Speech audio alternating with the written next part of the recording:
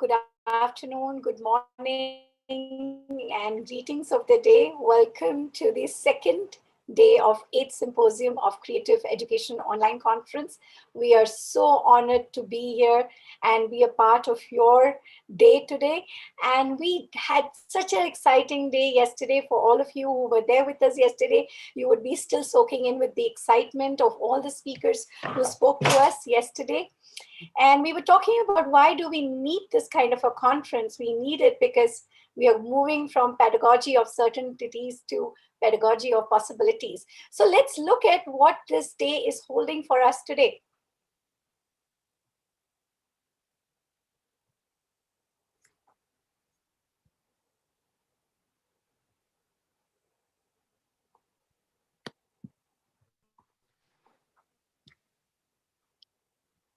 All right, welcome one and all. And if you're just joining us, you haven't missed much. We are welcoming you, each of you, to 8th Symposium Creative Education Conference Online. And this is day 2, 22nd April 2021. We are live from Finland, from Bangalore, India, and various parts of the world.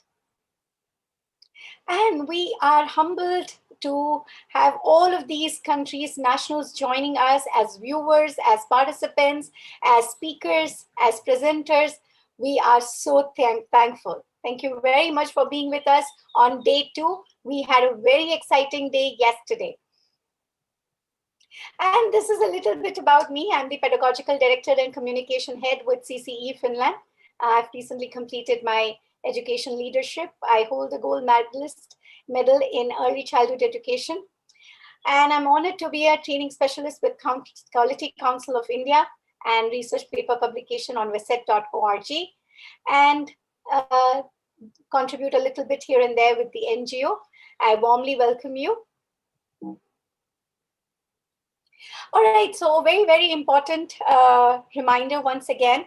Please subscribe us if you're watching us on YouTube or Facebook or on LinkedIn so that you can get all the alerts, events, notification of our new courses, new programs, new workshops.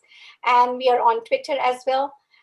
You can watch this live on our website, www.ccefinland.org. And here are a few hashtags to follow us. Leave your comments. Hashtag CCE Finland, hashtag WCID, WCIW, WCID2. All right, and as I said, you can watch us on YouTube. For day 2, there is a separate link, and you can also watch us on FB. There is a separate link for today. And you can continue watching us if you're on our website at www.ccefinland.org. And do not forget to subscribe from wherever channel, whichever social media you're joining us today. And for audience who is joining us today and was not there with us yesterday, this information is particularly for you. Yes, this event is free for everyone to watch, and we request you to pass on the links to your fellow educators, family, and friends. I'm sure with the esteemed panel that we have today, they have a lot to learn. The registration is mandatory. If you're looking for receiving the certificate of participation, we kindly request you to register. Pay the fees online, www.ccefinland.org/21April. And here is the link. Please note, once you register for the certificate of participation, it takes us about 4 days to process this certificate.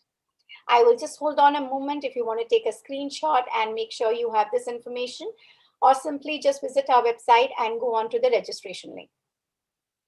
And yes, we are very proud to have all of these statistics with us.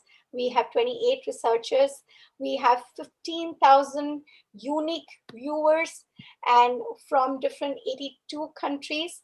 And what does it go to put up a show like this? 1,400 plus person hours and 1,900 plus messages. I'm sure it is more than that. And we have had very good turnout yesterday. All right, just can I just share my screen once again?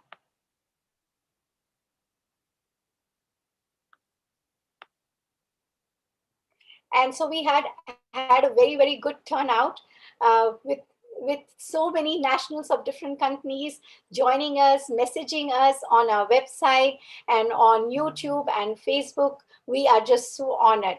But when we put a show of this kind together, there are so many people that we need to thank, right? Because this is a complete team effort.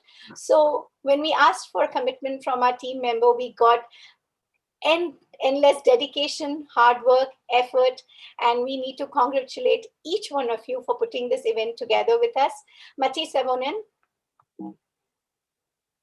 from JYU, and this is our core team, Shireen, Samir, Danika, Nandini. We thank each one of you for working round the clock to make sure this event is going good.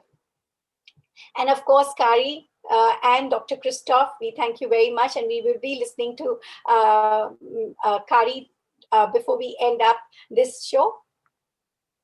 And yes, before we go any further, what is trending today? So what is trending today is a very innovative eCam, which is called as Creative Ideator eCam. This is basically for grades 5 to 9.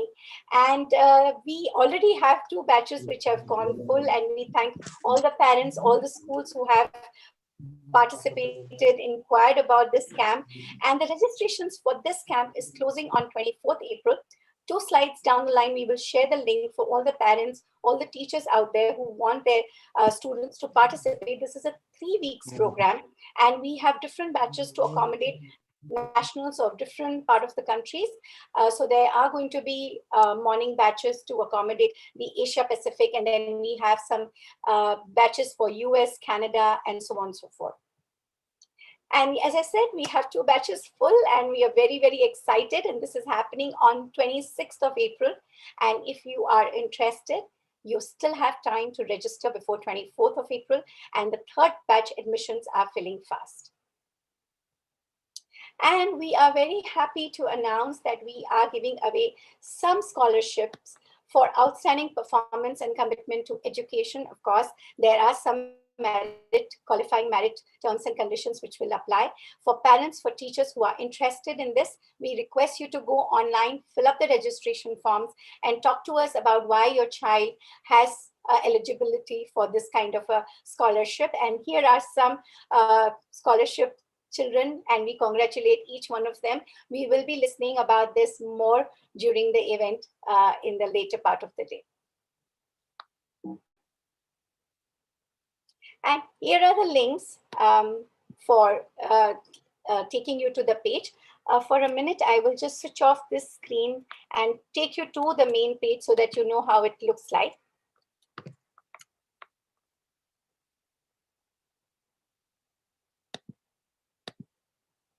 So this is the page. I hope it is. Shin, can you help me with this if it is visible? Yes, it is. So this is how the page looks like. We would request you to go on this page, ccefinland.org/ECI. And this gives you a glimpse of what this Creative Ideator Camp holds. What are the things that children are going to learn, discuss, discover, right? And when you go down to this page, you will also find the registration link and more information, and also a way of contacting us if you have questions or if you have a group of students that you would want to engage in this camp.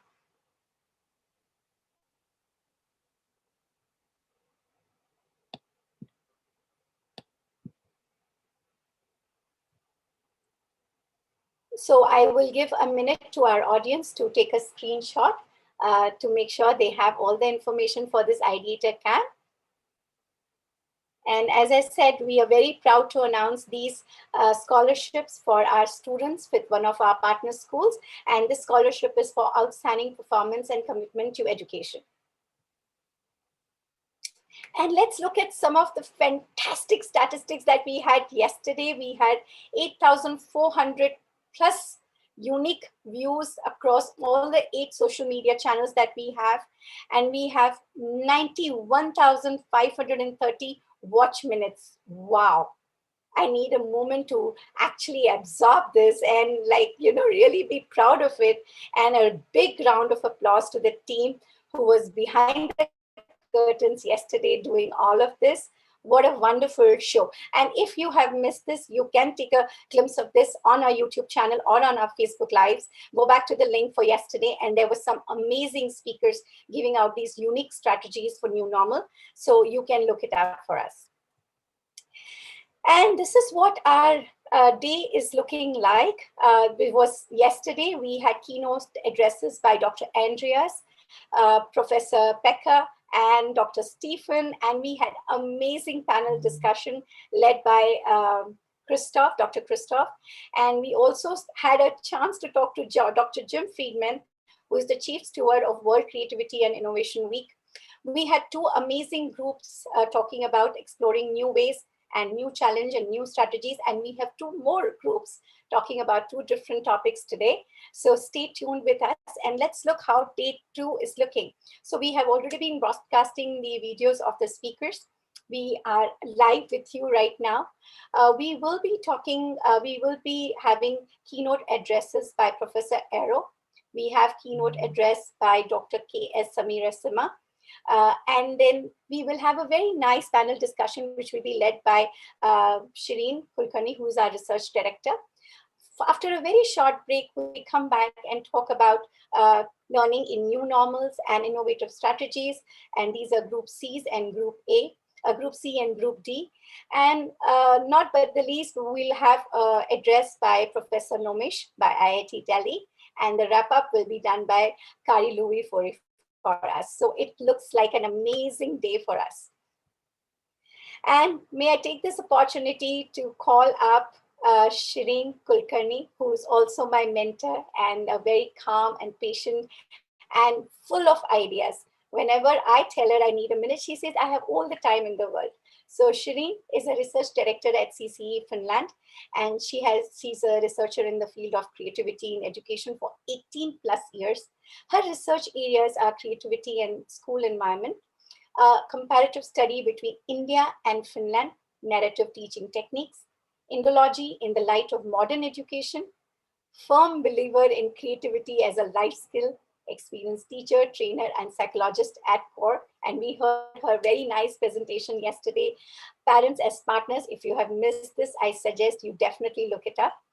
Writer in newspapers, magazines, research articles. What is missing here is she writes lovely poems. And you should look up in the magazines that she writes. They are amazing. Edited 3 books, In Search of Creativity, a compilation of international studies, part 1 and part 2, and Creativity in New Normal. These are available on Amazon as ebooks in case you want to have a look at them. And she's worked with AIDS patients as a counselor. She's a recipient of Golden Woman Award 2015, recipient of ECDF Earth Literacy Award as International Educationist of the Year for 2020. I warmly welcome you, Shireen, and the floor is yours. Thank you, Simran, and I will request you to continue sharing your screen so that I can introduce our eminent speakers. So I'm very happy to be here today, and I warmly welcome you all. Today we have 2 keynote speakers lined up there. So Dr. K.S. Samirasima, who has joined us from Bangalore, India. As you can read through his profile here, he has been a very senior professor working in the field of teacher education, and his core interest lies in creativity. So he is also the chairman for the development of math text and workbooks for primary classes and the UNICEF project. So that's why we understand that why he is here, because he also has already worked on a bigger platform and he has a lot to share with us. So I welcome Dr. K.S. Samirasima to this keynote address. Our second eminent speaker today is Professor Eroropo. He is a senior professor from Faculty of Education, Tampere University, a globally renowned expert on Finnish education, identity development, and education reforms. And the most important thing is he is a Finland President Awardee. And he's a very humble and a very sincere and a very good professor, I can say, because he's also my supervisor. So I have experienced him as a guide and mentor. And currently he has come up with his a theory about the teacher's identity. And he has some very wonderful views about how it can be built in during this pandemic situations as well. So I hope that we will listen to him about these ideas from him. So now I would like to request Eero to start his address for all of us.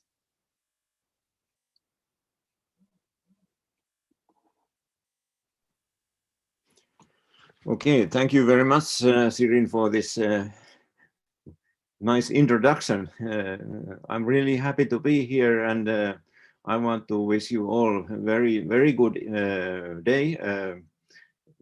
It is looks like the conference is going very well, and the program is wonderful. I'm not sure about my part, but other parts are very good at least. So I have a presentation, and I will share my screen here.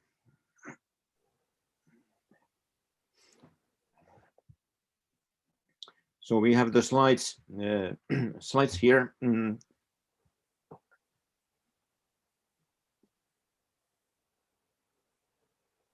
And the topic, my topic is related to relations between identity and creativity. I think this is very crucial theorizing in the sense how we understand creativity in the school context and in the context of growing young people and children, and not only children and young people, but also with adults, with us, because my point will be that that creativity is really important for identity creation and identity reconstruction. So I'm sharing with you some of the thoughts I have about this issue.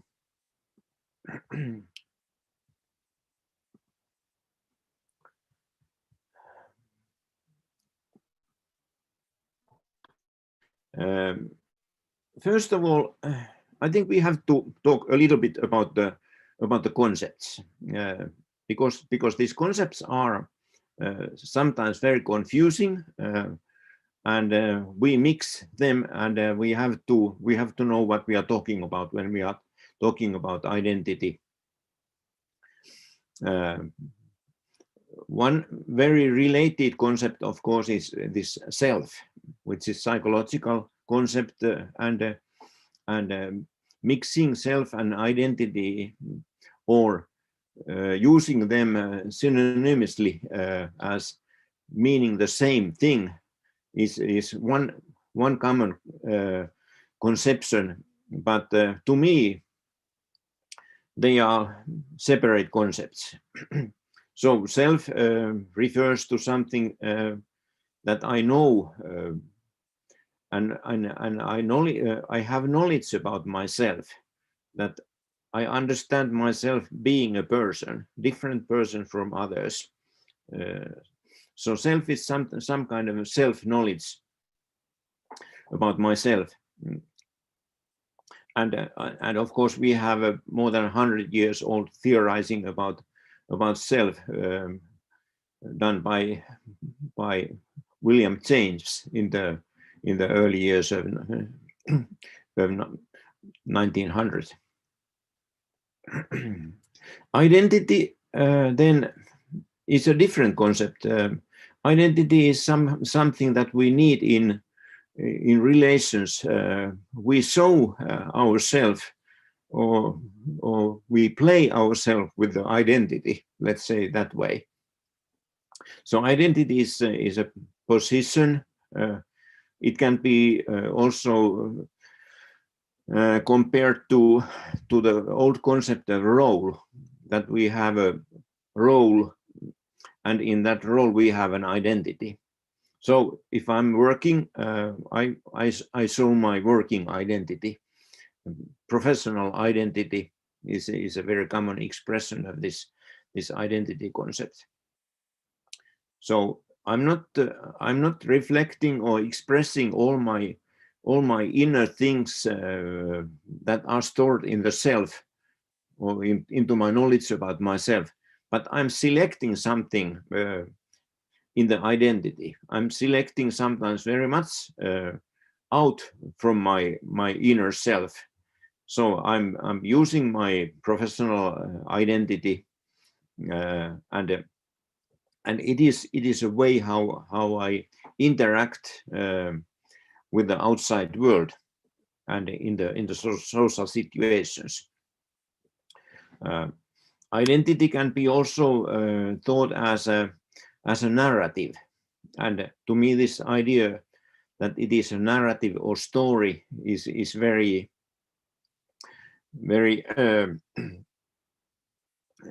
good way of saying it.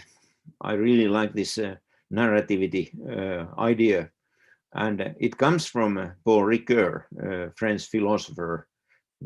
Narrative identity, that we are creating ourselves, or our concepts, who am I, with these stories that we are constructing and reconstructing all the time. Of course, identity concept is very rich in the sense that it has been dealt with in many different scientific domains and disciplines. It is a psychological concept, and Erikson has been one of the most famous writers of psychological concept of identity. Then it is sociological, philosophical, cultural. Lot of literature can be found under the title of identity. It is also we can think the common politics and common ways of how this individualization process is going on. We are talking about identity politics, for instance, that people are really basing their political ideas on their identities.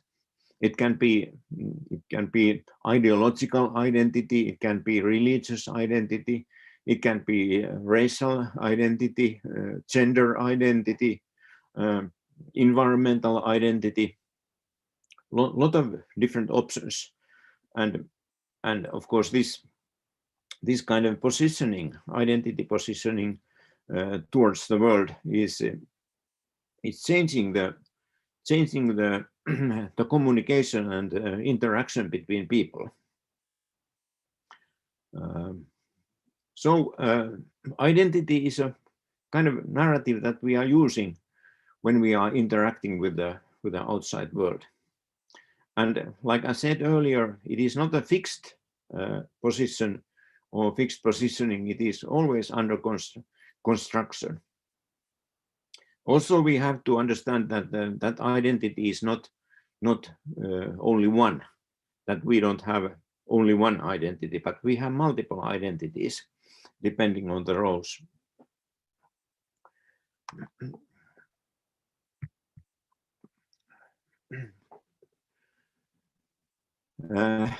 It can also be understood as a negotiated position. And in the negotiation process, we can take this identity so that I decide that I'm using this identity when I'm interacting. But typically, we are also offered different kind of identities. In a school context, for instance, it is very typical that that teachers categorize students according to their talents or their performance. And so teachers are offering kind of identities that, okay, this is a very smart student, this is a very good student, this is not that good student, this is really lazy student, and so on. Different kind of labels and categorizations that somehow then are offered in the interaction. It can be really kind of implicit categorization, which is not said very clearly in the verbal communication, but still students understand that, okay, when they are graded, for instance, according to their performance, they are categorized into certain kind of positions or categories that then become are offered as identities to them. So that's why it is very important to understand that when we are labeling or categorizing students, it is not only that we are trying to motivate them to do better, but this identity that we offer as teachers to students with these sometimes very small sentences and very short expressions can have a lifelong impact on the students, how they think about themselves. If the teacher says that you will be a doctor one day, it is wonderful, positive, and empowering identity. It is not something that, okay, the teacher just said this, but I have heard during my career many doctoral candidates tell that this was something that started already in the school when teachers encouraged me to continue my studies. And same way, identity is a negotiated position also in the opposite way. If the negative comments are typical in the school context, then identity can be changed, something that I'm not good, I cannot do anything, I don't succeed in life. So this positive encouragement is very important in this negotiation. Then one very important thing to understand the communication and human information processing is that we don't have direct access to either who we are or what is going on in the world. So I usually start my lessons saying that I only have two questions anymore left at this point of my career. And the first one is, who am I? And the second one, what is going on in the world? So we don't know. We need to know, but we don't know. Of course, we know at some level, but it is an interpretation, always an interpretation. What do I know about myself? And what do I know about the world? If we knew, we wouldn't need any media, for instance. We are continuously, if we are interested in the world news, for instance, we should look very many sources and try to figure out what is really true and what is not true. And maybe there's no truth at all. So ontologically, this concerns about the existence, the nature of existence, and epistemologically, the process of creating knowledge. We are always dealing with narratives. We don't know for sure. We have a story, but we don't know for sure what is really true in that story. And those stories concern myself and the other partner of the interaction, whether it is the world or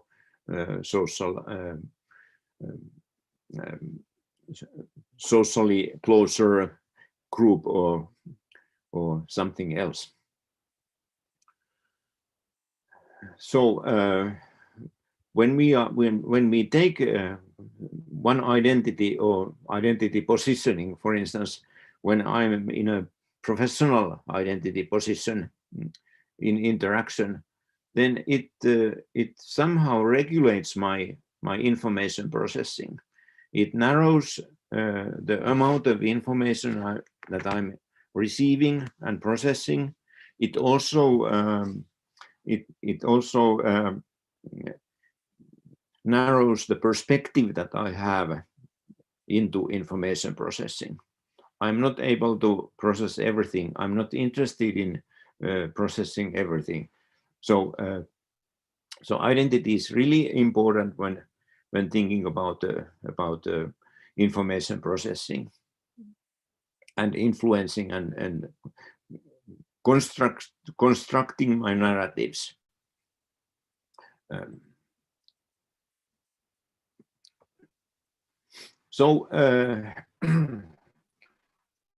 Creativity. What is its part in negotiating identities? I think, and I have some experience myself also, I think what is really important in relations between creativity and identity is that when I'm doing something, it is always kind of interaction between me and the outside world. The products that I'm working on, that I'm producing, are kind of partner for me in the negotiation process. So if I am painting a picture or I'm presenting music or whatever, I'm in a way interacting with the product that I'm producing. And so this is also the same kind of negotiation process as if I were talking to somebody else. So in creative situations, we are producing something, whether it is arts, whether it is music, whether it is bodily movements, dance, whatever. And the feedback that we are getting from that through our senses, that I'm hearing that it sounds very good, for instance, music, or that I'm seeing that this visual arts, these pictures are really nice ones, and I like these colors. It is not only that I'm producing that product, but I'm also constructing myself in that process. I'm getting feedback that, okay, I'm very good in this way. It changes my narrative of myself. And what I'm able to do, I think, is also a kind of expression of my identity story. That when I'm producing something, it's coming out of myself, from my inner story. Who am I? Because we don't know who we are unless we do something, and then we see from that product who we are. That's a kind of funny situation, but I think it is very true. Without interaction, without communication, without negotiation, we don't know who we are. So we have to reflect it from outside ourselves. So creativity, to me, it is very much a process in which we construct our narrative identity. So it is also, like I said earlier, kind of ontologically important process. The existence is something, and I'm of course influencing on the existence, but I'm influencing also with that process on how I interpret the existence. That I getting some materials or information to produce or reproduce my identity.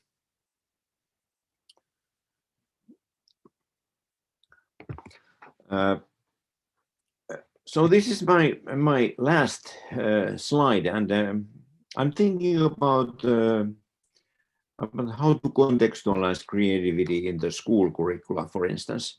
We can, of course, try this same idea to any context, any educational context, but school context is the most important.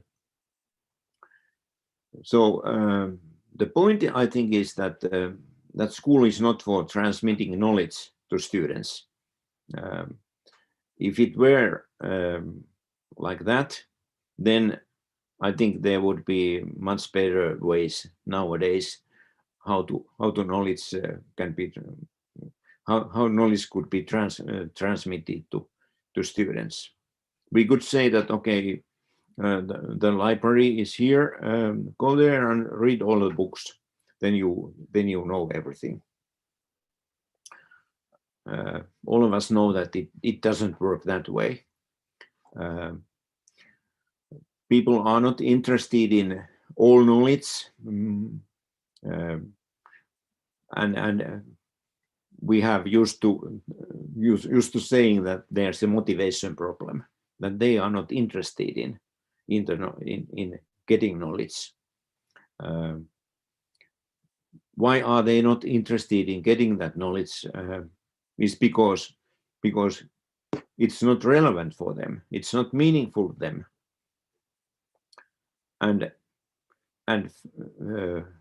to make it meaningful, we have to deal with the identity. Identity is a key for motivation. And thinking about what we are really aiming at in the school context, we are aiming at helping students to understand who they are personally, what is their own personal history, what is their family coming from, who are their relatives, their grandparents, their family history, where have they lived, what is the culture and history of that place, what is the culture of that country or region where they have lived, what is their social group, social environment about, what has it been before, and so on. We have to, in a way, build the foundations of human life and individuals by helping them to construct their identity, who they are, and this knowledge is really important. And from that basis comes then the motivation to reconstruct their future and construct their future in a way with something which is important and meaningful to them. So that is why we also need to have this attitude of hope or atmosphere of hope for the future, for the better future. And if there's no future, then there's no motivation to learn. So we have to consider creativity and many other things, but in this case, creativity from the point that is there room in the curriculum and curricula for students to express their identity positions in creative activities. So this is something that they are showing their identity with the creative activities. It can be visual arts. They can draw their lifeline. They can draw about their life history. They can draw something or paint something which is related to somehow to themselves. They can sing. They can play music. They can dance, they can have bodily activities, they can have handicraft, technical work, whatever, which produces something which is important to them. And what is important, I think, even thinking small children, important is something which is meaningful from the point of identity. So creativity can be important as a process of identity exploration. Then how to use creativity and creative teaching methods. I'm not really an expert of teaching methods, but in many ways, I think these artifacts and compositions and presentations, they are important to enhance students' understanding of themselves. When they produce something, when they express something, when they present something, they also get material or information to process who they are. And this way, it is a very ontologically and epistemologically important process. So my point is that creativity and creative ways of doing and acting and being in the world is not, and school is not only something which is a hobby or related to some kind of using time or resting between learning real subjects like science and such things, but it is really the most important process in which we learn about ourselves, and so it is a kind of foundation for lifelong learning later on in any subject.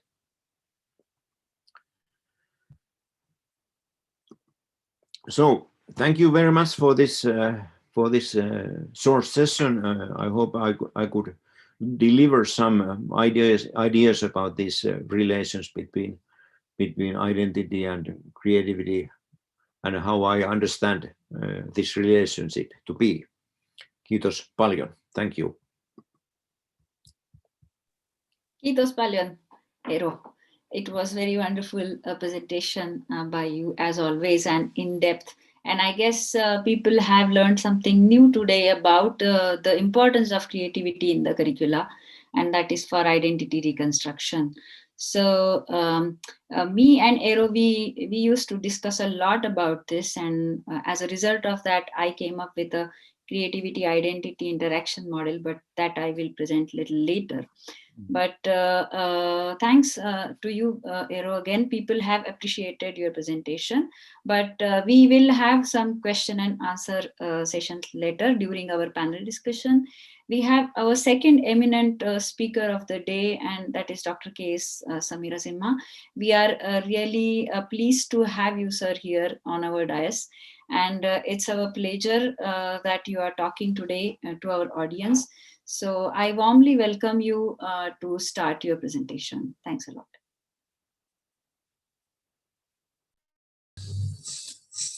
Yes, sir.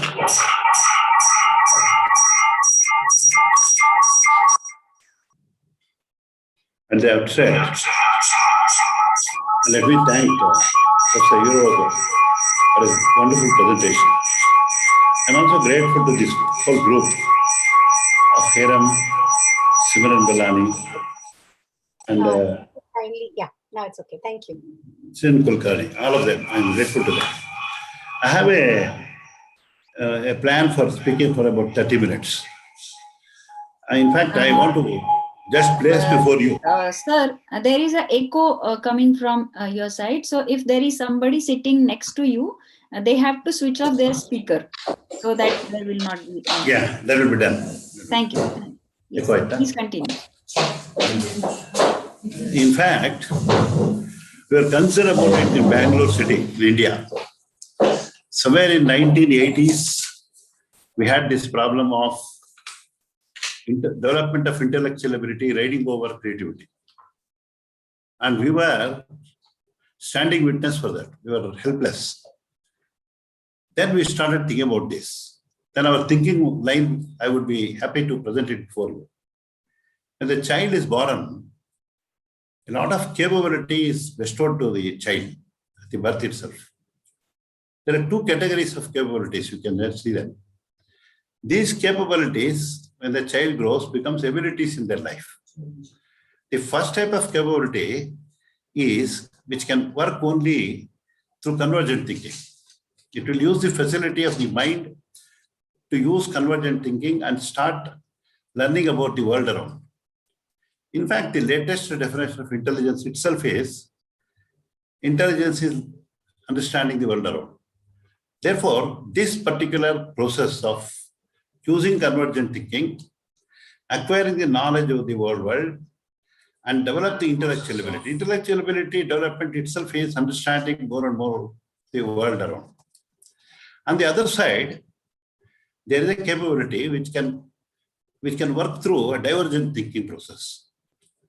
The mechanism or the tool for that capability is to use divergent thinking and start working. In fact, it has three important attributes. There are some more. I will be quoting only three of important of them. One is flexibility, the other one is fluency, the third one is originality. Some more there. These three attributes, the individual tries to keep in its capability. Because these are the attributes which will enable the individual to develop new things, create other things, almost behave like a god. Therefore, whenever the society becomes with people with creativity, there will be a lot of production of new materials. I think if you go back to 16th century, when there was science and technological revolution, industrial revolution, there were a lot of new things that were developed because they were creative. Unfortunately, after the development of a lot of knowledge, scientific knowledge and technology, when the schools were structured very well, it was unfortunate that people thought that the whole thing should be disciplined and the whole knowledge should be given to the children. And therefore, learning science and technology, learning discipline, development of intellectual ability became a major job of the schools. Schools forgot about creativity. In fact, it is said now in India that the schools are the agencies which are progressively killing the creativity. There is an alarming state. In fact, creativity is very difficult to define. There are many ways it can be defined. I think on the screen I have shown more than some definitions about creativity. Whenever we have an implicit capability which cannot be caught and defined, to take the example of physics, force cannot be defined directly. Therefore, you say force is that which increases the acceleration, force is that which makes a body move, force is that which breaks a body. There are many applications of force that are used to define force. Similarly, creativity is also is defined in many ways. I'm not going to in detail about the meaning of creativity, how creativity appears in children, how it acts in the art, how it acts in a child which is a musician. There are many ways of defining creativity. But the original composition of creativity is flexibility in thinking, fluency in thinking, and originality in thinking, so that new things are developed out of them. It is very unfortunate that we have to decide about the programs to be done. On the other side, I am not advocating that a lot of discipline should be stopped in schools. Intellectual development is to be given importance. In fact, we attribute a lot of respect to Jean Piaget, a Swiss psychologist, who actually gives us the stages of intellectual development in children. As a child grows from the mother's lap, as it becomes an adult, there are 4 stages of intellectual development. In the first stage, it was sensory motor stage, where the child will be with creativity, but it tries to understand some of the things from the mother. There will be conceptualization. concrete concepts are developed. Then when mother's lab, the child comes out and learns language, then gets into the school. There also with concrete experience, sensory experience, the child goes on learning. God has given that ability to the child to organize the environment and learn, so that the child understands the world around it. As a concrete operation stage, there are a lot of facilities that are given in schools. They structure the knowledge. Structuring the knowledge enables them to get the intellectual ability very fast. Knowledge becomes their personal property. But unfortunately, the high discipline creates the creativity.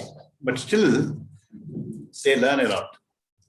In fact, we have a very serious thinking about how creativity can be blended with the structuring the learning situations for development of intellectual ability.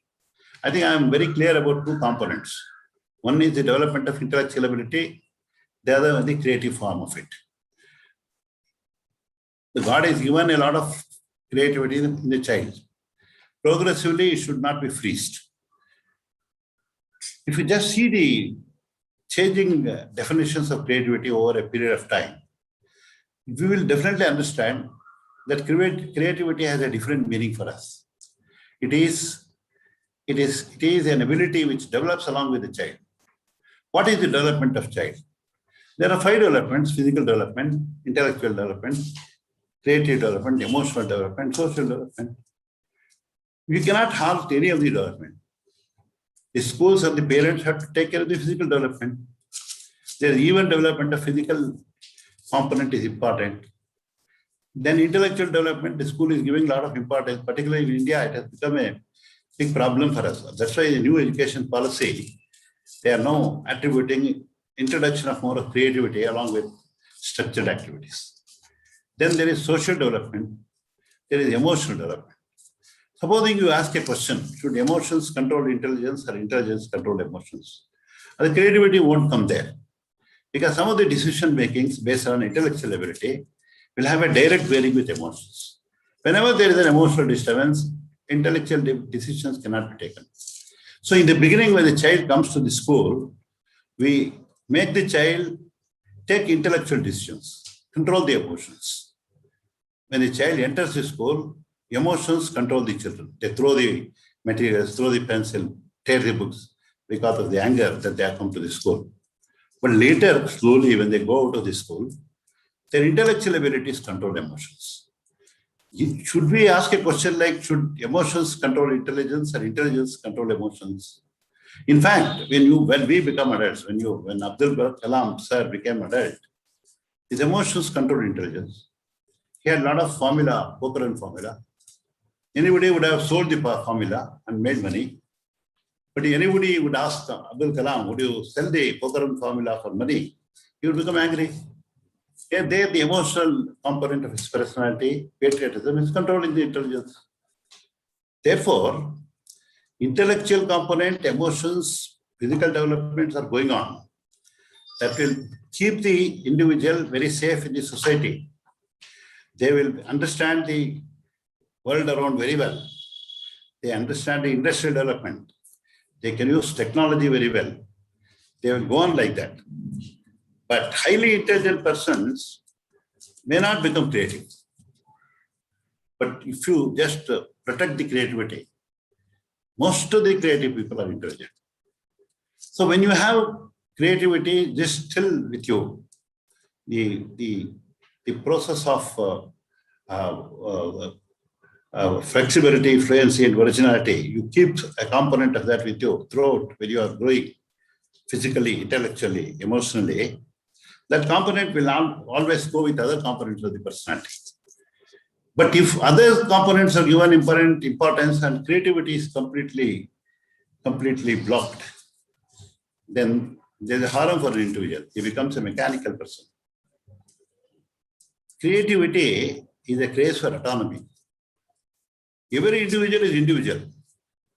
For eating, for living, for breathing, for taking care of health, all of them individual, everybody is individual. Therefore, the creativity keeps him better individual. The faster in creativity should become a very important act in schools. There are many activities that have been suggested. I am not going in detail about the whole process of curriculum, how curriculum should be. What is that we are thinking in Bangalore about fusing the time for sustaining creativity? There are two ways of thinking about development of creativity. Purely think about flexibility, fluency, and introduce activities in schools and colleges with music, dance, a lot of freedom. That is one method of development of curriculum. There is another method of curriculum. They say, as the intellectual ability goes on, and the individual can take the creativity along with them, as and when they learn better and better about the environment, they can create new things in the environment. They can make the environment better. Therefore, it is said that problem-solving ability is a point at which creativity can be harnessed very well. Creativity can be fostered very well. What is this problem-solving? Problem-solving is not solving an arithmetic problem. It is the meaning of problem-solving is development of new ideas from old ideas, new concepts from old concepts, from Dalton's atomic theory to new theory, from structured atom to another theory. Theories grow. That is exactly what the meaning of problem solving is. In fact, the final definition of problem solving, I have done a PhD on that. I'm very sure about it. That selection of alternatives, selecting the best alternative out of the existing alternative and giving reason why for that. There are two components here. Selection of alternatives itself is a component of creativity. Therefore, when you are structuring your class, if you give a chance for this child during the problem situation to select alternative, you are giving an opportunity for the child to use flexibility, influence, and originality. When the alternatives are selected, if you ask the children are in group or individually, ask them to select the best out of the existing alternative, then there is a reasoning component. The reasoning component is from the intellectual ability. We say use reason is an intellectual ability. Therefore, it is said that over a period of time, the required basic intellectual abilities at the concrete operational stage, according to Piaget, are developed with the hands-on experience. People think that by screens, by electronic devices, creativity can be developed. Intellectual ability can be fixed. It is not correct. It is according to the age and ability of the child to learn. At the middle school, which is called the concrete operation stage, the child can learn only by working with material. Therefore, during working with material, the child is allowed to do a lot of creative activity also. I will give you an example, a very simple example that we did at the upper KGR, first standard level, in villages, particularly villages in Karnataka, where the effect of technology is very poor. The teacher becomes an important agency, and if the teacher creates a learning situation, that itself is a great thing for them. So we took the comparative concept, teaching of comparative concepts, like hard, soft, big, small, like that. We selected one class of 20 students in a very ordinary government school. We placed many materials, hard and soft materials in the field, because it is in the freedom the child learns better. Creativity can be still, they can keep in their bag while learning. It is not freezed. The child becomes very happy, goes out with freedom. It is the whole field itself is structured very well with hard and soft materials, which can be handled by children, like soft materials like sponge and cotton, hard materials like stone and blend iron are kept there. The teacher takes them, goes around, collects all the materials. Teacher collects, the students also collect. Then all of them will keep them in a bowl and come to the class. In the class, the teacher collects a very hard material, introduces the attributes, shows them that it is hard, it is very tough to touch, and classifies it on the right side. This is hard, first time, this is hard, second time, third time. Then there are two groups of materials, hard and soft. children understand the attributes of the hard and soft. There's a process of classification. Classification is an important attribute of the intellectual ability. Classification only makes the child think, raise question. Therefore, this activity of classification, when taken in environment, giving a lot of freedom with all activities, will bring creative abilities also in fore. Then activities taken to the class where structured situation, classification is done. The child is asked to ask questions. They're free to ask questions because their creative mind is to be kept open. They ask questions, very funny questions. They say, why hard stone is very hard? Why cotton is soft? All such questions cannot be answered here. Only at the VSc level, when we are teaching the material sciences, we can answer them. But such questions are raised by them. And such situations are developed in schools. So the child goes to the second standard. I'm just giving you one or two illustrations because of the lack of time. I try to push across my ideas through illustrations. In the second standard age maybe 6 or 7 years, you might have learned about, you might have seen that children, particularly girls at 4 years and 5 years, ask a lot of questions. They put us in embarrassing questions or by raising embarrassing questions. Therefore, that ability of raising questions is exploited in the second or third standard age. The whole methodology that we developed is a blend between development of intellectual ability, keeping creative abilities along with them. Flexibility, fluency, originality is not touched, but intellectual ability of convergent thinking also starts. There are a lot of divergent questions. The method is called selective perception for cognition of an inquiry element. It is only for our understanding the name is there. It is not to announce it or make the teacher bother about the name. The name we have made it like that because there is a process of selective perception. Selective perception is the nature of the child. Selective perception depends upon the need of the child.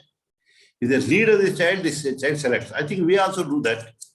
Whenever my wife wanted to buy a earring, I would see her for 3 days. She would only observe all the earrings of the relatives and friends. And this is selective perception. When there is a need, we just selecting. That selective perception is exploited. Situations are presented in the class or even outside for selective perception. The child should perceive a question. If the child perceives a question at second standard, that is enough. Intellectual ability of raising a question is there. Intellectual ability of divergent thinking is also there. We did this experiment.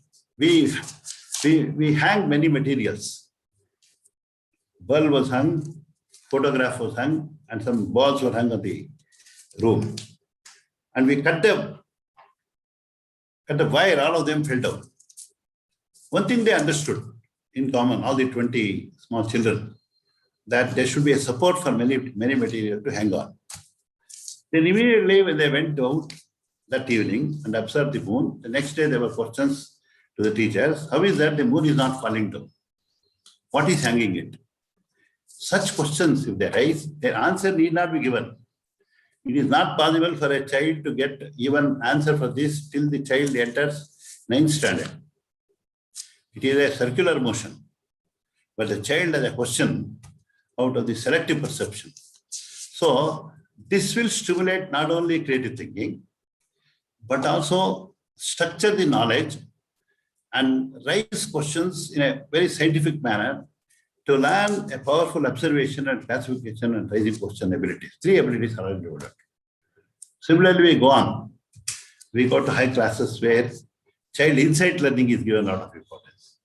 I think this particular lecture, I'm not trying to impress upon the methodological processes that we should follow, blending the creativity with development of intellect. Blending creativity is vertically opposite to divergent thinking. Vertically opposite to convergent thinking. Intellectual ability development is convergent thinking. Creativity is divergent. They cannot go together. But still, The two components are living with children. Therefore, on one side, the child is to be ready, adjust well, understand the world around, become a scientist, know that we can go to the moon. On the other side, the child should keep the flexibility, fluency, originality, creative component permanently with them. So that at the stage of problem solving, when the selection of alternative comes, selecting the best out of existing alternative, giving reason why it's, and then problem solving will become very easy. Problem solving will become powerful method of development of not only structured knowledge, but also creativity. I think I have become highly technical. I am sorry I have become like that because I have been observing schools and colleges. I am part of development of schools also. Even the parents are brainwashed that only intellectual component is to be given importance. I don't know whether in the international forum I can tell this, no, but it is understood by Government of India and the people of this country that this cannot go on. After the Macaulay advent of India, the structuring became so powerful that preparing people for activities required for life as agents to work for us, that became more. And even engineering colleges become structured activities. Everything is structured, discipline. If they are not there, they are not accepted. That is the situation. Therefore, we were fed up and we started working on that. In fact, we are very handy. It was handy that we met Hiram and Kulkarni and Madam Sivanan-Bellani, and also Srimati Sin Kulkarni, all of them. And we matched thinking. And we want to blend the creative ability developments in schools and colleges, keep out 50% of creativity in them, even if they complete their degree courses or the skill courses, and 50% of them they should be highly intellectual, skillful. Then India will have a different situation. If you just observe before 15th century, all those scientists were creative in nature. 19th century, they were full of only people with technology. 20th century is full technology. Now the time has come. We have reached the saturation in the acquired knowledge already. There are a lot of things to be explored. Therefore, new children should develop creativity. Therefore, we should work out a process where the creativity is very clearly blended with the school education, and the structured knowledge also should be given importance. And technological development in the form of intellectual ability should be given. Technological development in the form of skills are to be given. In fact, Bloom's taxonomy very clearly says at two levels skills can be developed. At the knowledge level, skill can be developed, even at the psychomotor level. There are three domains, cognitive, affective, and psychomotor domain. Psychomotor domain, new skills can be developed based on creativity. There are a lot of things to speak about creativity. It should become functional. We should work on it and succeed. And our experiment should not spoil the life of children. Therefore, in the name of introducing creativity, we should not introduce the fall of the music or dance in the class, or we should only art should not be there. The technological development, intellectual development, the mathematical abilities, those are already there. That should be protected. Creativity should be fostered, and life should become very, very simple and easy for everyone. And that is the ambition with which I attended. I'm very happy that an institution like yours is working on this with all seriousness. You come to this level of conducting a program all over the world, stimulating people like me who's 74. I have now, after my relation with Hiram sir, I have become younger than 74. I have now become 64. Now I'm looking at you, you are looking still smarter, therefore I should become smarter. With this project, I think I rejuvenately live well for another 10 years to make this program of creativity a great success. Thank you very much.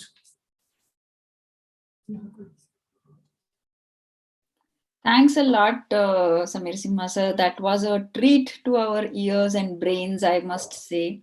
It was an intellectual feast to listen to you. So I'm really thankful to both of the keynote speakers today. And now we are moving towards our panel discussion, and for which we have one more speaker joining us here, Svetlana, Dr. Svetlana Melinik. Hi, Dr. Svetlana, are you there? Yes, I'm here with you. Yes. Hear me? Yes. You see me? Thanks. Yes. Okay. Now we can see you. So thanks for joining us for this session. So first, I would like to give some comment and share my screen a bit. So.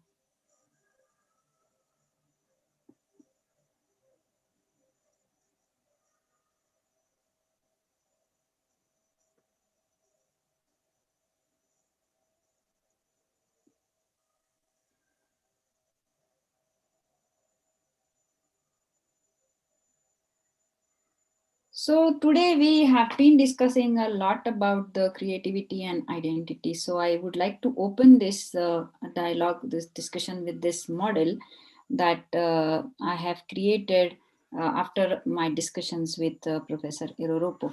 So as he was mentioning in his address about the importance of creativity in the identity construction. So this is known as a creativity identity interaction model, where I have said that there is a creativity in everybody. Everyone has this little c.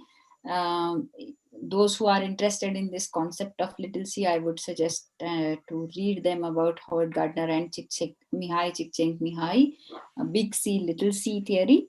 So considering that, I have created this model that everyone has this creativity within them in the state of incubation, and then go towards illumination, and then they have a kind of a product or an idea, and then they have a narrative discourse with that product or idea, considering that this is my idea, a piece of my identity. So there comes this identity construction, and then it becomes like, now if I have written a poem, I say that, okay, now this is my poem, this is my creation, and I have expressed a part of my life story through this poem. So that becomes a piece of my identity.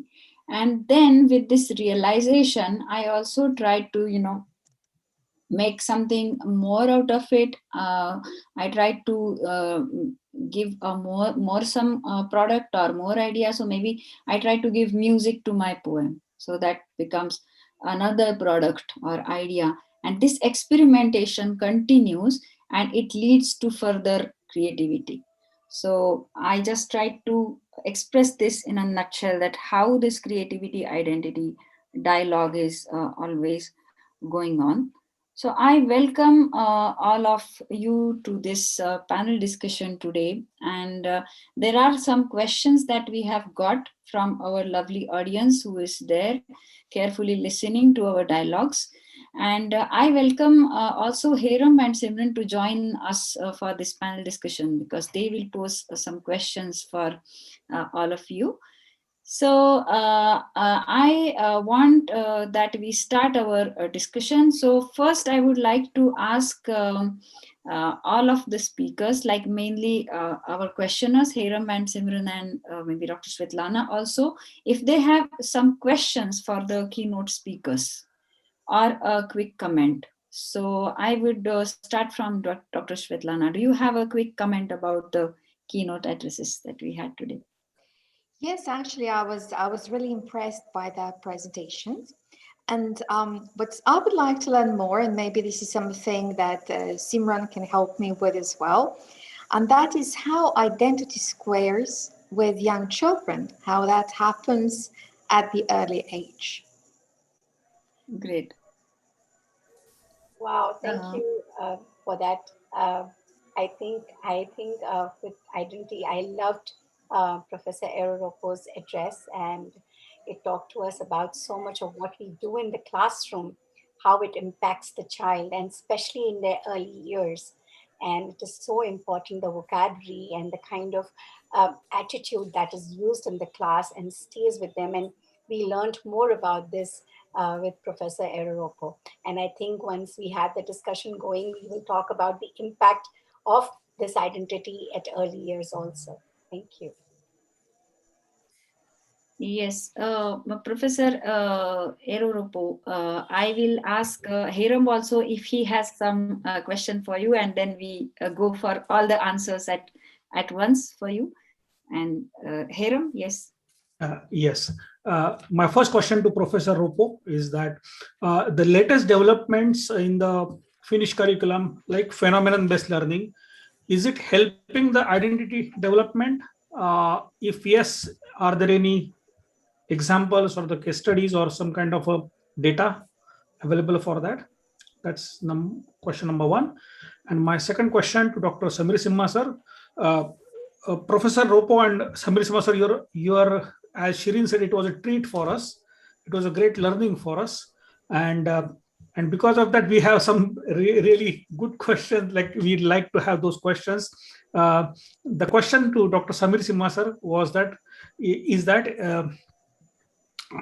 you mentioned that the one of the barrier of having the creativity, or in fact one of the encouraging factor for the creativity is to have a diverse environment or diverse connectivity of the environment.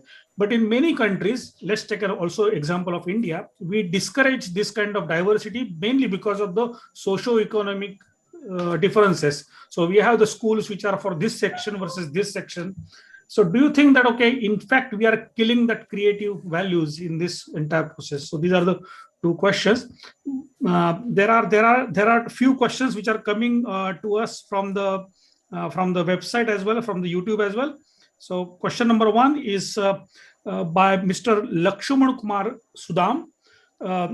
Do you think that I think this is a question which is for the Samir Simha sir, the question is that, okay, do you think that these factors of affecting, is there any difference between urban versus rural divide? That's a question from him. And then Suryakant Adate saying that according to me, creativity doesn't see whether it's a rural or urban. He has already given the comment. So I think this kind of a discussion that has to be there. So these are the couple of questions which are coming from the audience. Thank you very much. Yeah, so I would request Professor Eero to answer first. You are muted. Yeah, thank you very much for this very interesting and important questions. I firstly start from the identity process in early age. I think this is a very important question in early education and in primary education, also in home education. How do we nurture children's identity construction in early age? I think it's very crucial to understand that of course small children don't have a very explicit identity. They don't know who they are, and but we can see that the process of constructing identities is very powerful in even with small children. When they look at you, they always think you as a mirror. You are a mirror to them, and what they read from your face is what they construct into their own identities. So they are very powerfully equipped in a sense that they are eager to know who they are, and that's why I'm really always emphasizing this positive feedback. Whatever it is, it can be verbal, but it can be just expressions. Just with your smiling, you can help them create their identities. And in terms of creativity, I think Dr. Simha's presentation was very good in the sense that there were a lot of ideas and a lot of extension to the concept of creativity, that it is not only arts or something performed, but it is also thinking and thinking differently. So I think one part of early education should be that we encourage children to think differently and give positive feedback when they do so and when they act so. Of course, we have to protect them, but this thinking differently and accepting different answers is really crucial for identity development. And we don't want to educate mechanistically acting and mechanistically thinking children. That is true, I think, in this group especially. Then attitudes in the school, in the classroom. I think that this positive psychology, as we call it nowadays, positive thinking about people and positive feedback that we give to people, I think that is crucial for creating an environment that really promotes creativity and thinking differently. I think we have to accept different kind of learning results, and this is also related to the grading system and evaluation system, even into these international measurement systems, PISA systems. If we just measure in a way, it really measurement ways are really effective in determining the learning process. So understanding that we have to have flexibility in our evaluation, I think that is very important. Finnish education is fortunate in the sense that teachers have a lot of freedom. We have a curriculum which is not that restrictive, so teachers have freedom to use their own methods and select the methods, and we don't have national examination, national tests. So this gives freedom for creativity also. Heramp asked about the Finnish curriculum and phenomenon-based education. I think it's a really very good example of possibilities of putting creativity into the teaching process. We have some new research in the country about phenomenon-based education, how it works and how it nurtures creativity. Like Sirkku Lähdesmäki dissertation in Jyväskylä is one of the examples how long-term efforts to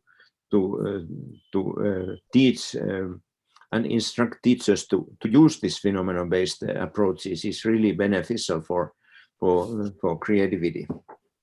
So I think that's a good start for this panel discussion. Yeah, thanks for answering those questions, Eero. And now I would like to also ask from Simran that there are some more questions for Samir Simha sir. So yes, please put it. So we are getting a lot of compliments for both the presentations, and there are educators there highly appreciating what has been shared by Professor Eero and Dr. Simha. So here is a question for you, Dr. Simha. How to prepare teachers to apply creativity in their regular classrooms? Yeah, there are two parts of the questions. The first question was, in India, there is a diverse situation in between cities and villages. In fact, if you just make a survey of number of scientists that have come up, number of IAS officers that have come up, there are more from the rural places. In cities, wherever the discipline is enforced, people are allowed to study only in convents with very strict atmospheres. Number of competitive examinations they have not passed. Secondly, it is only diverse situation. It is the other components are taken care, but that is not done. Therefore, there is a problem about it. for their even physical development. There should not be a difference between a child in the village and the child in the city as far as the physical development is concerned. It should be even. As far as emotional harnessing is concerned, in fact, by the disturbance in the city, the emotions are disturbed, whereas in the city, emotional harnessing is better. Because the human relationship, the family background, the stories at home, all of them keep the creativity also in emotions. So it is not correct only to look at creativity and think about the total development of an individual. In fact, the differentiation only makes them raise a question. I would definitely give a small example. It may look a stupid example. Supposing I now go to the city market area in Bangalore, and I suddenly see the most famous film actor, Amitabh Bachchan, moving about. Then immediately my eye will scan on all Bangaloreans, throw them out because they are a civilian. My eye catches only Amitabh Bachchan because he is different. Differentiation always catches. Therefore, children in villages, when they come and see how they are differentiated, they become smarter and the creativity is also fresh. They are not too much structured by discipline. Therefore, results are very, very happy as far as India is concerned. But the treatment for differentiation is poor, where socialization factor is not met out of the 5 components. Now, you asked me a question about how to develop creative teachers. In Bangalore, there are many slogans like creative teaching. Let us make an analysis of creative teaching. Creative teaching is like you go home, somebody comes at home, your relatives come home. There are very different type of groceries available. There are no fixed groceries. Immediately you become creative, use all those materials that are left over and prepare a new food. That's a crisis. We can't make teachers become creative teachers. Go to the class and find the student and then become a teacher like that. The teaching profession or training creativity should be structured. Creativity, flexibility, fluency, originality in children should be fostered. For doing that, the preparation for the teacher is to be structured. Therefore, even creative teaching in the class requires structured planning and presentation. If they are showing any creativity in the development of children, they should experiment it, succeed, and then place it because it's a development of human being. And particularly fostering creativity. So teachers can be creative in developing new modalities. It is like you don't experiment on making a recipe at home with your people, new recipe. You go out, prepare new recipe, experiment, eat, then when succeed, then give it to your people. Similarly, this teacher should prepare, develop, become ready, and come back and foster creativity in classrooms. I think I've answered the questions. Thank you. Yeah, sir, just extended to your answer, there is one question, is that most of the times it has been seen that the teachers understand the importance of creativity, but they are really not very keen on implementing it into the classroom. So what will you say about that? No, a teacher is like a cricket player. Most of the cricket players play for crisis. Most of the teachers I have seen, I think with all respect to the community, but about 6 periods an hour, 6 periods a day for teaching. In fact, they will not have prepared. There are emotional barriers. There are a lot of barriers for them. Therefore, it's sometimes, most of the time, it becomes crisis management. But that too, in our country, in good schools, the strength of the class is 100. If you come to Bangalore and see my school, Silicon, we have kept only 25 students. If 25 students, 30 students are there, the amount of force, the capability, the energy that is available with the teacher on planned activity is very, very clear. Most of the time, they go, rush into the class without planned activity, manage the class and come back. Therefore, unless all the classes are structured in a training program. There are 2 types of musicians. Like there was one called Mahalingam, who was playing flute. There's one player called Vishwanath. They were all Baran. Mahalinga was a Baran musician.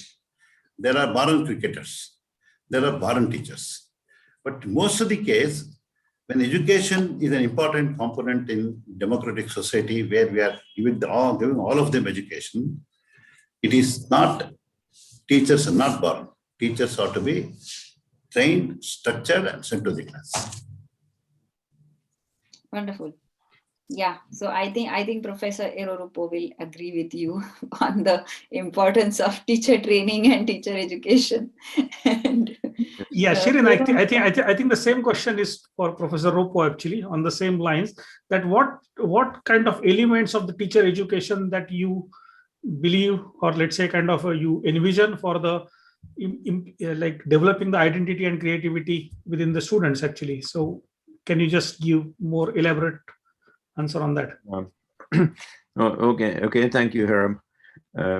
I think we have to allow creativity in teacher education also. It's not something that we teach them, but we have to teach this creativity by letting them live creativity during the teacher education. I think Finnish teachers and students are given some allowance in teacher practice, for instance, in the practice schools, so that we reinforce them and ask them to use their own personal resources, their own talents, and find in what areas they are strong, what are their weaknesses that they need to work on more, and so on. Kind of this personal way of doing their job and their work. I think that is important, and then of course the feedbacks should be encouraging, so that there's room for creativity in teacher education. That is, I think, the key thing in teaching them to be creative in their own classrooms also.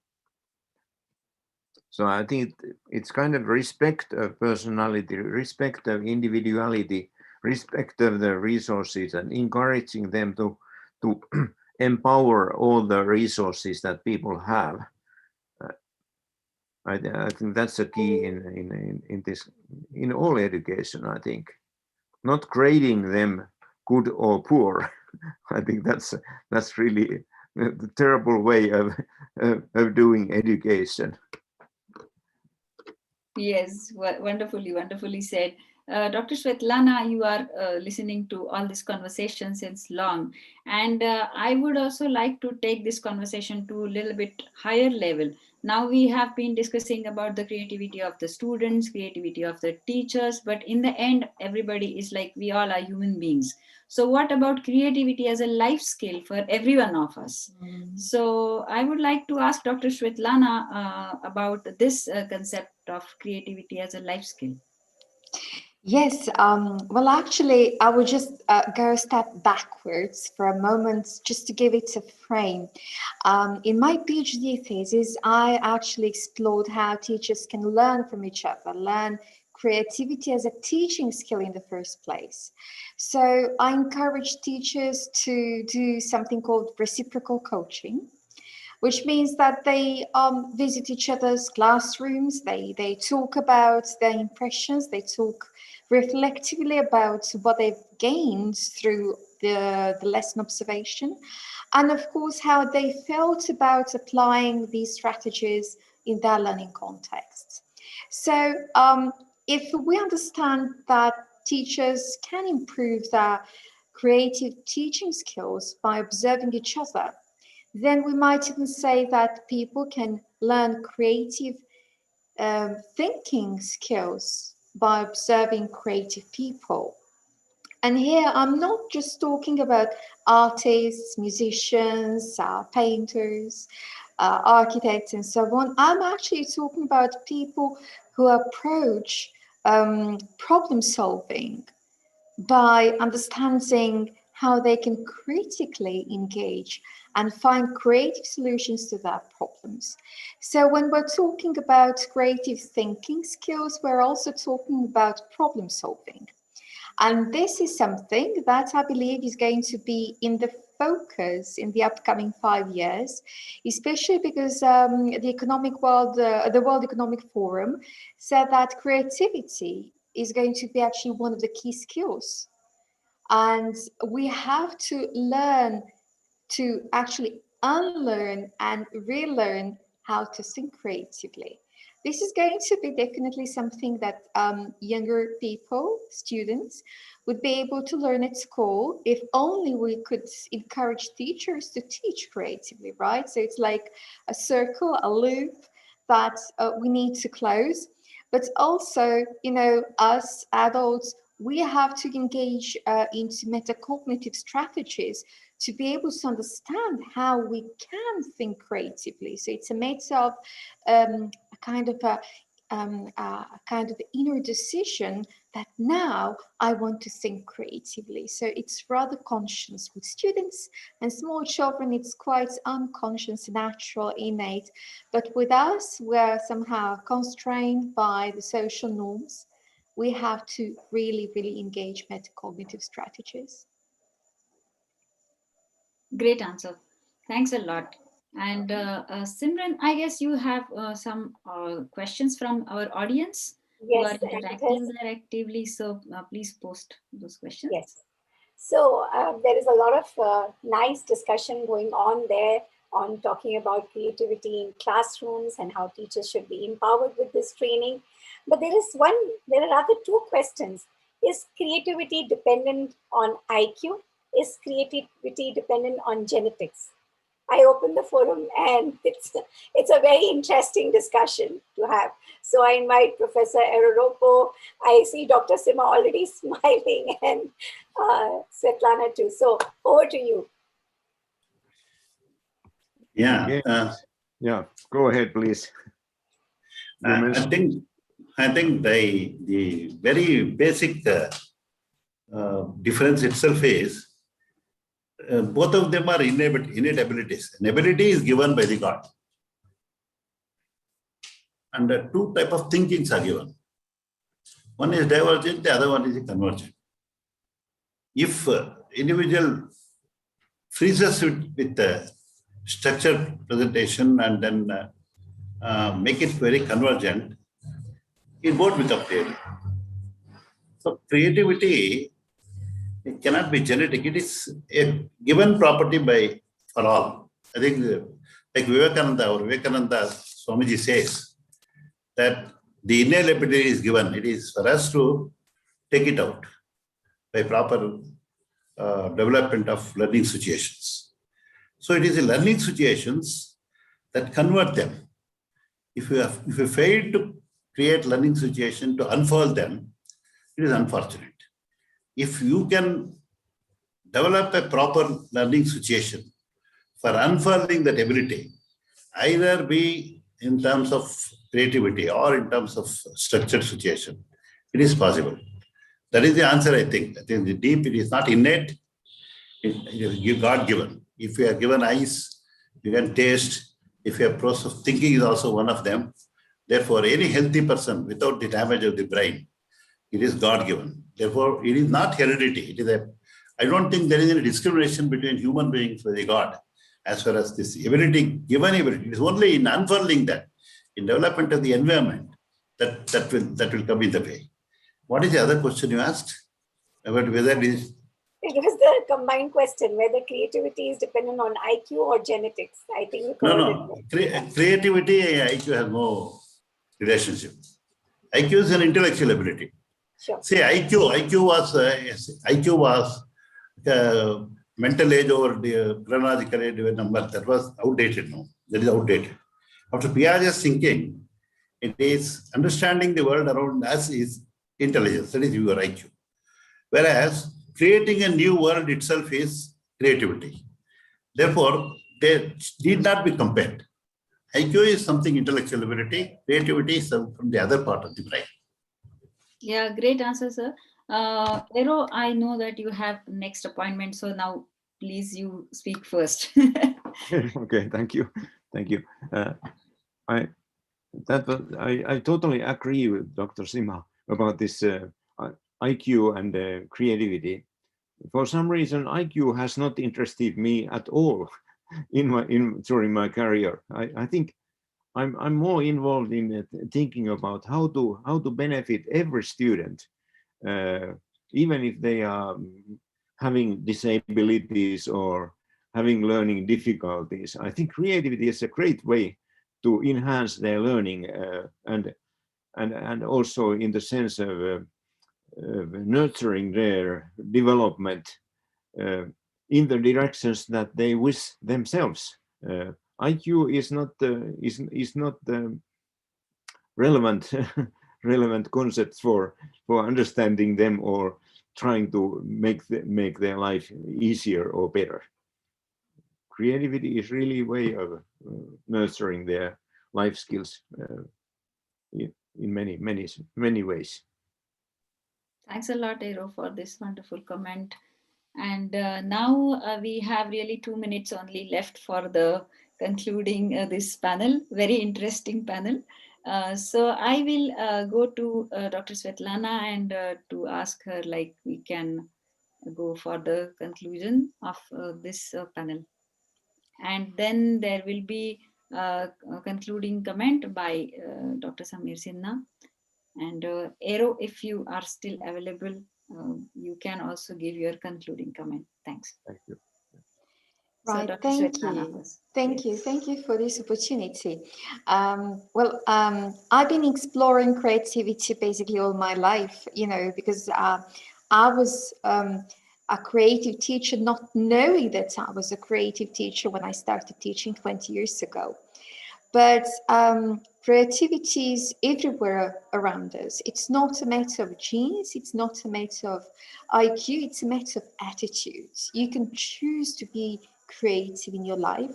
You can cook creatively, you can even drive your car creatively if you think that this is going to make your life more interesting. So I will go for a moment back to teaching creatively. To be able to teach creatively, you really have to unleash, you really have to unlearn and relearn skills and be able to be a child again in a way. Because creativity comes so naturally with children. It's us and the society that made the creativity go away. So if you are in a school, if you work in a school where you have a principal, school leader, whoever is in charge of decision making, he would support your efforts to bring this sprinkle back in your classroom. Please do so. Please experiment. Be daring, be pioneering, be a little bit crazy. And I'm sure that this is going to give dividends in the end. Thanks a lot. Dr. Sinha, the concluding remark? Yeah. In fact, when we try to understand the child, the development of the child, we are always in tune with our nation also. We know India has been struggling very hard over a period of time with all the abilities. There are a lot of problems also. The problems of India has had an effect on our children also, our previous generations. So it is not only the development of the child from the point of view of the nation, now it is from the point of view of the world order. Therefore, we are not seeing creativity or intellectual ability or even physical development or socialization as a compartment. Totally, our strong view is that both the learning process involving convergent and divergent thinking, involving both creativity and intellectual ability development, should have a place in school in a very respectful fashion. As the two components of the personality acquired prepares new order of generation in the next 2 decades. There should be an education atmosphere to do all the following, all the 4 developments. And students who come out of schooling and even colleges become modern individuals, taking generation to new order of life. as a whole, taking the whole globe as one. Therefore, our discussion is as only because of our pain that creativity was left away from the mainstream in most of the populated schools. In India, we have a lot of children in villages. It is very difficult for them to come and sit down in the class. And they play a lot of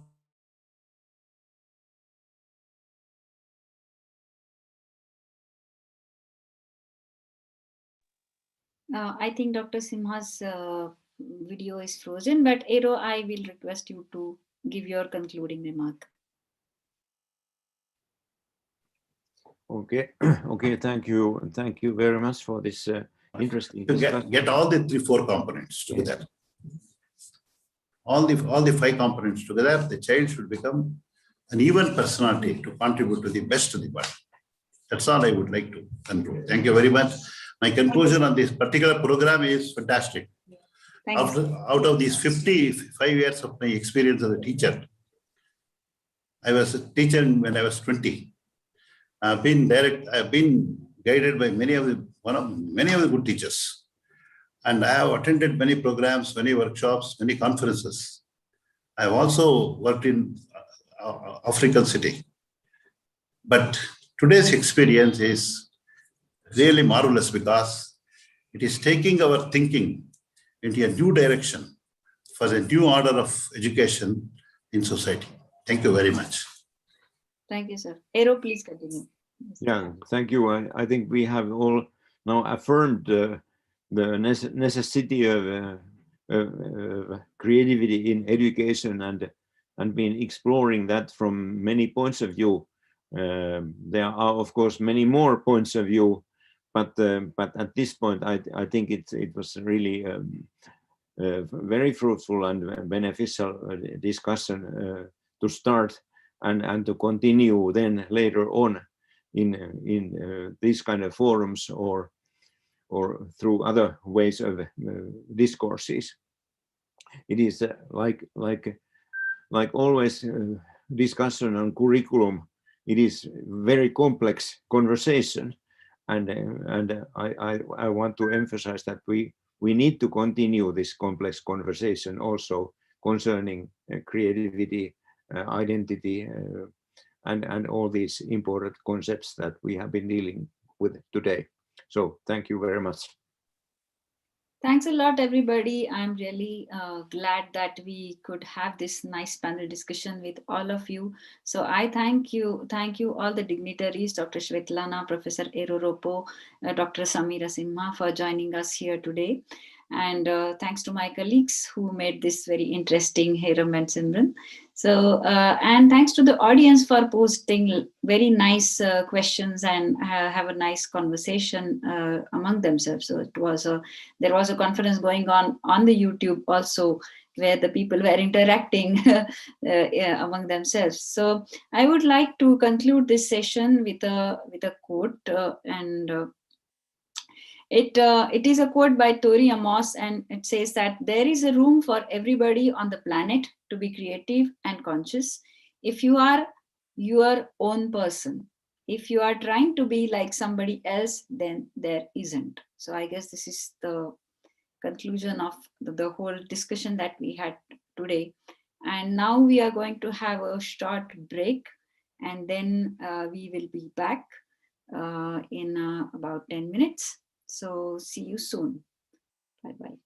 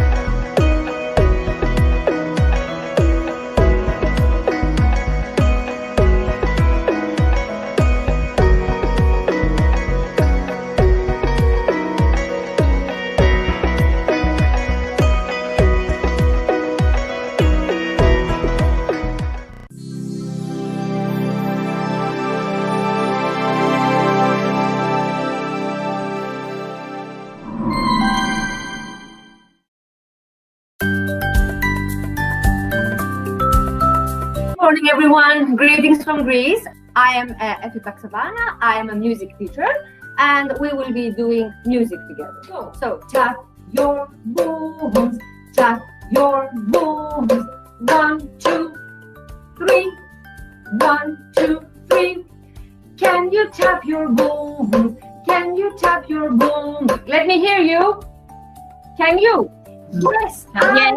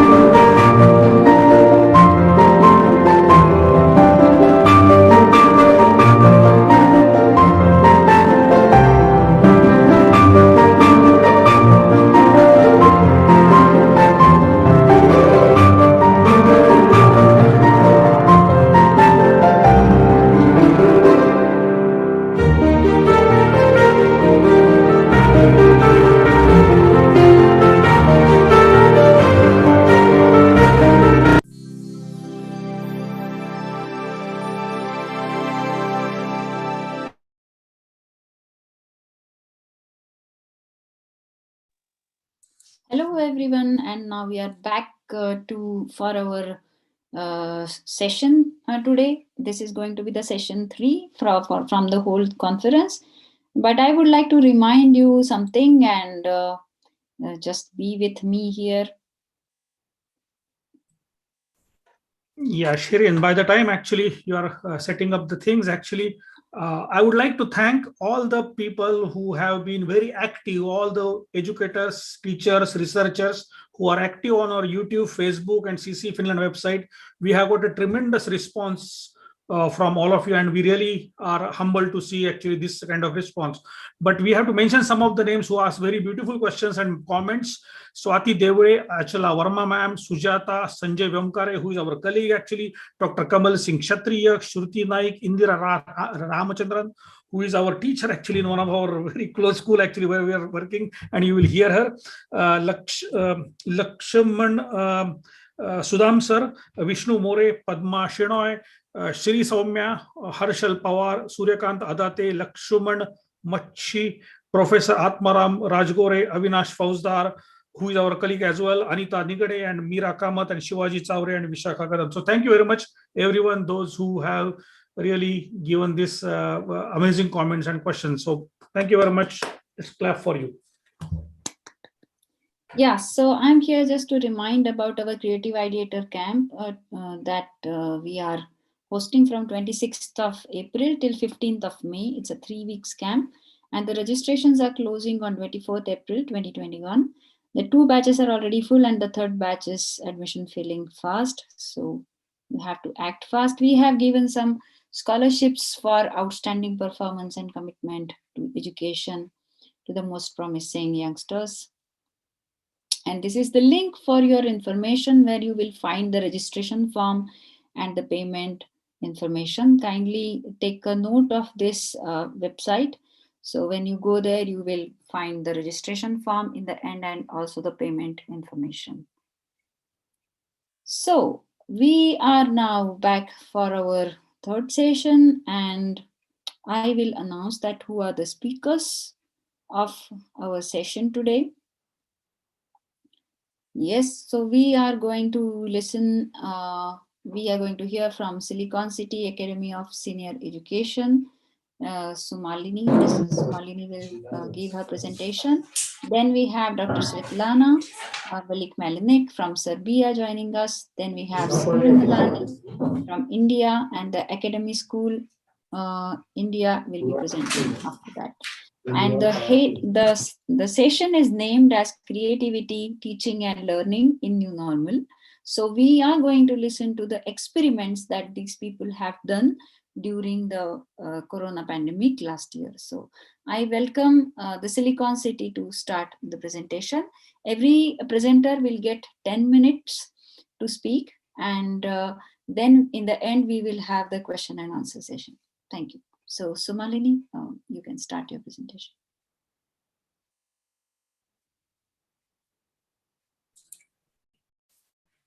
Thank you, Shireen ma'am. Are you all able to see my screen? Yes, we can. Hi, hello, hola, namaste, adab. This is Smart Sumalini from splendid Silicon City. Yes, you've heard it right. I used an adjective before my name and my school's name. That is Smart Sumalini and splendid Silicon City, so that you all can remember me and my school's name easily. I am the principal of Silicon City Academy of Secondary Education, Bengaluru, India. I have a triple postgraduate degree. I have also bagged Youngest Principal Award, 50 Effective Principal Award, Outstanding Principal Award, to name a few. I'm also a CBSE affiliation member, inspection committee member, CBSE master trainer, and also city coordinator, deputed by National Testing Agency. On behalf of Team Silicon City Academy, I, Sumalini, extend a warm welcome to the galaxy of intellectuals. Silicon City Academy of Secondary Education is located in a serene, green environment in the southern part of bustling city of Bengaluru, India.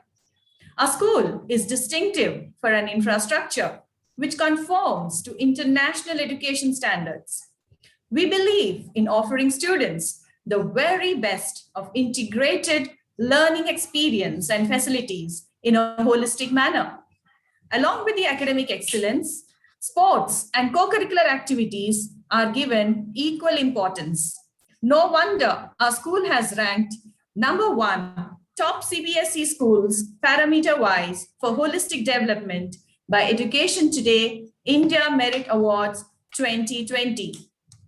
At Silicon City Academy, education is an experiential, holistic, integrated, character-building, inquiry-driven, discovery-oriented, learner-centered, discussion-based, flexible, and best of all, joyful experience. A parent is a teacher at home, and a teacher is a parent in school, and the child is the center of our universe.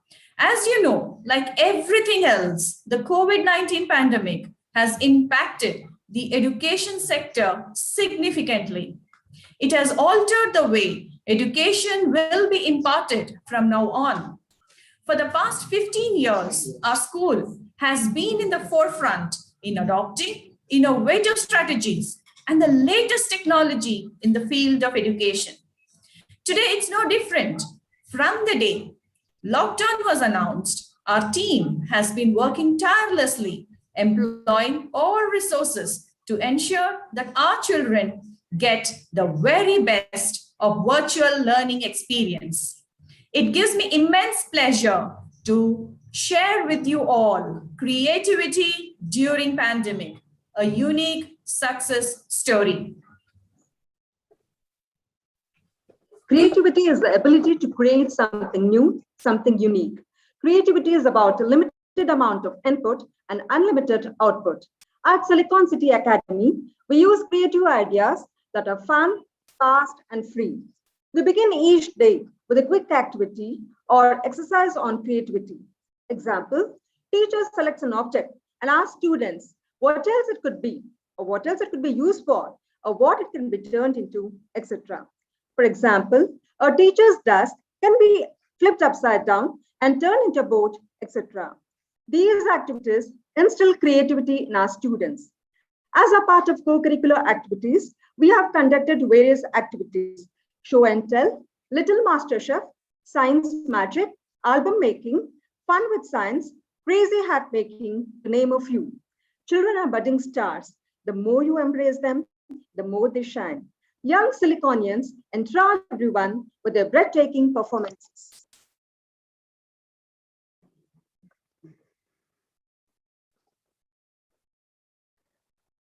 The COVID pandemic resulted in an abrupt change in the routines and various other activities around the world. It is hard not having the human contact with children. Yet, we were successful in channelizing students' boundless energy into creative pursuits. Various art forms were integrated with different subjects and languages. Children at Silicon City have the freedom to express the learned concepts through various art forms. Videos related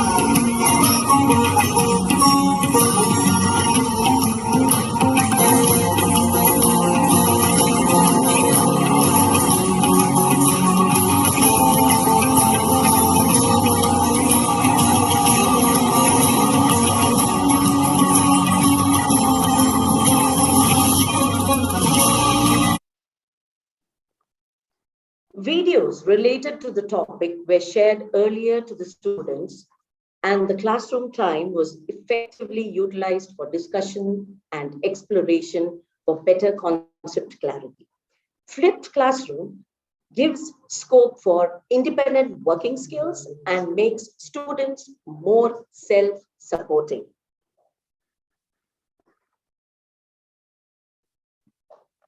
Failure is an integral part of learning, but in the classroom, it tends to be a source of shame and embarrassment. However, if you have seen a 12-year-old constantly replaying a video game, despite countless game over screens, you will know games change the dynamic. They don't just make failure seem okay, they also make it a part of fun. Gamification in education has the same benefit. Gamification encourages students to reattempt learning tasks without embarrassment. During this pandemic, we wanted to break the monotony in the classroom. We strive to make learning more interactive and engaging. This is what augmented reality technology does. It helps teachers to get the attention of students in no time and also increase the engagement levels as well. So here we have used AR in classroom to build the circuit and test and plot and evaluate VI graphs to derive and state Ohm's law. We have also used FET interactive simulations to balance the chemical equations by adding coefficient to the skeletal equation, thereby gaining the mastery over it with a lot of fun. Benefits for students include increased content and understanding, increased physical task performance, improved collaboration, improved student motivation, and so on.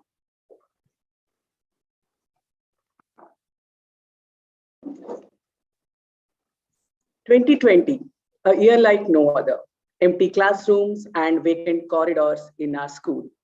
But one thing kept us awake all through 2020 is, how do we ensure learning does not stop in our school?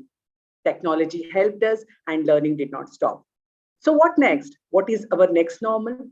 What will learning look like 2021 onwards? Of course, it won't be anything as 2099, studying at school, and certainly not as 2020, studying at home either.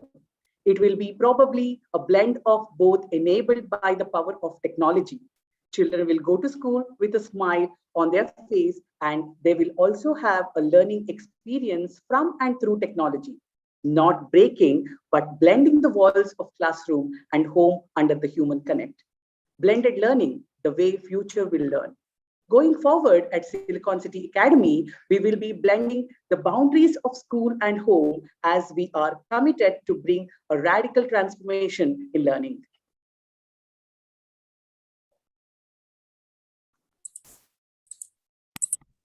Teachers leading in crisis.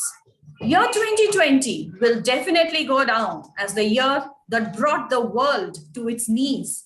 But it will also be the year when the community of teachers showed immense resilience to bring up a society from learning crisis.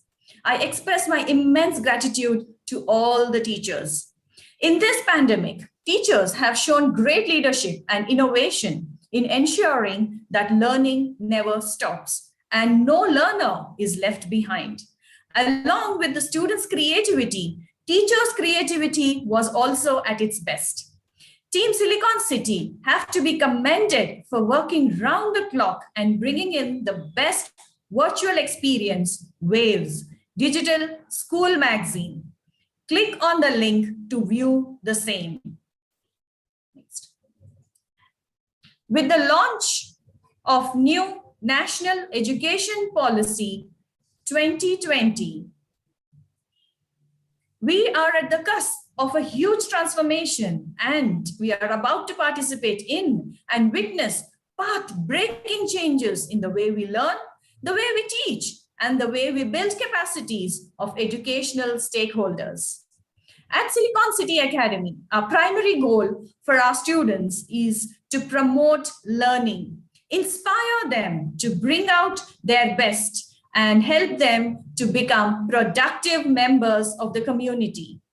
To fulfill our goal of developing successful students, we at Silicon City are committed to work with all our stakeholders in planning and building a school community where children thrive as they enhance their learning capabilities. When we build a knowledgeable, empathetic... But your time is already up, Sumalini, so just you need to wrap up. Yeah, we at Silicon City are committed to become the architect of the vibrant school education that ensures the development of the unique potential of each learner and to provide a safe and stimulating learning experience. Moving on to Creative Ideator eCamp. Creative Ideator program is a 3-week design and product development ideation program for the students powered by CCE. Silicon City is very glad to be associated with Council for Creative Education. CCE, which is defining education through creativity. Silicon City students are all set to enhance their creative thinking abilities.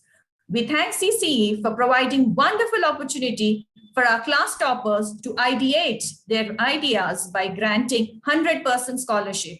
On behalf of Team Silicon City, I thank you all and appreciate. Thank you, Sumalini, and thanks Team Silicon for your wonderful presentation. Now I would like to call upon Dr. Svetlana for her presentation. So Dr. Svetlana, the floor is yours. Thank you very much.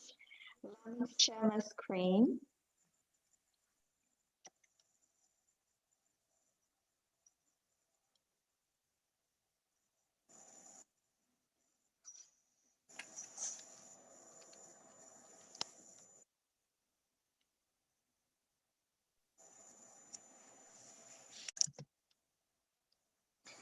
Today, I'm going to talk about metacognitive creativity. And by doing so, I would like to pay a tribute to an amazing man called Sir Ken Robinson. So the man who actually inspired me to talk about metacognitive creativity said that today, we are now running national educational systems where mistakes are the worst thing you can make. And the result is that we're educating people out of their creative capacities. That's such a pity, isn't it? According to the World Economic Forum, upskilling and reskilling in the next 5 years is actually going to be a global demand. And creativity, originality, and initiative is one of them.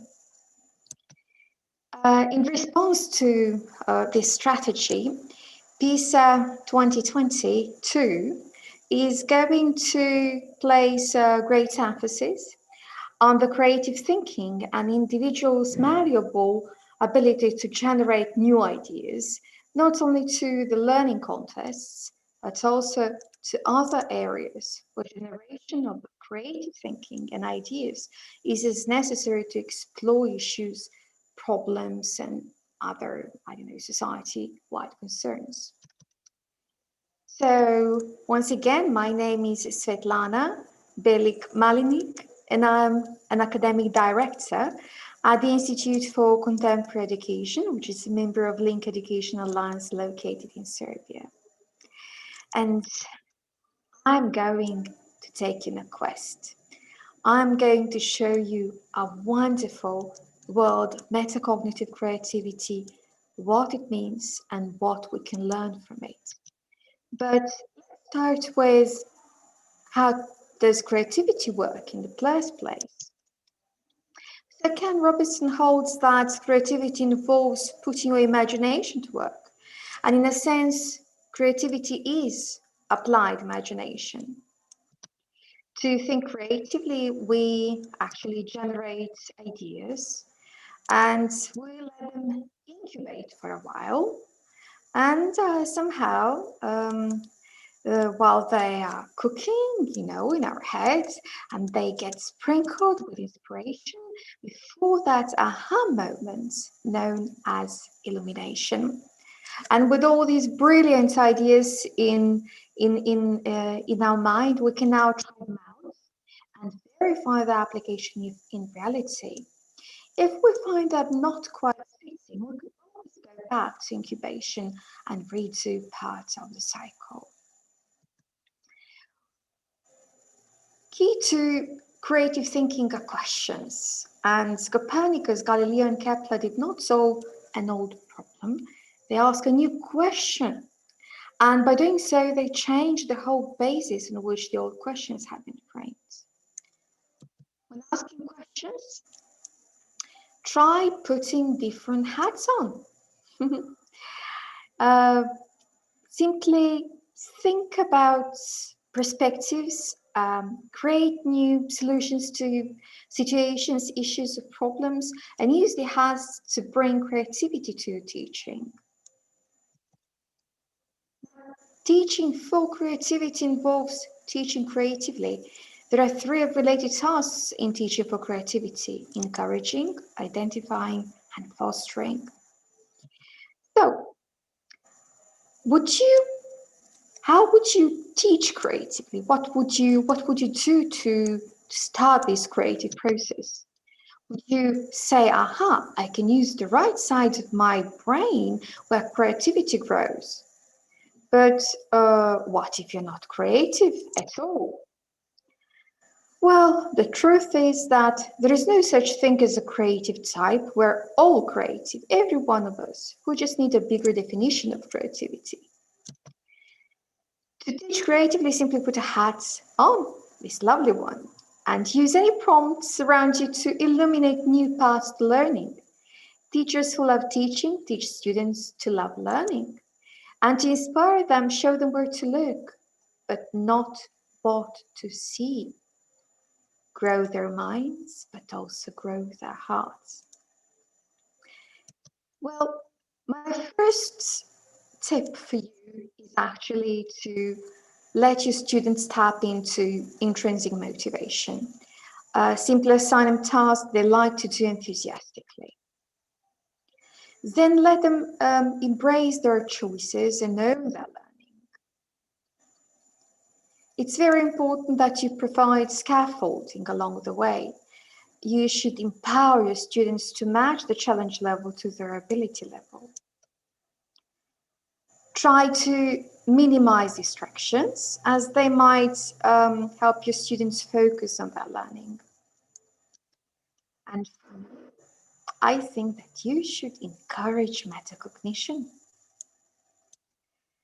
How does metacognition work?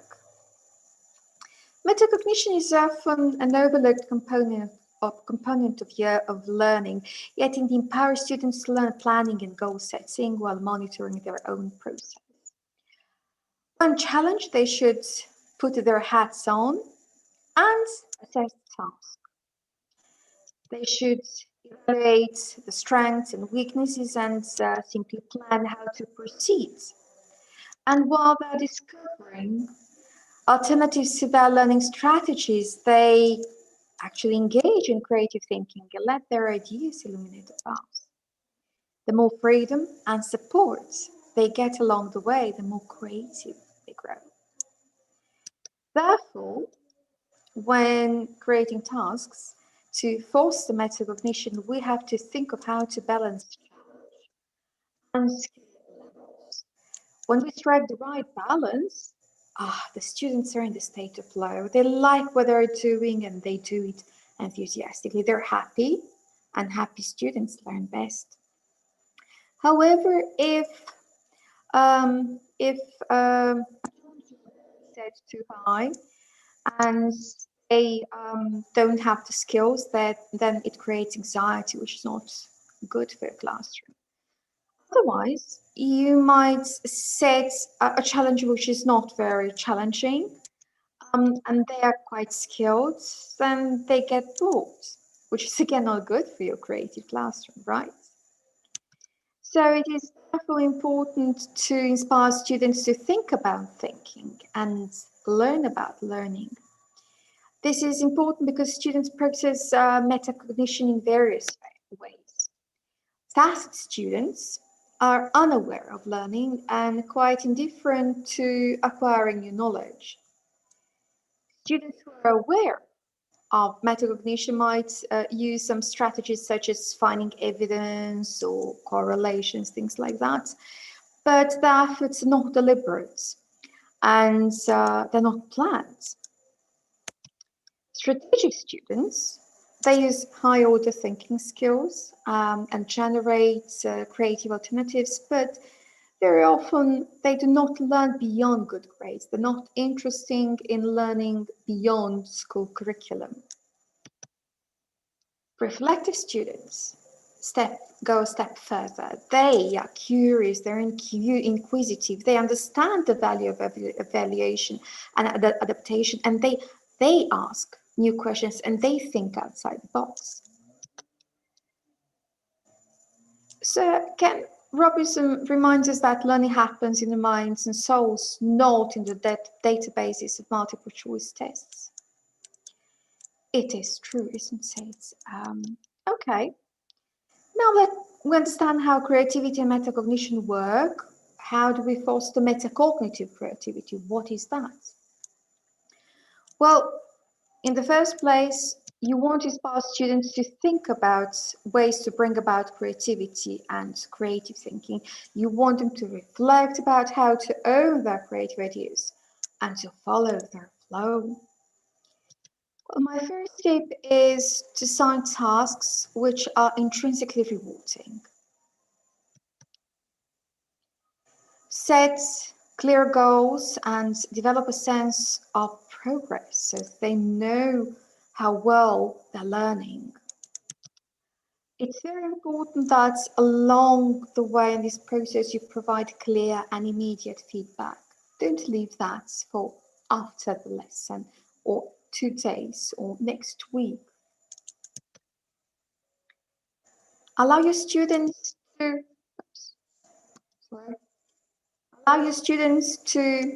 own their learning and understand how personal control or agency affects the task.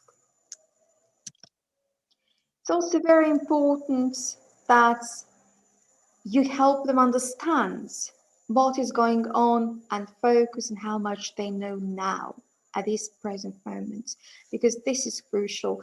They have to think reflectively about what they're doing now and how they can progress further from this moment. So that we know that, let's go back to our metacognition cycle.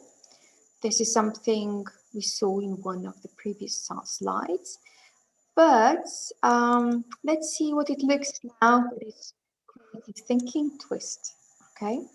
So we talked about the fact that students should assess the task, but you have to play that with a state of mind in flow, with a state of flow in mind.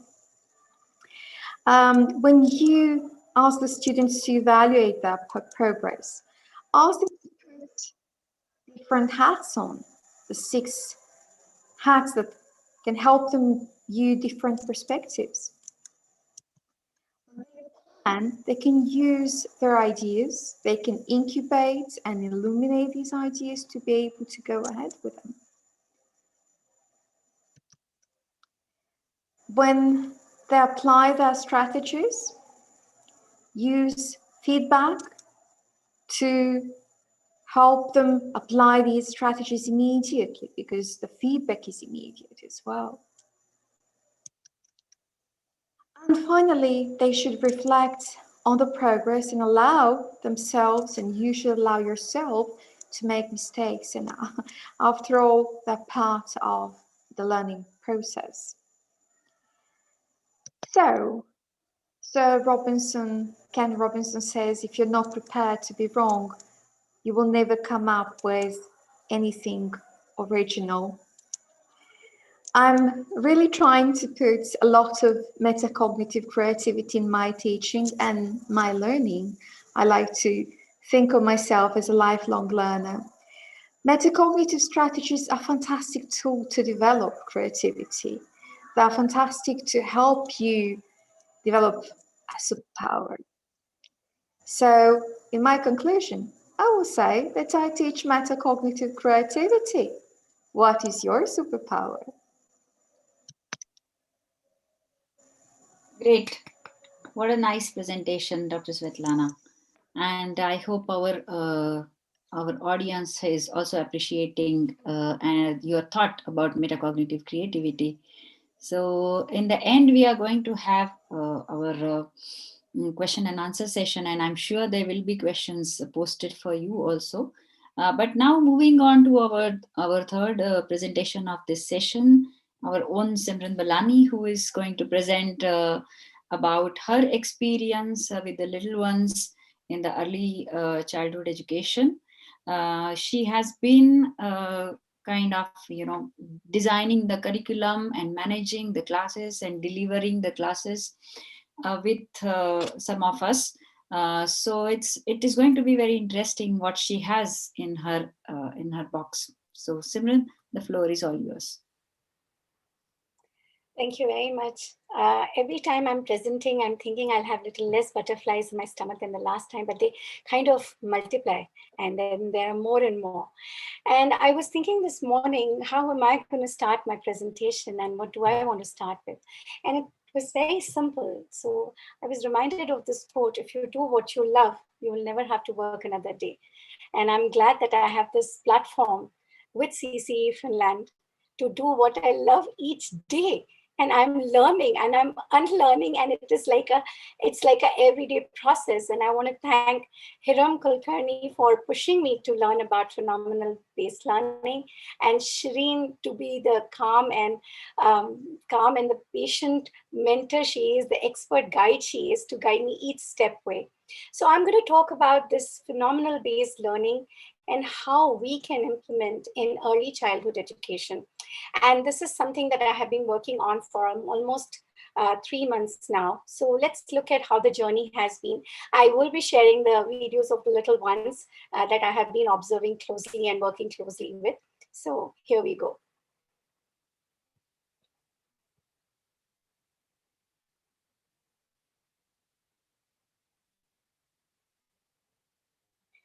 All right, so let's look at what phenomenal-based learning in early years.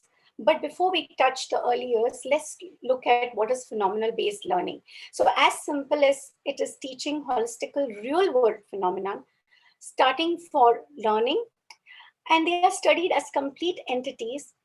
For example, to solve a question about sustainable living or make our little ones responsible citizens, talking to them about recycling, reducing, reusing, we're talking to them about their neighborhood, their surroundings, how they can act responsibility, and we're connecting it to why there is a climate change and why are we seeing different seasons and how can we, basically play our role in doing this.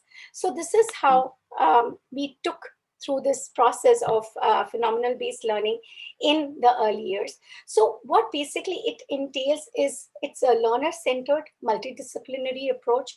It is completely based on student inquiry, problem solving, their interaction. It develops competencies, it develops teamwork, it develops the logical thinking. Now, the experts on this would say that there are some similarities with project-based learning, problem-based learning, but there is a key difference. When we talk about phenomenon-based learning, it is always interdisciplinary approach. It connects to different aspects. Maybe there is just one topic, for example, sustainable living, but it connects to various different topics of art, geography, science, environmental issues, and makes the children think probably more openly out of the box.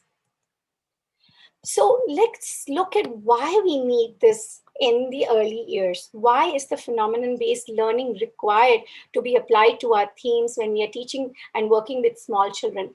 There is definitely greater interaction. It is not the one way of talking from the teacher and imparting the lessons. And this is especially for all the early childhood educators out there. There is deeper learning. There are stronger skills that are being developed. There's a lot of independence that we have been cultivating. We are encouraging them to express themselves and talk about what they are learning with these concepts, teamwork, and of course, definitely problem solving. So now let's look at how we did this. So we took up a topic of seasons and we connected it to geography, to art, to math, to language, to science, and to physical activities. And we will look into it how we have done. Like say, for example, if you're looking at summer as a season, why there is a lighthouse, why we are talking about beaches or vacations during summers. We encourage children to do this, express themselves through art. And we are then doing a lot of math also in this, talking about number of seasons, talking about timing of tides, talking about longer days and shorter nights. We are doing a lot of language here with interaction on clothes, what's under the sea. We are also talking about science, why we eat different kind of foods when it is summer, or what we drink, why do we have hot chocolates when it is winter. So just a basic to give you a background, the target audience is probably 3 to 6 year olds, and the sessions could be 9, entailing 40 minutes each. There are a lot of hands-on activities and projects, but the key projects are about 3. We have music and movement sessions, and this usually goes 2 to 4 weeks. But you know what I learned during this whole project is that the teacher needs to be flexible and see how is the interest generated by the children. And I wouldn't go deeper into this, but just to give you an idea what all we covered, we of course started with investigation of seasons, and that lasted about 2 to 3 weeks. And we connected back to the myself theme, which is talking about their 5 senses and how they use when there are different seasons. And then we brought the focus back to summer season. And we did a lot of hands-on activity when we were focusing on summer's phenomenon-based learning. And very important is that, of course, we want to touch upon the learning outcomes. And of course, the learning outcomes were mapped here. So diverse form of expressions, me and my community. And these are all finished learning outcomes, and understanding their environment, exploring their environment, as simple as, looking at the sunrise and sunset times during the summer season.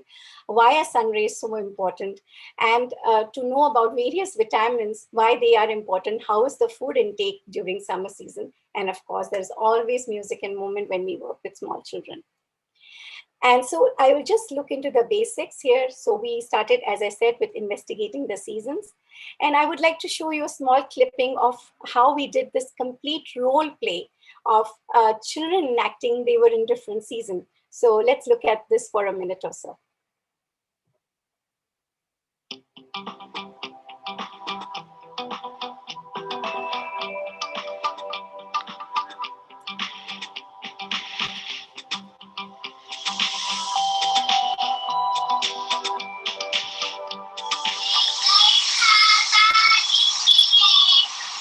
they are singing a rhyme in Hindi about rainy season, and we played the rain sound.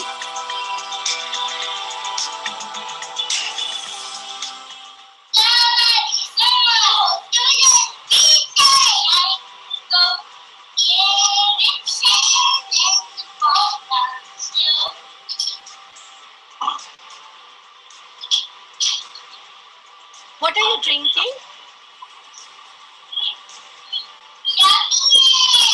Lemonade. Why? Which season are you in?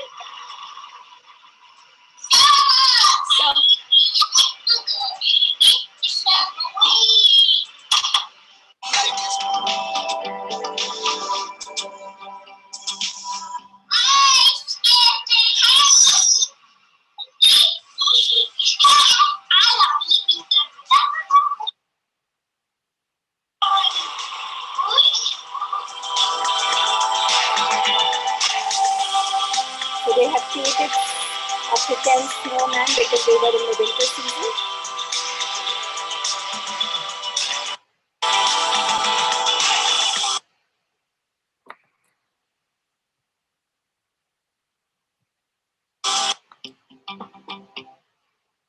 And here we covered, I hope my screen is still visible. Is it still visible? Yes. So, sorry, I'll have to just skip to the slide where I was. So here we are touching upon a little bit of geography of why does Earth has seasons, and we are talking about how is summer around the world. We talked about sunrise, sunset, and these are all sessions which are done in depth where child's interaction is basically taken care of. And then we related beach and summer, and the pictures that children's parents had taken while they had a beach vacation was connected back with the experience of the teacher when she was at the beach, and then these experiences were brought together, and there was a lot of interaction. And then, of course, this was transformed into art by they drawing a picture of the beach and how their vacation was. And finally, to make sure that they are having a real fun and hands-on activity for summer, an entire phenomenal-based experience, they did an activity of packing a suitcase. And we, of course, requested the parents to put other season clothes also for them to enjoy and sort this out. So we will take another minute to just see that video before I wrap up my session.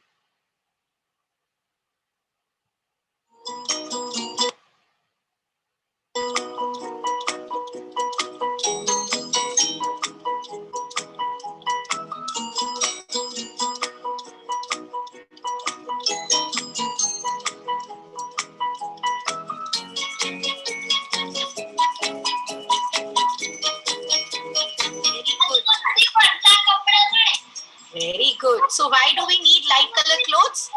Ira and Adrika, why we need light color clothes? So they're trying to explain why it is needed in their regional language. Correct. Very nice.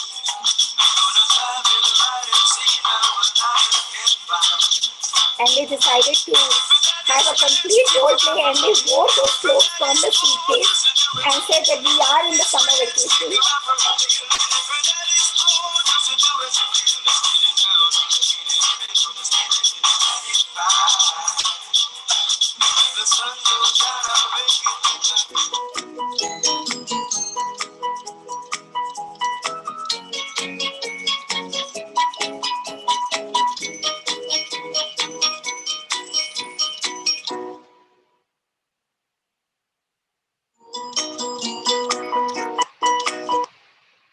And last but not the least, we are yet not completed with this project. We will be doing a complete creation of city in their minds. How would they like their sustainable city to be? And what are the recycling projects they would want and the posters that they want? And they're very, very excited about this.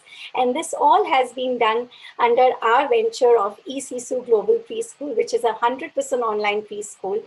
And we have a new academic session beginning for Indian audience in June, and for outside India in August. And you're more than welcome to visit our website, contact us if you want to know more about these projects that we are doing with the little ones. Thank you for hearing me out. Thanks so much. Thank you, Simran. It was a wonderful presentation. And I hope I'm sure that the audience will ask some more questions about it, especially about the concept of phenomenon-based learning and how it was possible in the online setting. So moving forward to our next presentation by TAS school, like the academy school.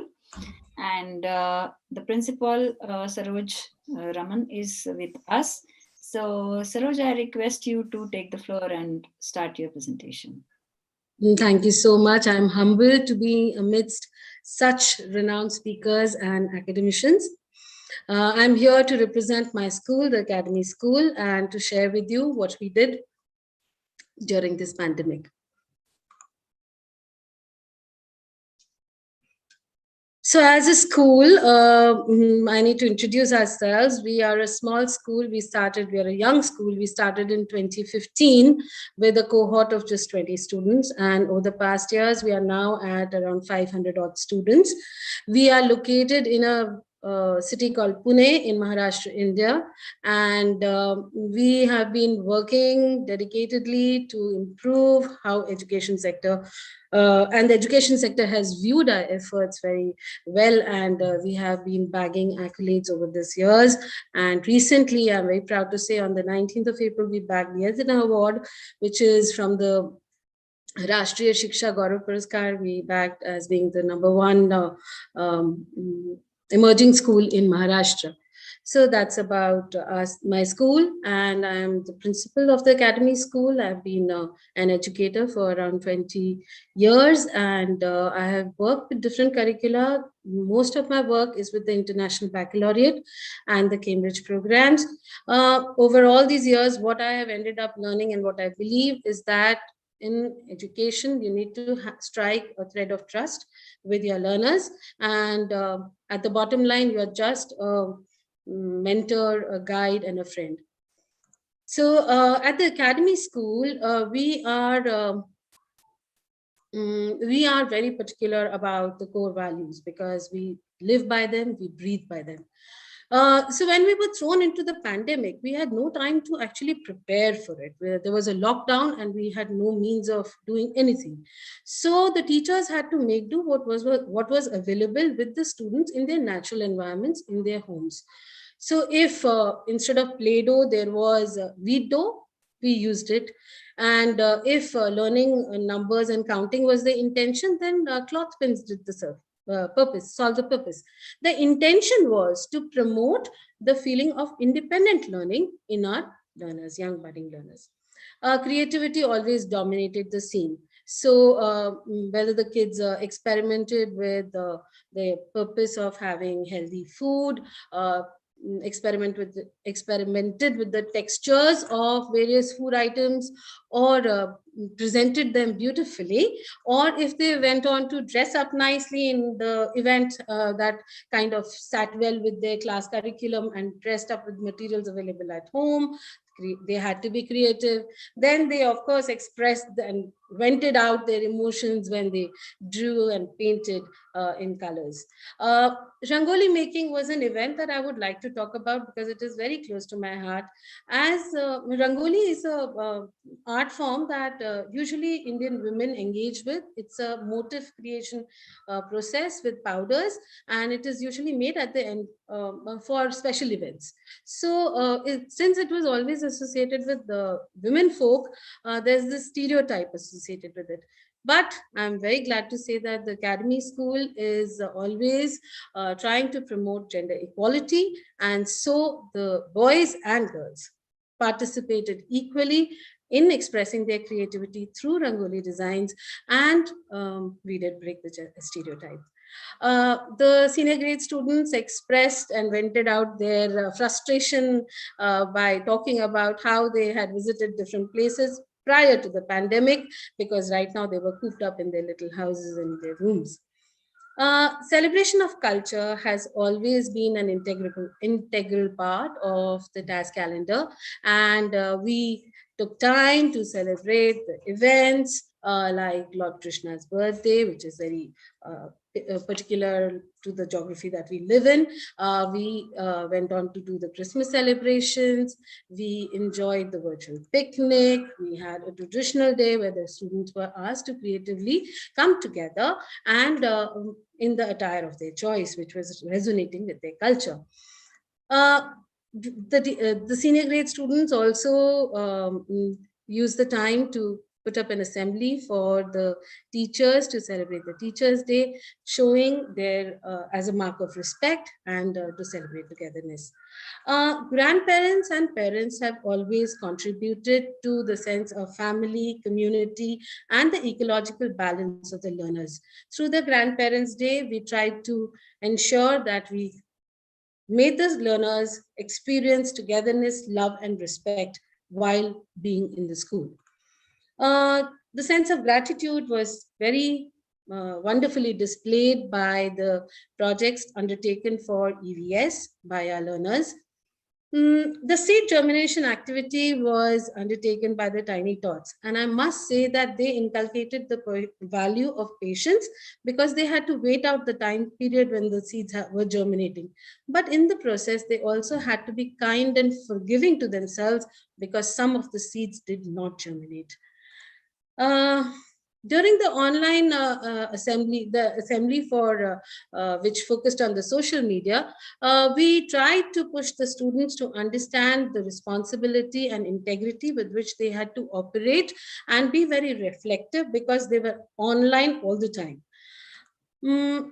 Conduction of assessments is something that I would like to talk about, because as a school, you're always required to strike a very tender balance between teaching, learning, and assessments.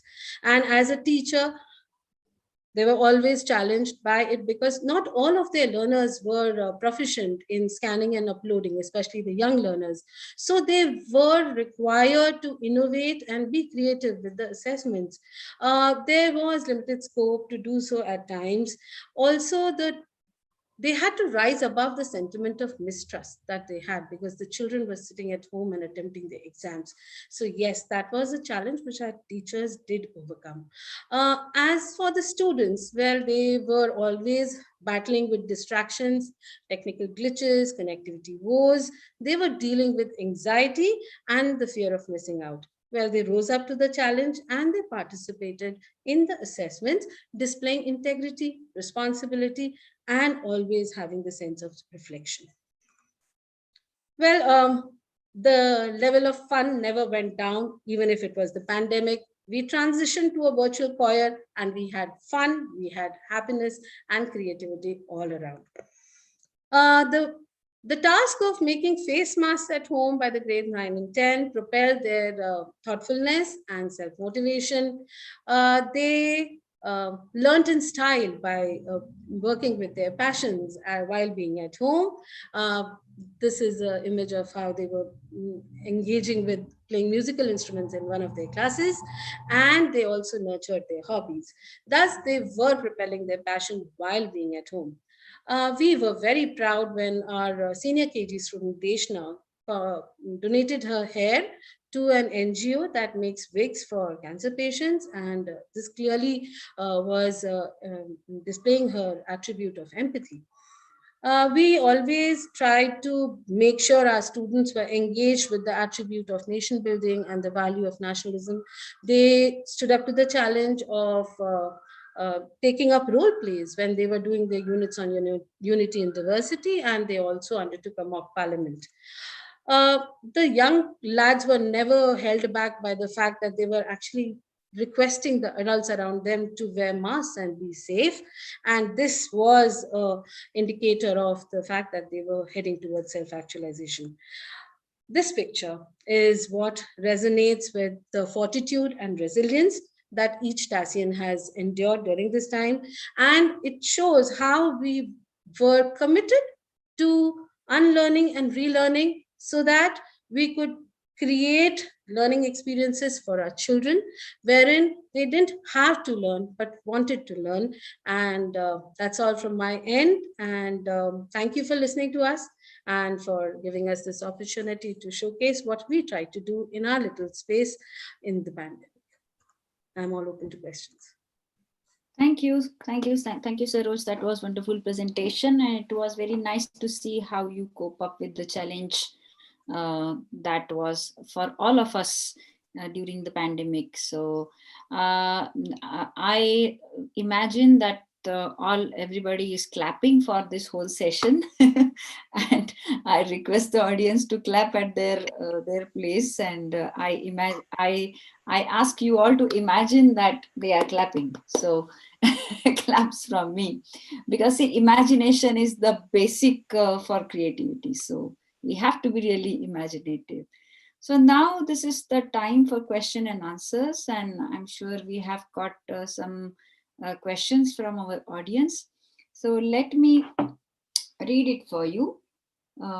First, it's the question for the Silicon City. There is a Vaishali Godke. She asked the question that, do you think of pedagogy called Bala, like which is like, it is mentioned over here, that building as a learning aid itself. So Sumalini, if you are there, can you answer this question? That are you planning to do something like that, using the building as a learning aid itself? Of course, I completely agree with you, ma'am.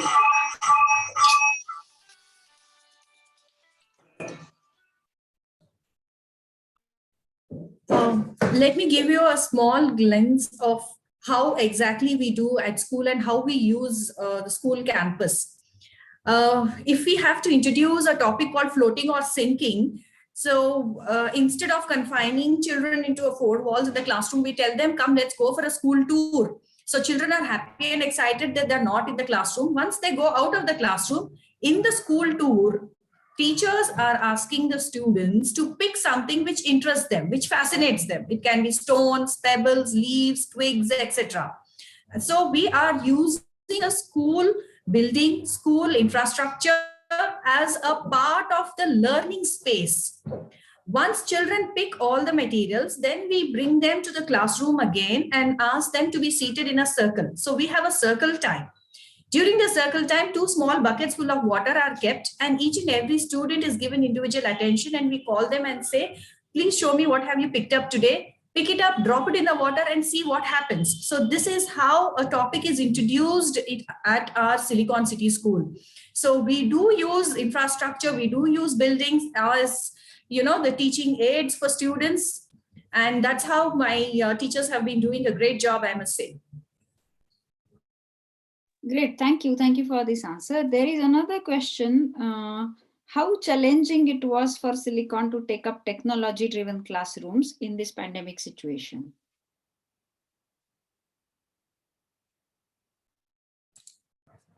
So COVID-19 pandemic actually created a lot of pressure and stress, not only on students, but teachers and parents also. So for teachers, it was very difficult because teachers' resistance to change was something which was one of the major challenges which we faced, because we expected teachers to digitally, overnight digital transformation is what we expected. And teachers had no choice, but they really put in a lot of efforts, and they have understood that technology won't replace teachers, but teachers who use technology will probably be replaced by the teachers who do not use technology. So they wholeheartedly and willingly welcome technology into their educational ecosystem. So with every crisis also comes an opportunity. So the current pandemic crisis actually has opened our eyes and minds to a new way of learning, that is virtual learning. So for parents, it was also very challenging because to keep children engaged at home was one of the major challenges, and helping children to deal with the online classes and schoolwork, because most of the time, children were at home. Parents had to take care of their work, at the same time take care of the online classes. As homes started functioning simultaneously as school, office and living space, parents found very difficult in focusing on all aspects of the child's overall development as well. And for students, the absence of the human connect was a major challenge. And adapting to the changed human environment as parents and children were at home, and getting used to the norms of learning in a virtual setting was also one of the major challenges. And the screen time, as you all know, children, the increased good screen time and bad screen time, even now we are not able to differentiate. So these were the major challenges which we faced from the point of parents, students, as well as teachers. Okay, thanks for this answer. The second question now is for Svetlana. So there is one question that we got from our audience, Svetlana, Vishnu More, and he's asking how to inspire creativity in our students in coming academic year. So what would you suggest, Svetlana?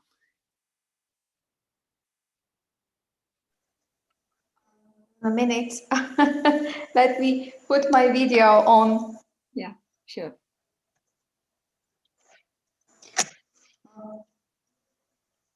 Starting now. Okay.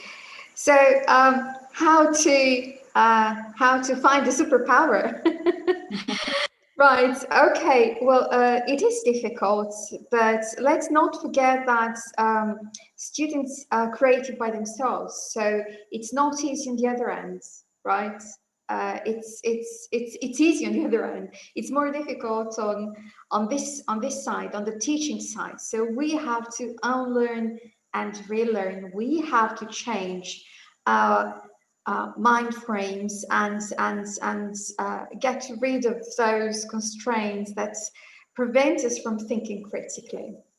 So in my presentation, I gave some tips, but first of all is to actually, and the most important one is to listen to your students. They're going to tell you basically what kind of creativity they need. Don't stop them, don't confine them. I remember when my child was, I don't know, 5 or 6 years old, I let her dress up for school, and she would put this amazing combination of boots and shorts and things like that. And I let her be, because I thought that, setting boundaries at the age of 5 was such a shame, because this is when they grow their minds, they grow their creativity, and I was not going to be the one to cut that down. So basically, when you think about students, don't discourage them when they're creative, but in a way try to change yourself and your own perspectives. Try to put those different hats on, the Bono's hats, right, and have different perspectives on what you're doing and what you're teaching.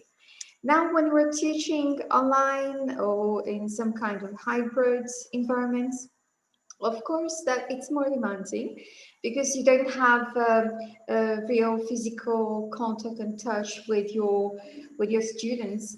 But this is a reason more to let them be creative at home, right? And do what they like doing. As I said, my child was very small once, and we were cooking together, and she said, I want to cook myself. And I said, okay, there you go, cook whatever you think you can cook. Right, it was solid food, of course, nothing too special. So she put some crackers and vegetables and things like that, and on top of everything, she put chocolate cream, and it was horrible. It was a total disaster. But it looked very nice. So she was actually very creative, aesthetically very creative. And she found another way of using chocolate cream, right, over vegetables. Okay, so as I said, listen to the other side. They're always right. Great. Yes, it always matters, like especially if you want your students to be creative, first thing is you need to be creative yourself. And second thing is you need to be a little patient till their creativity comes out. So that's I guess the wonderful answer. And one question for the principal of the academy school, Saroj, and the question is that with lockdown on, do you have any plans or suggestions how to move the assessment more holistic, skills-based and online? So as I mentioned, for the little children, it's always you don't have that much of bandwidth to include pen and paper, which is the first thing that you're drawn to. But yes, you have other ways and means which can foster their creativity and imagination. So as I mentioned, when they were doing the textures of salads, when making salads and experimenting with foods, so it had the scope and the width to let them work experientially and then assess them. But I feel that the norm remains the same, whether you are assessing them online or offline. The rubric should be made clear prior to the assessment. That is one thing that I have always stood by. So the assessments can always be modified to suit the current online situation. We can offer them different ways of we know the traditional stuff, and you can ask them to create something, or maybe use numbers to create a number line or a factorial tree. And complex concepts also can then be the ones that require creative writing, narrative writing, where they're asked to express their thoughts and emotions. Those kind of assessments can always make way to help children express themselves while they are at home. Did I answer the question? I hope I did. Yeah, in a way. Yeah, because we have really short time, so we can't really go on elaborating things. So it was really a nice session from all of you, and we are really happy that we could hear all of you and your nice ideas. How did you cope up with this new situation? So I will take your leave now from this session. And for Simran, actually, there are a lot of compliments coming in for your approach for the phenomenon-based learning that you have used in the early childhood education. It is not very easy to combine the subjects and then put up the things in place there. So Hiram, you want to say something? So I think we will take 2 minutes only, and within 30 seconds, each of the participants should tell us what are their plans if this lockdown continues for another 1 year. Immediately. Yes, Simran, to start. Now that we know this lockdown is continuing, and thank you, Hiram, for such a wonderful question, I plan to do more research on making this whole online learning for the little ones more experiential, and they remember the concept not by hearting it, but by doing hands-on activity and bringing new things in ECSU by our research. So that would be my vision. Thank you. Next one, Saroj. So for me, since I'm representing my school, I would go by saying that we know that we have to gear up for the hybrid learning. We have to reinvent. And with that, we need the right toolbox. So we have signed in with CCE. We are bringing the best practices from Finland education system to our school, because at this point, it is important to focus not just on pedagogy, but also on emotional well-being, mental health, and to keep students engaged and mindful and cheerful as well, because everything falls flat if the child is not willing to engage. So I think the way forward is definitely to keep them engaged, to be reflective as well all the time. Very true. This lockdown has given us the importance of the emotional well-being, because I think all the exams are going to the sidelines, but the human is important. Yes. Sumalini. From the team Silicon City, we are ready to learn, unlearn, and relearn. Thank you. Super, thank you. And the last and important, Svetlana. Well, superpower, metacognitive creativity. Right. If you need any kind of advice about how to use metacognitive creativity in your teaching, I'm here to help you, because I love it so much and I find it so useful, not only for students, but for teachers. This is where the superpower is. Super. Thank you. Thank you very much, everyone. I think one of the common thread between all of these educators is that, okay, we are closely working with all of these amazing educators, very powerful leaders in their own field, and we are really proud of working with them. So thank you very much, and looking forward to have. Let's take a short break, and we are coming with the session. Yeah, let's do this hard for everyone. Thank you very much. And maybe give me a second. I will put in the gallery mode so that everybody will be seen. Okay, thank you. Okay, let's make it start. Thank you very much. Okay, let's check again. We have corridors as well. And oh, Christoph also joined. Okay, and Kari is also here. Wow. Okay, this requires one photo for me actually. Wait. What is this? Why it is not coming? Yes, it is coming here, and this is for me. Wow. Make a heart for everyone. Thank you. Let's go to the break and come back within 10 minutes. Thank you very much. Thank you so much.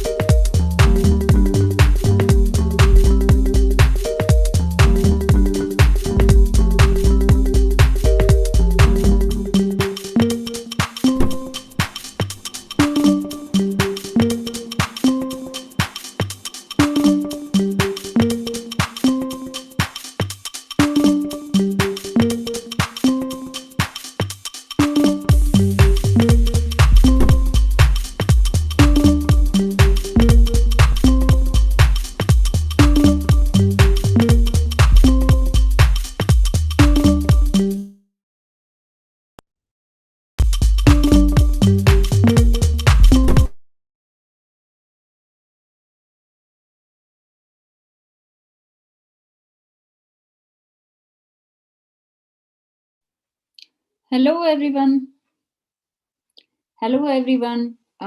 We were supposed to start our session at 15:10, but because our earlier session got a little bit delayed, so we are here.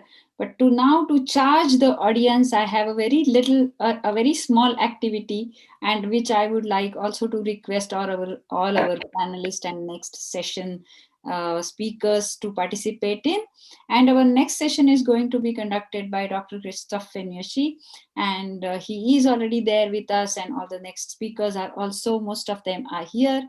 So we will be starting that session soon. But before going there, I have an interesting activity for you. So I will share my screen.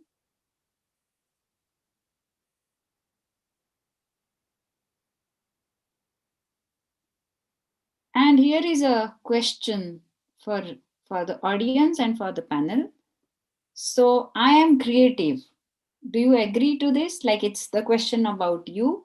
You have to go to this www.menti.com, and there you have to put this code 13856870. And I would like to know your opinion about your creativity. So I am creative, yes, no, or I don't know. So let's see what we get. What is our audience thinking?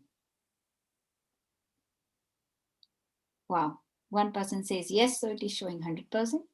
Let's see what next.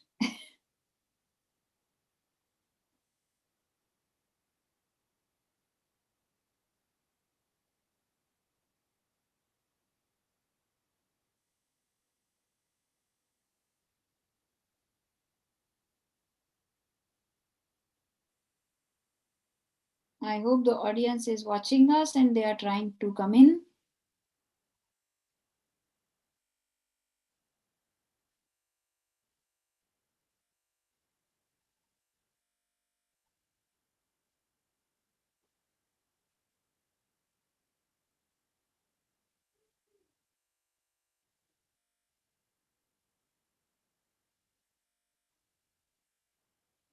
Okay, very good.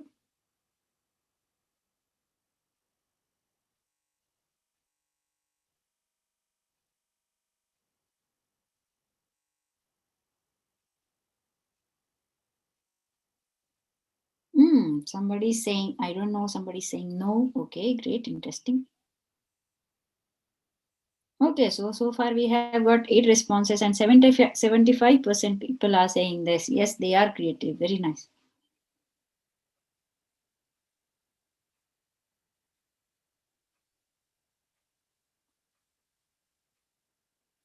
Great. So I think our audience can keep on putting their responses in this, and we will be interested in seeing what they have to say. So thanks a lot. I just wanted to activate all of you, and this is very good that we are saying 75% people are saying that they are creative. So yes, we all are creative, and we all have this little C in us. So now it's I'm handing it over to Christoph. So Christoph, the floor is yours. So start with the session. Thank you very much, Shirin. Warm greetings to all who are following this conference as audience and all of those who are participating as speakers. My name is Christoph Fenyösi. I'm from the University of Jyväskylä. I'm working in the Finnish Institute for Educational Research, and I'm really glad to introduce the panel participants, the session participants to you. We will have the session on innovative assessment strategies in the new normal, and I think much more than assessment. We will have a lot of pedagogical practices introduced in the session, and also what fantastic projects will be coming up. So stay with us in this session. The first speaker is going to be Dr. Vilmos Vas from the Metropolitan University in Hungary. and he's a specialist of many fields what comes to creativity in education. He started off as a practicing teacher in a very young age. At year 18, he found himself in a school in facing with colleagues and moreover children. And now he's teaching educational leaders all over the world and future teachers. And his main interest is the creative school, how to contribute to the creative school, and also assessment strategies and lifelong learning in terms of creative education. So Vilmos, we are very happy to have you here. The floor is yours. Please share your presentation with us. Okay, thank you so much, Christoph, for your kind introduction. Good afternoon, all. And nice to meet you here. I really appreciate this invitation, and I like to share my short presentation to you about this never-ending story that assessment strategies of creativity. And here it is. Okay, so just briefly, just around 10-minute short presentation about you, with you about some important statements in the introduction part of my presentation. First is that when you think about innovative assessment strategies in new normal, I have 3 statements to you in this panel. First is when we remind the assessment functions by Scriven from some decades ago, diagnostic assessment, formative assessment, and summative assessment, I believe that innovative assessment strategies take emphasis and put emphasis, more emphasis on formative assessment. How can we follow the progression of our students on creativity? This is my first statement. The second one is, I would like to put here the famous Socratic quote that I cannot teach anybody anything, I can only make them think. So that's why I would like to use the second statement here, because I like to inspire you in order to think about assessment, innovative assessment strategies, especially my second statement on the basis of the famous Rhodes model as a 4 Ps. And my statement is that the question behind innovative assessment strategies on creativity, how can we move forward from person and product-oriented assessment towards the process-oriented assessment? So please combine with my first statement that put emphasis formative assessment following the progression with the combination and is strongly related to the process-oriented assessment. And finally, my third statement here that on the basis of my experience, I would show you some concrete examples on innovative assessment strategies, that how can we move from the dilemma between person-oriented and system-centered assessment towards the collaboration-based assessment on creativity. So collaboration, formative assessment, and process-oriented assessment. This is my triangle of my introduction to this panel. Just turn to the basics anyway. When the person-oriented psychometric approach of assessment by Guilford and his colleague Torrance, as you know, that the summative way of assessment strategies that took power last five decades in order to measure, for instance, some personal components by tests, different testings, flexibility, originality, fluency, elaboration, but the focus was on measuring summative way on personal components on the basis of the different tests. This is the basics. But as I like to cite here, the Jonathan Plunkett's fantastic quote here, that creativity doesn't happen inside people's heads. So that's why I try to move from the person-oriented assessment, simply person-oriented assessment, towards the focusing on interaction between a person thoughts and social cultural context. So that means that's why I use the term on my introduction, that process-oriented assessment. If you check the process, it's a very famous Hungarian root psychologist, Csikszentmihalyi. It's a famous book by creativity. If you see the process, how can we assess this process? Not just the person-based assessment, but turning the process for collaboration, peer assessment, or team assessment from the teachers and students' point of view as well. From preparation, curiosity, towards the elaboration. So that's the critical question on this never-ending story when we are thinking about the innovative assessment strategies. Let's see the first feasible solution. The first feasible solution, in order to find a way towards the formative assessment, process-oriented assessment, and collaborative-based assessment, this is the content frame of the next PISA measurement of creative thinking by Bill Lucas and Alan Spencer. This is the creative thinking wheel. It can indicate that when you try to find the validity of your assessment strategy, you need to see the complexity of creative thinking. I like to underline not just imaginative, okay, how can we measure the imagination of our students, but about the original questions, original ideas, and so on. But I'd like to underline here on this creativity wheel, that's collaboration here.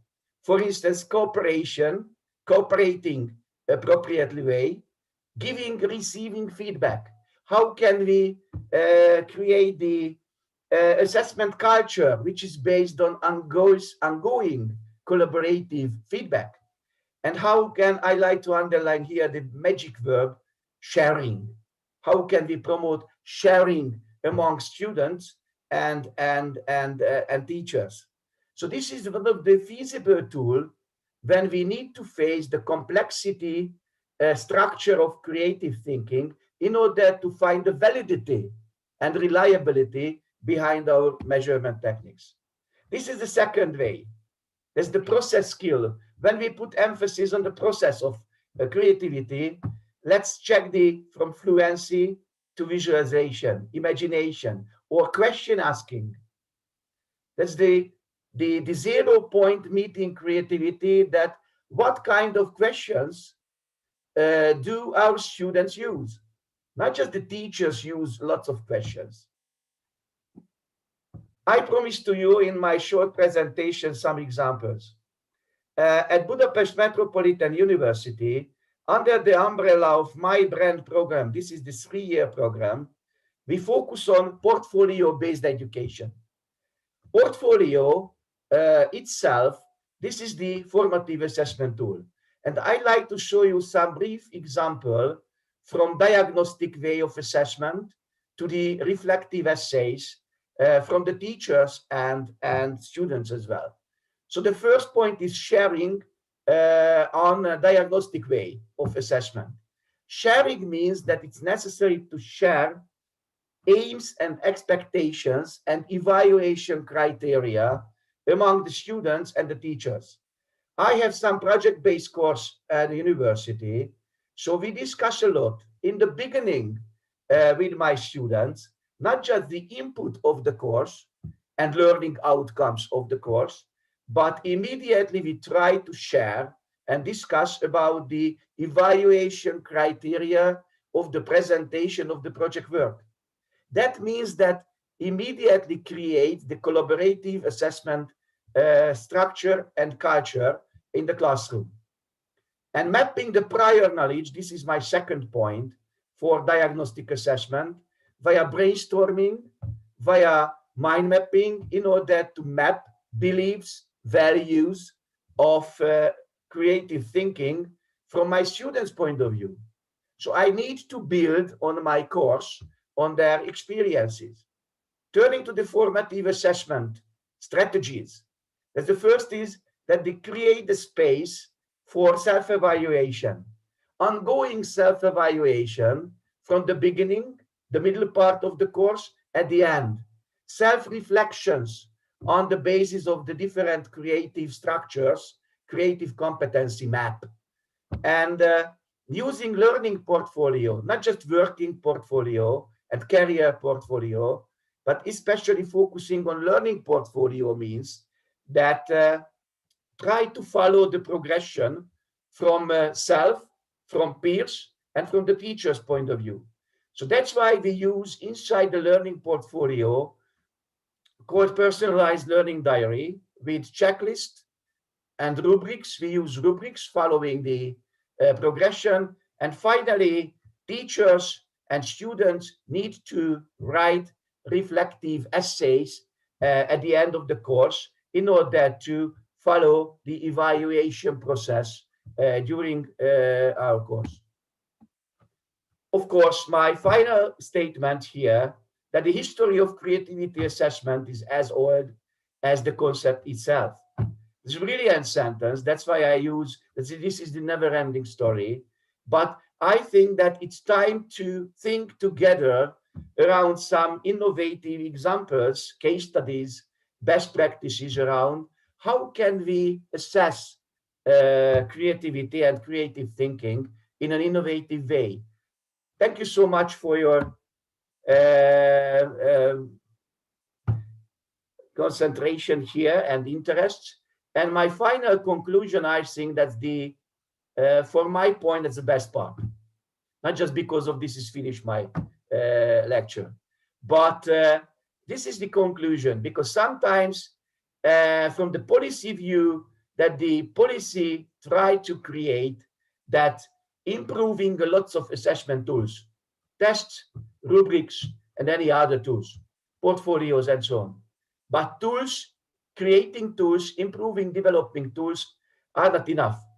Okay, the second point is increase methodology, increase methodological competencies of students and teachers. Obviously, that's a huge impact. But I'd like to underline the first point here. The peak of this triangle that is changing the mindset. Changing the mindset is the most important one. As you know, Carol Dweck used two types of mindset. There's a fixed mindset and growth mindset. But I prefer, personally, George Couros' book. George Couros used the terminology of innovator's mindset.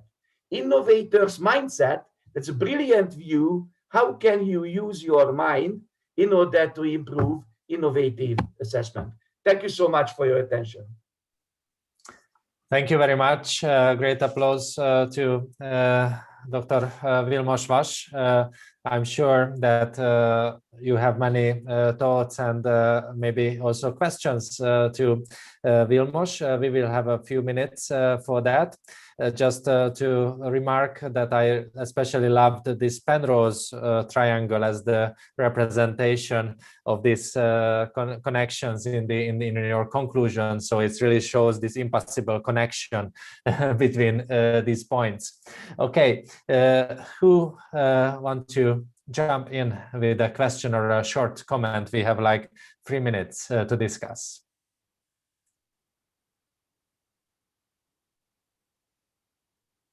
Is there someone who has a comment or a question? Christoph, we can take all the questions for all the participants in the end, so that by the time we get all the comments together. All right, that's good. That will help also to involve also who are just following the panel outside of this Zoom. So I'm happy to move forward to our next speaker, who is Effie Baktsevana. Sorry, Effie Baktsevana, and she's a very well-known educator. I'm sure that you already knew her, many of you. She's combining interesting concept of making music, being involved, being engaged in the learning process, and learn languages as well, right? And maybe many other skills and other competencies. So I'm looking forward to your lecture. Effie, please go on. Okay. One comment, Christoph. Actually, Effie has, like, if you see her profile, she has got more than 150 awards for her pedagogical methods. So she is super amazing. So we'll hear from her. Yes. Okay. Thank you, Harab. Thank you so much for inviting me here. I'm really honored and humbled to be part of this symposium. Harab, I would like to say that my last award was 2 weeks ago, and it was a preschool award from Rebecca Foundation for Russia. It's an award I'm really very honored I received recently. And I'm visiting Russia during the summer to present this method at the Childhood Education University. So yes, I'm really excited. Thank you.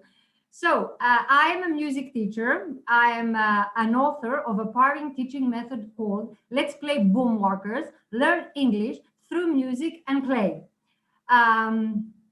Now, I have a PowerPoint to share with you, but I will share it a little bit later, because right now I would like to express some views of me as I have been teaching online almost for 2 years now because of the COVID. So learning and teaching online during COVID with the Boomwalkers and alternative education formats. So during the pandemic, I have accomplished over 150 online lessons and sessions presenting Boomwalkers method, not only at schools, private and public, but at a lot of educational organizations. So during the pandemic, one of the biggest concerns I had was how I will continue to engage my students and keep an eye on their progress from distance. So I had to prioritize on what really matters the most. So I had to find a creation of an open and clear channel of communication with both parents and children. And I have to say here that the relationship that we have with parents is arguably very much important, especially nowadays that we are teaching virtually. Music, as I said, I'm a music teacher. I have been teaching music for over 22 years now. Music sets off emotional responses and kickstarts creativity. So music education is very important for children. And my concern was for my children not to give up on the great impact and the benefits that they get from music because of the COVID. So Let's Play Boomwalkers, Learn English Through Music and Play was definitely the answer for me. And it was definitely a challenge because it was the first time I was going to teach online using this method. So first of all, teaching online for me means simplicity and communication. All you have to do is just find the right learning platform, choose the right tools and stick to them. I keep the technology simple. We were not all being experts in technology. You know, it's okay if you are stressed or if you're not feeling, you know, so into with technology. I practice and I study all the time with the technology.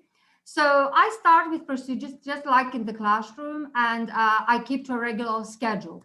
Now, before I tell you all this, I have to tell you that my method is combined into 3 parts. The first part of the method has to do with all about general concepts about the Boomwalkers. What are the Boomwalkers? How do we hold them? How do we tap them? How do we produce the sound? A little bit later, I just do a lot of games, a lot of activities. We learn the colors, we learn the notes. We cooperate in many other ways as it has to do with the first part. The second part has to do a lot with rhythm, movement, and speech. And the third part has to do a lot with learning to play a song without knowing the colors, but with just knowing when to tap your Boomwalker when the right time comes. Now, I am going to share my screen now. Give me 1 minute. Because you have to know what I am talking about. So the Boomwalkers, okay, so the Boomwalkers are musical instruments. but I am not using them only as musical instruments, because that's the way about the method. They are very new musical instruments. They were invented in 1995 in America, and since then they have been used in education in many ways. They are tubed. You can see that there are tubes. They are plastic. Okay, they are made out of plastic. They have different lengths. Okay, and they have a lot of colors, which are, you know, very exciting for the children, especially for young learners. When we tap a boom walker against a hard surface, it can be whatever we want. We can start with simple movements on our body, like tapping the boom walker on the palm, on our knee, on our shoulder, on our thigh. It can be on the floor, on a table, on a chair. Wherever we tap the boom walker, we produce a sound. Okay, so because of that sound, we can play melodies, harmonies, whatever we like. It is very easy. So the size, the durability, the lightweight, and the low cost of the tubes makes it very easy for us to carry them wherever we want. So the children can take them to school. But even nowadays that we are locked down, we can take the boom walkers outside and play and do games, activities, whatever we like. So who can use the boom walkers? Well, the boom walkers can be used by everyone. We can start using the boom walkers from age 2.5 until 100 years old. So they can be used by teachers, educators, daycare centers, kindergartens, primary, secondary schools, universities, language schools, conservatoires, music schools, training schools, vocational training institutes. Now, they are extremely useful for special needs and physical education teachers, leaders of team building activities, human resources, communication seminars, musicians, performance, and I would say that they are highly recommended for any group that just wants to combine learning and fun. Because since I have been teaching many years, my motto is let's make education fun for everyone. Even when we are teaching adults, I believe that adults want to learn in a fun way. So learning with my boom walkers method, I will tell you now about the method. The different colors, okay, it's red, it's yellow, it's green, it's orange, it's lime, makes playing a song very easy. So all we have to do is just hold 1 or 2 boom walkers, and we don't have to learn the notes, but we have to tap the color we have according to how many times the song or the activity tells us to do. So my method and all the games and the activities are presented as games. So in most cases, we work with groups and not alone. And I do that, and when I work online with the children, and that's the good thing about it, because for me, teaching online means, especially when I teach at young learners, I believe that we have to make the children moving ahead, moving forward, not sitting all the time down, you know, very small mini lessons with interactive things to do. So the boom walkers activities encourage the students to communicate, to be creative, to express themselves. So in that way, they learn English, music through play in a very easy and enjoyable way. So I'm passing a little bit for the time. So learn English through music and play. The first part has to do, as I said, with general concepts. So what are the boom walkers? How do we hold them? And how do we tap them against a hard surface so we can produce the sound? We can use our imagination and suggest other things that we can do with the boom walkers. For example, we can look left, we can look right, we look up, we look down. Okay, we can do more complicated movements like tapping the boom walkers and tapping on our palms and turning around. We can play games, learn the colors, the notes, do shapes and letters. And I do have, for example, a picture here. So this is a game that helps a lot fine mobility. So we just start putting the colors down, the red, the yellow, the green, the orange, and so it goes on. I will show you here, we can write words. Okay, this is the word boom for boom walkers. This is the word love. So we can also do shapes, which is very easy and exciting for children to do. This, Okay, the second part of the method, I will do another example for you. Now, for example, if we want to learn, if we want to learn to the children the loudly and the softly. Okay, how do we do this? We can put the children into two groups. The loudly group, I have here, the loudly group and the softly group. So the team that has the loudly has to tap on the floor and say loudly, loudly. And the team that has the softly has to tap on his palm and say softly, softly. So showing the two cards, even when we are working online, so the team with the loudly is tapping on the floor and the team with the softly is tapping on its palm. So this is a way that the children can communicate.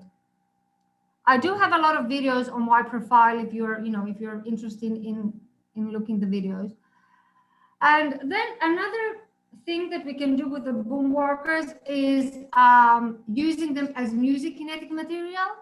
I will do a very small example here for, we all know the song, The Wheels on the Bus Go Round and Round.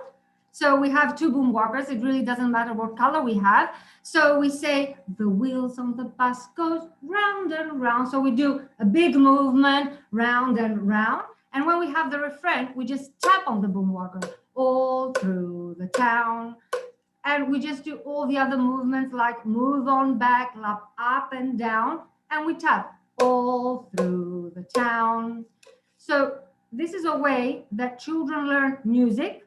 They learn rhythm, and they learn a lot of phrases and a lot of words in English. And these are some photos of some sessions I have been doing. Okay. So this is all about the first part. Now, another game. This is a game they can do. They can just put the boom walkers, stand them on their heads, many, many boom walkers. We can put a lot of music and let the children go through the boom walkers without knocking them down. And this is an activity they can do also when we are teaching online. Every child can do that by himself at home and try, not to put the boom walkers down. Now, we can also use the colors by using a lot of cards. As you can see here, I have created a lot of colored cards. So I divide the children into groups, the red group, the yellow group, the green, the lime, all these colors. And each time I show a color, I want the group with the red color to tap the boom walker, or I want the team with the purple boom walker to tap. So this is a way for the children to learn the colors and to learn to tap the rhythm in a good way. So you can see here, we don't have to sit down and tap the boom walkers, but we can stand on our feet. It has a lot of movement. Okay. Now, the second part has to do a lot with rhythm, movement, and speech. Okay, so I will just, it takes a lot to go through the rhythm, and we have to practice a lot. But now I will show you, one moment. I will show you this. This is very easy because we learn to tap the rhythm according to the color. So in the beginning, we use a lot of ta and tt to learn to tap the rhythm, only quarter and 8 note. It's so easy to do that. And then I get out the ta and the tt and I put a lot of words like strawberry and cheesecake. So this is really easy for them to play. And then after, sorry to interrupt you. We are heading towards the end of the time. Okay. So I do this, and then we just go to the last part, which has to do about playing a song. So I begin learning my students to play using two colors, the green and the yellow, which all the children are one team. And believe me, they can play from 2.5 and 3 years old. It's only like ta, ti, ti, ti, ti, ta. So this is very easy. And I have one team with two colors, and then I have a second team with another color. And so it goes on. So we are a lot of teams until we can go and play something which is like this with more colors. And it is very easy to play. Okay, once that we are finishing now, I would like to say that I would never believe that I would teach music online. For me, it was, you know, if you would say to me 2 or 3 years ago that, you know, you would be teaching music online, I would be laughing. So teaching online was a great experience for me. And something that's important is never forget to tell to your students how proud you are of them and to praise every effort that they give now that we're teaching online. Let's make education fun for everyone. For me, what matters is the way we teach, is the method, and is the strategy, the teaching strategy. And above all, let's have fun teaching, because we have to teach with passion and with enthusiasm. Thank you. Thank you very much. Thank you. Thank you. It was really great to hear your insights. I didn't want to say the same things that I said in the video, because there is a video that you have put it on the YouTube, and in there I have said all my experience about teaching online. So I just wanted to get a little bit of idea of what are these musical instruments that you can use in so many ways, and you can do so many things. I know that you might haven't understand many things because there was a lot of information, but I'm here and you can ask me whatever you like. Yes, I think your presentation gave a very good insight in addition to the video what you already posted. So the best is to watch that too if someone haven't done it yet. And I have many questions because obviously your method is not only for English teaching, but for many more areas. And this would be good to hear more about it. I hope we will have time in whatever language in the conversation. Yes, and I guess other subjects like mathematics. That was my main idea, because counting and patterns, I think musical patterns is a natural part of your method. So thank you so much. We have a few more speakers coming up. I see that Leonard Sommer not here yet. So maybe it's time if I try to share my own presentation, at least in a very short format. So let me share my screen, and let's hope that Leonard Sommer will make it in the same time. So the title of my talk is have to do a lot of things with cooperative creativity, but I would like to have a few words about the new normal, right? This is the main title of the conference. And what are these hybrid experiences? And when I say hybrid, of course, I mean it for the hybrid technologies, what we use in these critical times. But I also mean that it's a pretty challenging hybrid time and hybrid feelings for us educators, I think, in these days. And cooperative creativity is definitely coming from my interest of how to connect art and mathematics, learning art and science and artistic and mathematical activities also in early childhood plays. So not only necessarily learning as per se, but also playing arts, playing music, playing mathematics in the early childhood. And actually, our research group in the innovative learning environments, we really try to consider not only the physical environment of learning, but the mental environment of learning as well. And when we are using different tools, different devices, how these many components are coming together in this situation. And I think we have definitely new experiences in these times, what the COVID-19 produced for us. And we try to support educators all around the world, at least to share their experiences in conferences like this. So we launched this STEAMnet education network, where this combination of science, technology, engineering, arts, and mathematics areas are integrated, and people who are interested in the integration of these areas can exchange their thoughts.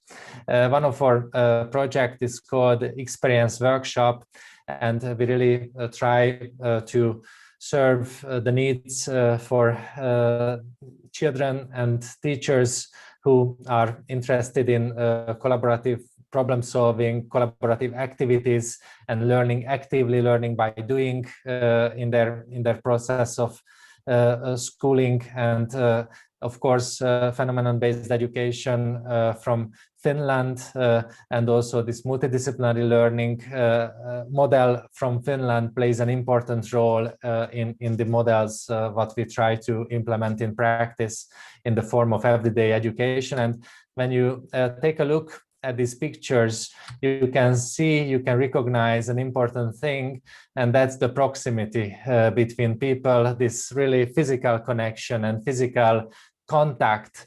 And really the experience of community is not only an experience in our mind, but it's definitely also a bodily experience. I think when we hug each other, we like to touch each other, and that's really a human talent, a human creativity as well. So this is also at stake, I think, in the new normal. So let's see that how we can bridge this gap in all the future what is coming up, and how this COVID-19 changed this situation and overwritten these very human patterns. Though we were ready for this existential crisis and the critical situation, as the 19th century philosophy and 20th century philosophy already teach us. We can read a lot of novels about it, and we have movies about this. And also we know uncertainty as a scientific concept. 20th century science is really dealing with the uncertainty. Just to name a few principles here, it's really the undecidability and nonlinear chaotic processes are the interest of the scientists, and not anymore these deterministic worldviews, and the unpredictability of the future is all what these 20th century scientists try to teach us.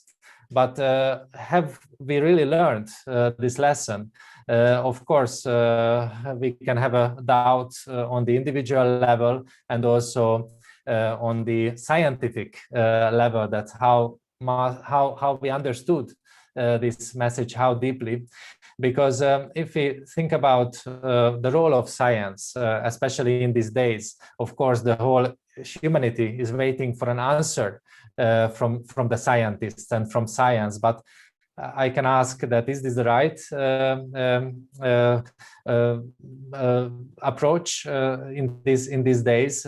Because we also know that science is maybe not primarily to give the final answer, but maybe is the skill and ability and concept to have better and better questions and more appropriate questions towards our environment and towards each other.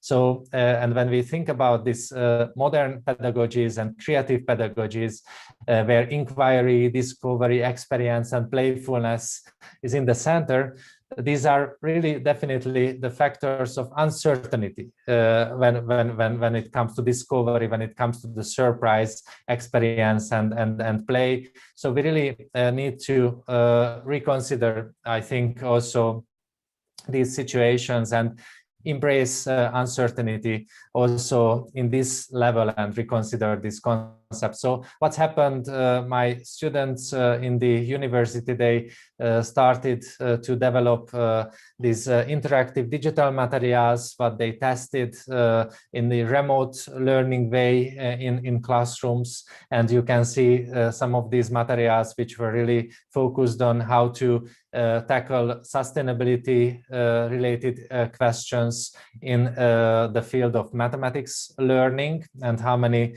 stories is how many different kind of areas they could involve in this competence-based approach. So many different competencies you can see what are central in the Finnish the educational approaches.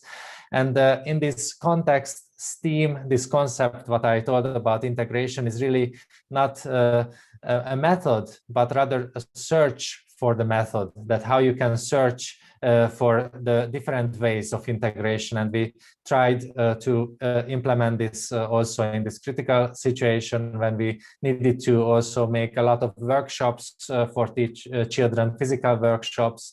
And of course, the geometry of the COVID-19 virus became also interesting for us in terms of mathematics learning. And one of my colleague, Reidun Tvarok, she's the most experienced in the field of virus geometry. She helped us to have a model of physical model of the COVID-19. He also taught us that was the problem with the best physical model, with this model, and what makes challenging the protection against this very dangerous virus. And in the same time, when children needed to attend the school, for example, in Finland, also in the difficult situations, maybe it was an opportunity to think about, to learn about computational thinking also in the context of the COVID-19, that how to eat candies safely, for example, how you can give the algorithms of how you can eat candy on a safe way, and how you can worry about your hand hygiene, and how computational thinking, algorithmic thinking can help you to be more fluent in these situations.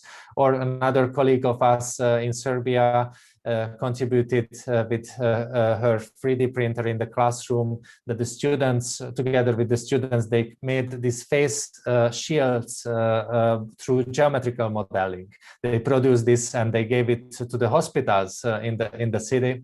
So I think we have seen definitely this kind of very uplifting examples also of collaborative creativity. And when we see that what STEAM approach is used for, we can see that in these critical problem-solving situations, this is a very efficient approach to be implemented. And of course, also this teacher education didn't stop. So you can see an image from an Indonesian teacher development project, where physical learning and distance learning been combined actually very successfully, I can say. Another image from a Transylvanian teacher training in Romania, or we also had experiences that how to work with more than 500 children in a remote school on this hybrid way. So we even celebrated International Day of Mathematics on the Pi Day, so the March 14. So actually this creative ecology really helped us to do so, and also to recognize this multiple and diverse creativities, that creativity is not a singular term, but rather a multiplicity.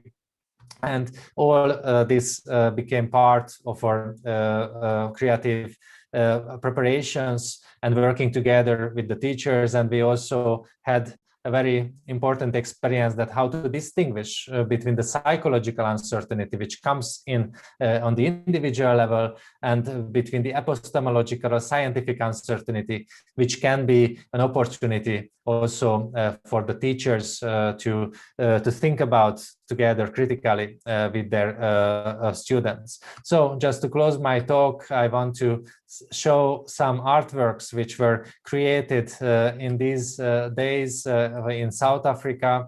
South African children were really happy to express their experiences in the intersection of art and mathematics in this visual format.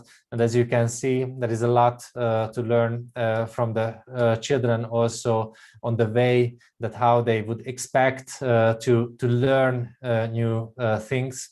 So I'm really happy that I could introduce these contents to you, and I hope we will have the opportunity to think more about these questions. Thank you so much for your attention.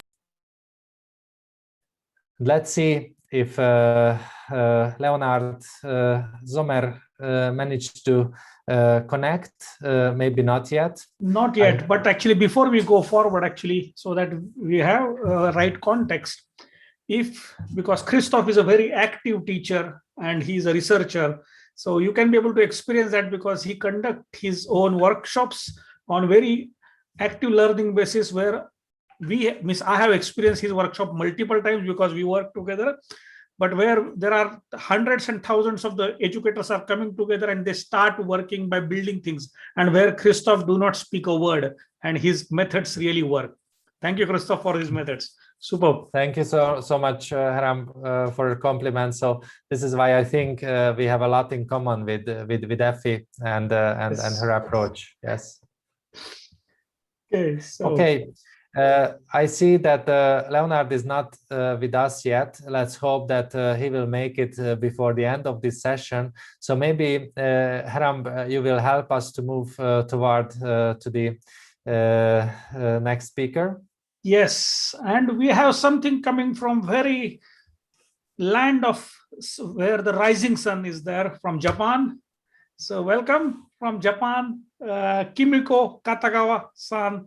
Kimiko Kitagawa, welcome. And just a point that, okay, Kimiko Katagawa definitely understand very well follow English, but she has requested us that we can be able to share her video first, so that she will be having a support. Already you can see her video on our YouTube channel, as well as our Facebook and all social media, as well as website.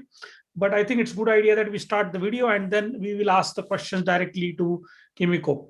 Do you have anything, Kimiko, do you want to say before we start something to hello to everyone?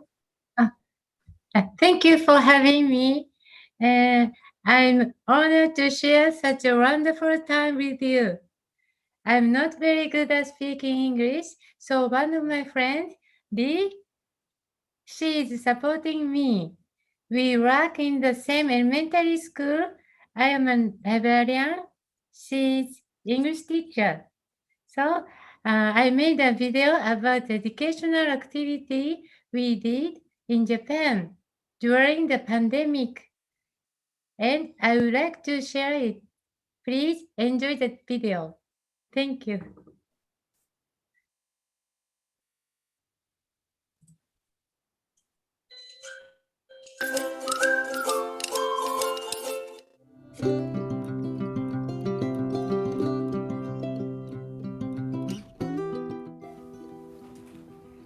Thank you very much for giving me such a wonderful opportunity. I have been working as a school librarian at the public elementary school in Japan for 12 years. I'm always thinking about Japanese education and how it compares to education abroad. I want to hear about education in other countries. In particular, I have heard that Finland education is wonderful. So I am very glad with this invitation. For a long time, English education in Japan has focused on studying to pass exams. So many Japanese people are not good at speaking English. I'm also not good at speaking English. So I was worried about what to do about this invitation. But I decided to participate because I believe it's important to speak about Japanese education. That being said, I'd like to apologize if my English isn't up to par. Nevertheless, I hope you will enjoy my presentation. As I mentioned before, I want everyone to know about education in Japan, and I want to know about other countries and share ideas and thoughts with one another. I would like to talk about the educational activities we have conducted in Japan in this pandemic. I'm going to talk about the 2 months of lockdown and the school was closed. I'd also like to talk about the year of activities when the school started after the closures. The first basic idea of Japanese education policy is that children living in Japan have the same right to equal education. And secondly, Japanese education focuses not only on teaching knowledge and studying subjects, but also on character building as a person. So, based on that idea, we educators think about what we can do. Japanese schools were closed for about 2 months. The thought of teaching online occurred to us, but not everyone had the necessary equipment or internet access. Some children have personal computers while others do not. In families of working parents, the parents depend on their school to look after their children while they work. For children who can't eat lunch at home for whatever reason, school lunch is their salvation. Due to this potential imbalance, it wasn't a viable option to teach online. During the school closures, we made a time schedule. It was almost the same as the normal one. We did math, Japanese, science, social studies, art, PE, and so on. That's to maintain a basic lifestyle. The teachers wrote the study instructions for all subjects, printed it, and distributed it. The children studied based on these notes.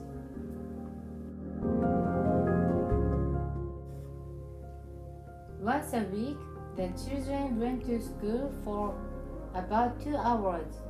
It was possible to keep the connection between the teacher and the friend. During this time, the teachers could check the students' progress. To maintain a connection with the children, teachers also made video letters and sent messages.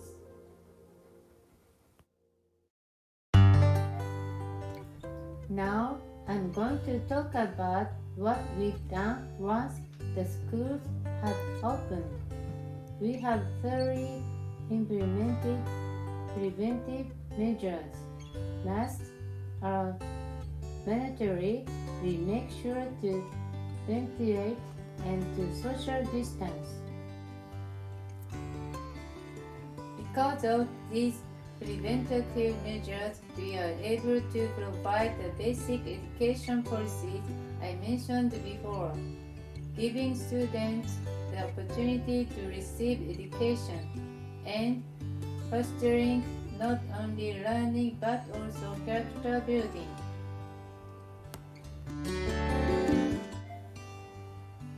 It would have been easy to cancel special events, for example, school trip, sports day, festival, music festival, ceremonies, and so on. But we didn't cancel them. We made the appropriate changes and still held almost every event. The purpose of these special activities is to learn through experience, learning through communication, responsibility, cooperation, planning and thinking ability, sense of achievement, and how to deal with conflict. In this way, in Japan, we always wonder what is the best for children in this tough situation. What should we do? There are risks, but not only are we afraid of risks, we are afraid what may happen if we don't take risks. Many smart minds came together to decide what should be done. Even now, the severe situation remains the same, but we are prioritizing the growth of children and engage in educational activities so as not to drop the quality of educational activities. We believe that this risk is worth taking, especially with all the precautions we have put in place. I look forward to hearing the other presenters. Thank you very much for listening.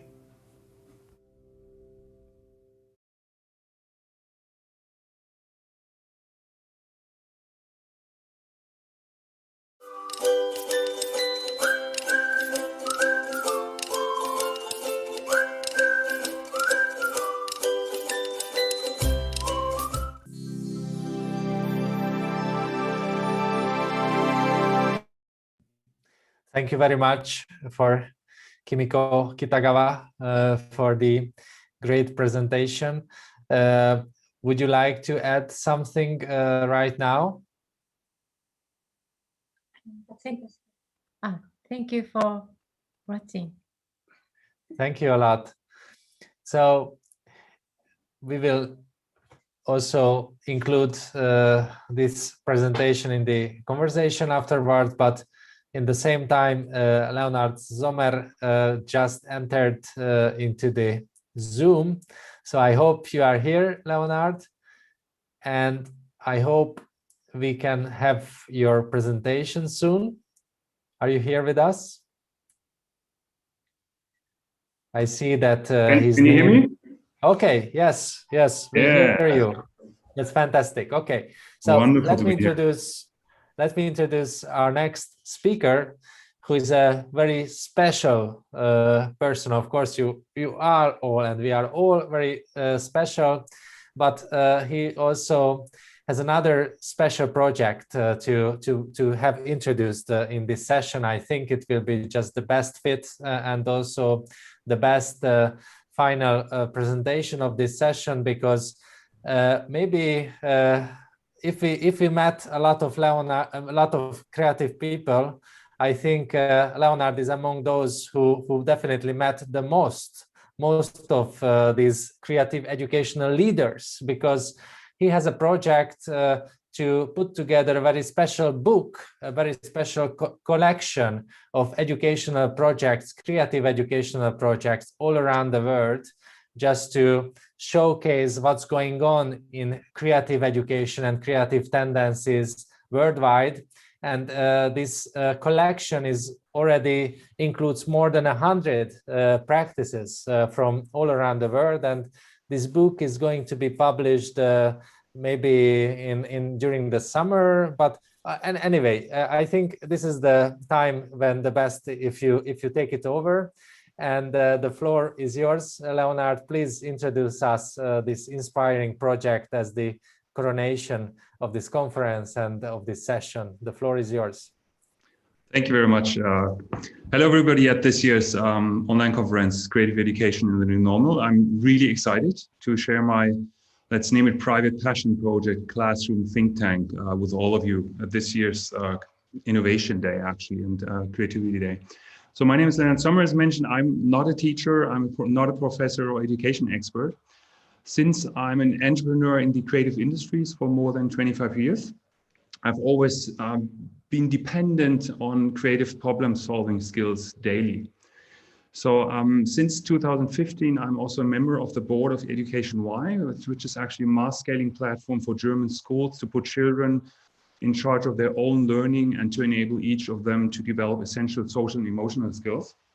And Education Y has applied this peer-based approach to parenting and to wider education, the ecosystem of teacher education, to almost, I think it's about 1,500 schools actually in Germany. So what about my kids actually? Marlon and Mila, they are today 13 and 15 years old. They are growing up in, without question, the most rapid period of change in human history. They differ from former generations in many aspects. They've grown up with digital technology, taking it for granted, having learned how to use it from infancy.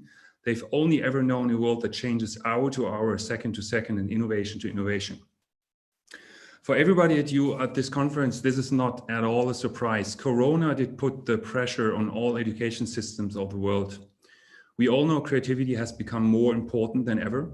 Schools will need to change dramatically within the next years to stay relevant, to say the extreme. This transformation needed is not only about technology, it's about creating a new culture. It doesn't matter if we're talking about on-site or remote learning, teachers will need to become architects and facilitators of creative learning environments and be able to foster collaborative cultures and problem solvers. They will need to learn to coach for talent and passion. I mean, most of you doing that already, but taking out of the window, at least in the class of my parents, it's pretty heavy that there's almost nothing about that. Come to the project actually in 2014, when I graduated with an executive MBA.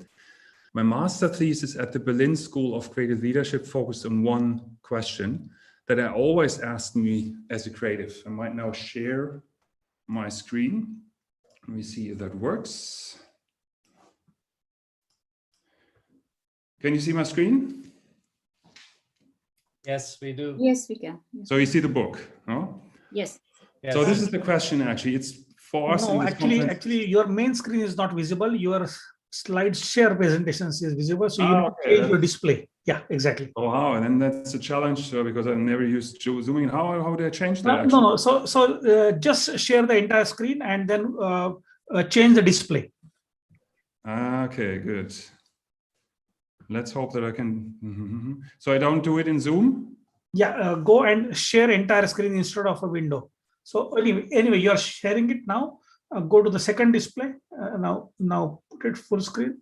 This one? No. Put it PowerPoint. Yes, exactly. Full screen or full PowerPoint screen here. No, it's still the same. No, still it's the same. What should we do? Yeah, click there. Yeah. Yes, exactly. Correct. So good. The creative profession has no clue how this works. Wonderful. So actually, I'm going to show you now parts of the book actually, and also first of all, the story about the project was actually a classroom think tank is more or less a project where we bring together, and this is the idea, really thoughts of creative leaders and creative professionals. And the title is Classroom Think Tank. It's more than a book. We started with workshops in the Berlin School. We started then also, I had more or less travel around the world during my MBA. So I met people in Tokyo, I met people in Shanghai, in Los Angeles, New York, Melbourne, Sydney. And everybody took really a lot of time because they've been also curious about really sharing, bringing in their ideas. So you see it here, like it's for me, it was also kind of really seeing a lot of people and meeting a lot of people who gave a lot in that project. Some of them really took time, especially Christoph, you took really a lot of time to write a full essay and just did it also in passion for this topic. And mainly on this voyage, I think I met around 110 creatives and also futurists who then more or less brought in ideas that at the end I filtered in 5 chapters. And I'm going to give you now an impression about the book in a minute. But before, I would like just to show you also kind of a small movie. Let's see if that works. And give the voice to the kids. Hope that it's in here. Where's the movie? No, anyway. So you see here, the movie actually is the title of the book. And this title actually is at the end a title with 27 covers. So if you put a smartphone on the QR code, then there are 27 covers. And if anybody of you in the conference here, because we don't have yet enough covers, wants to design a cover, send it to me and we'll be part of it. So we are still open and you can share a cover and send it to us and it's part of this cover. So it would be wonderful. Even if you're not an artist, I don't care. It doesn't matter how it looks. There's no fault in anything. So open to that. Hope I get a lot of covers. So, and in the inside of the book, there will then be the covers. And if we go through the book, actually, there's certainly, it starts with the analysis of experts who describe the challenge. And this is also a part that I wrote, it's part of the thesis. And it shows a little bit, okay, and it provokes the topic that we are still a little bit, not a little bit, but the most schools are still using a framework that's coming from the industrial age. And brings also understanding where we're coming from, and certainly brings together a lot of interesting insights and, let's say, also statements from people that you might already know. And this is actually my own research that was part of the master thesis, where I asked class to really share what are the criteria that really are the barriers for creativity in schools, and how would you promote creative thinking. So that's the thought of kids. And at the end, in the second step, I had 464 people really evaluating what do they think, how would you prioritize these criteria from the kids. So that's research from my own. Then I'm certainly, what I also, it's interesting is like, what are actually the skills that a leader needs today in a conceptual age, and what would be the skills in the industrial age. So parts like that. Then certainly also interesting statements again. And all these thoughts and ideas are brought together from creative leaders then here to finally summed up in ideas that could really also help. And these ideas are structured in different chapters. First of all, there's also a framework about change, but we have then certainly also the perspective of the professor side, so the let's say the academic perspective. Then one chapter is about really how do we create a nurturing environment? What is needed for this? Then also, what is kind of the organizational design? What might there be some changes that really help to foster creativity? There is actually also interesting analysis of the 70-20-10 framework that Google uses to really help to foster creativity. And then is a large chapter about culture. There's an interesting piece, for example, from the chief of DDB, that's one of the largest advertising agencies in the world. And he's sharing what would happen if he transfers his culture to school. That's quite interesting. Then certainly also the teacher's perspective. Then we have also the parents itself. So what would be needed if a family and the parents also take really responsibility and align with this culture. And that's what Christoph already mentioned.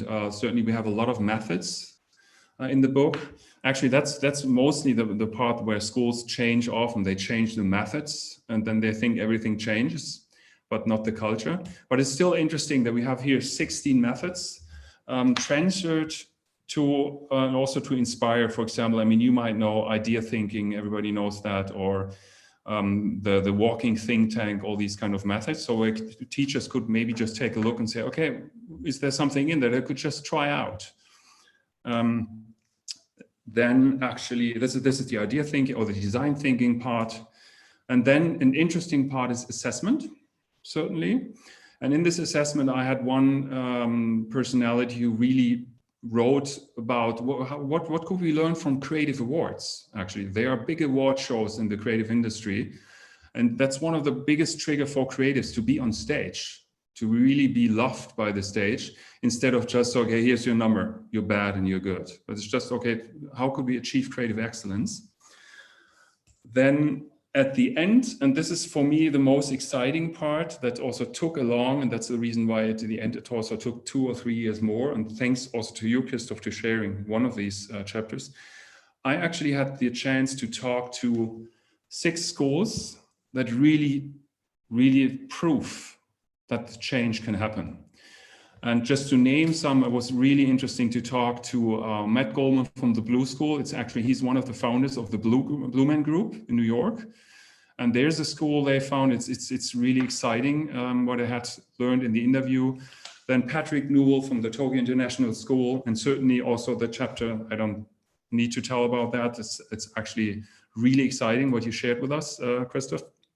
So these leaders are sharing in form of interviews what they really think and what they think what makes the difference. And at the end, there are also interesting pictures that they shared with how these schools really look like, and we see, oh, this is really different. This is actually the Vitra school, and this don't need to tell anything about that. So thanks for this. And finally, that's something that didn't work before. I want to share that at the end. Hope that it works now. Just give me a second, because I have a voice of a kid in here. Let me share this. That's a nice outro. A second. No, it's not in here. Anyway, but I think you saw a lot from the book so far.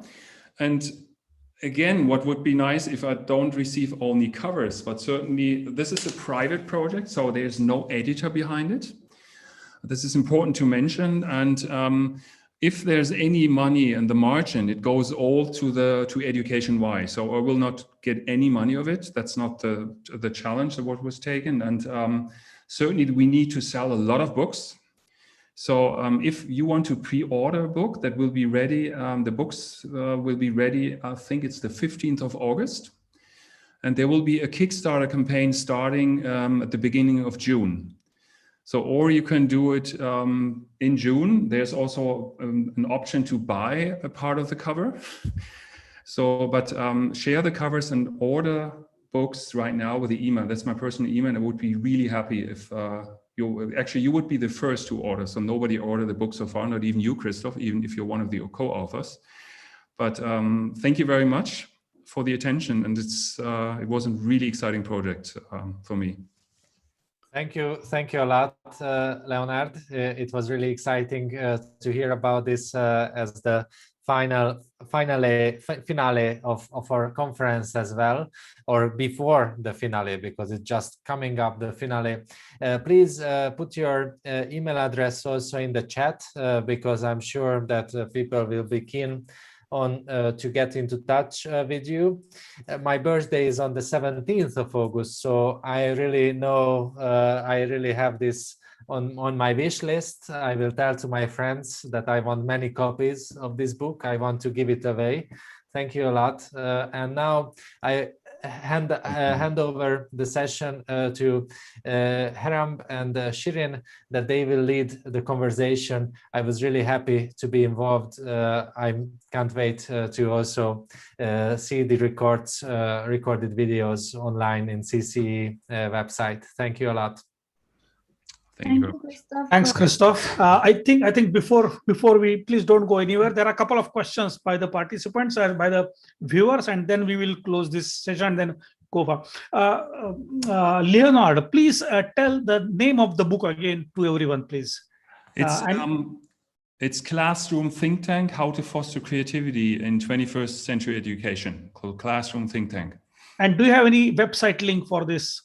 The website link will be ready in 2 weeks. So we're not ready. You're one of the, actually you're the first ever you saw the book. So it's not even, the book is not even ready designed. It's ready in 4 weeks. Wow. So it is a totally like hot out of the oven. Yes. Yeah, that was actually the first time ever somebody saw this design. So wow, we are really fortunate. We're really fortunate to have you here. But I'm gonna share absolutely. If there's anything ready, I would be happy also to have the let's say all the emails and share it with everybody. Super. We are. I think the people who are watching from many countries, because I will give the statistics later on. People are really looking forward to these kind of books. So please do share, and we are happy to have it shared for everyone. Absolutely. Thank you. Thanks so much. So I request you to stop your sharing so that I can start. And now with this, there are one question to Kimiko Kitagawa. What is the question is that what is a class strength in Japan? How many students are there in average classroom in Japan? You can go very slow. Okay, so I'll help her out. Please tell your name as well, because I knew only Kimiko's name, but your name. Oh, my name is Lee. And what do you do? I'm an English teacher at the same school as Miss Kitagawa. Yes. Thank you. All right. So the average class size, at least for our school, is from 20 to 30 kids. I know of some schools who have quite a bit more, maybe around 40, but at least for our schools, it's from 20 to 30 kids. And second question, again for you, so that you can be able to complete part that. Other than Finland, Japan was a many old country who has a school meal lunch given to everyone. Start from many hundreds of years back. Even in the Second World War, there was like, for example, I visited Japan multiple times and I saw a museum where what kind of progression happened in the lunch part. So question is about the lunch part. What do you see the role of lunch as a part of entire education curriculum and the concept of cleanliness in Japan? Okay. What do you think is important about school lunch?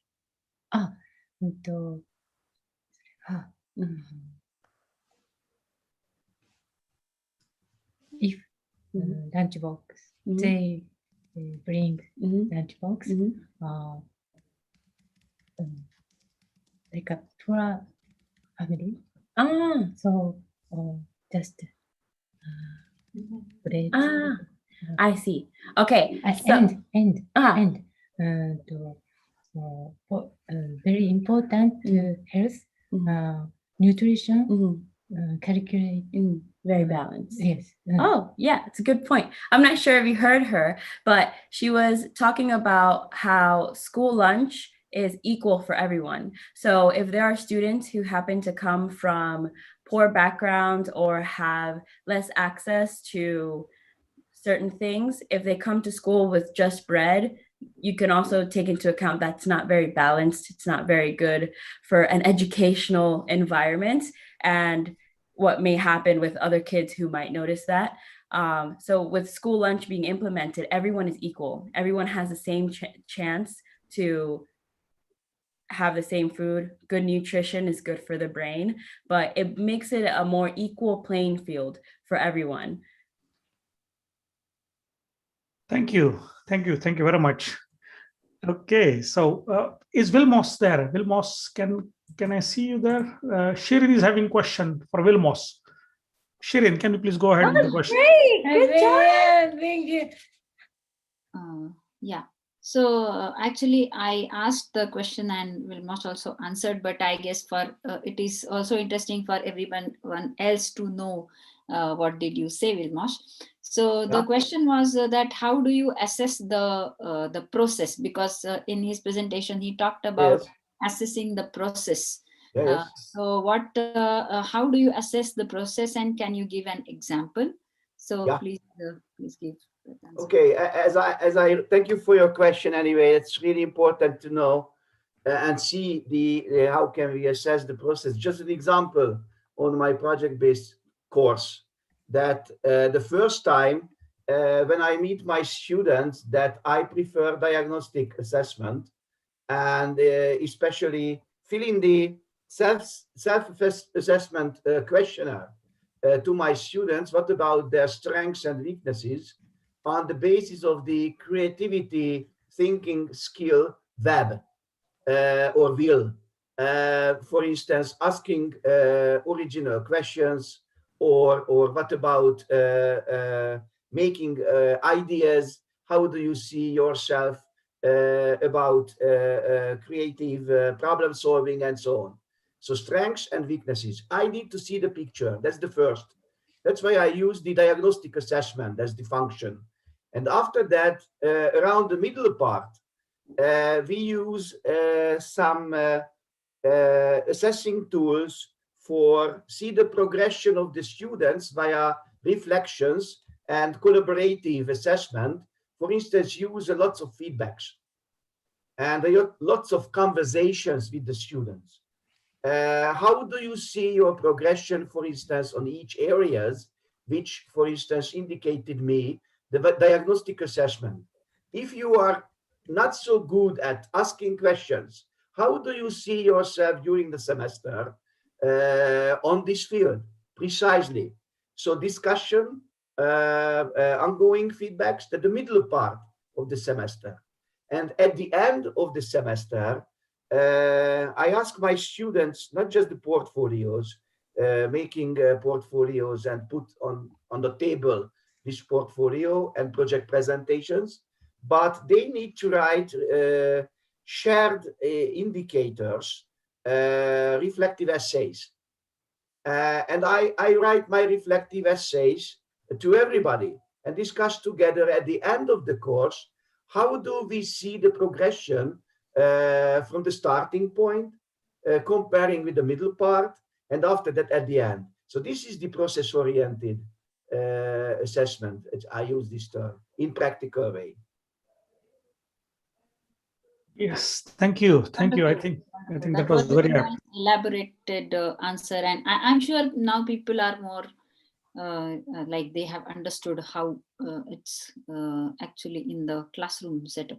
Yes. Yeah, absolutely. That's a relevant question because of my time. That was very short. Yeah. I tried to respect the other speakers. Yes. Thanks. One last question to FP, and then we'll wrap it.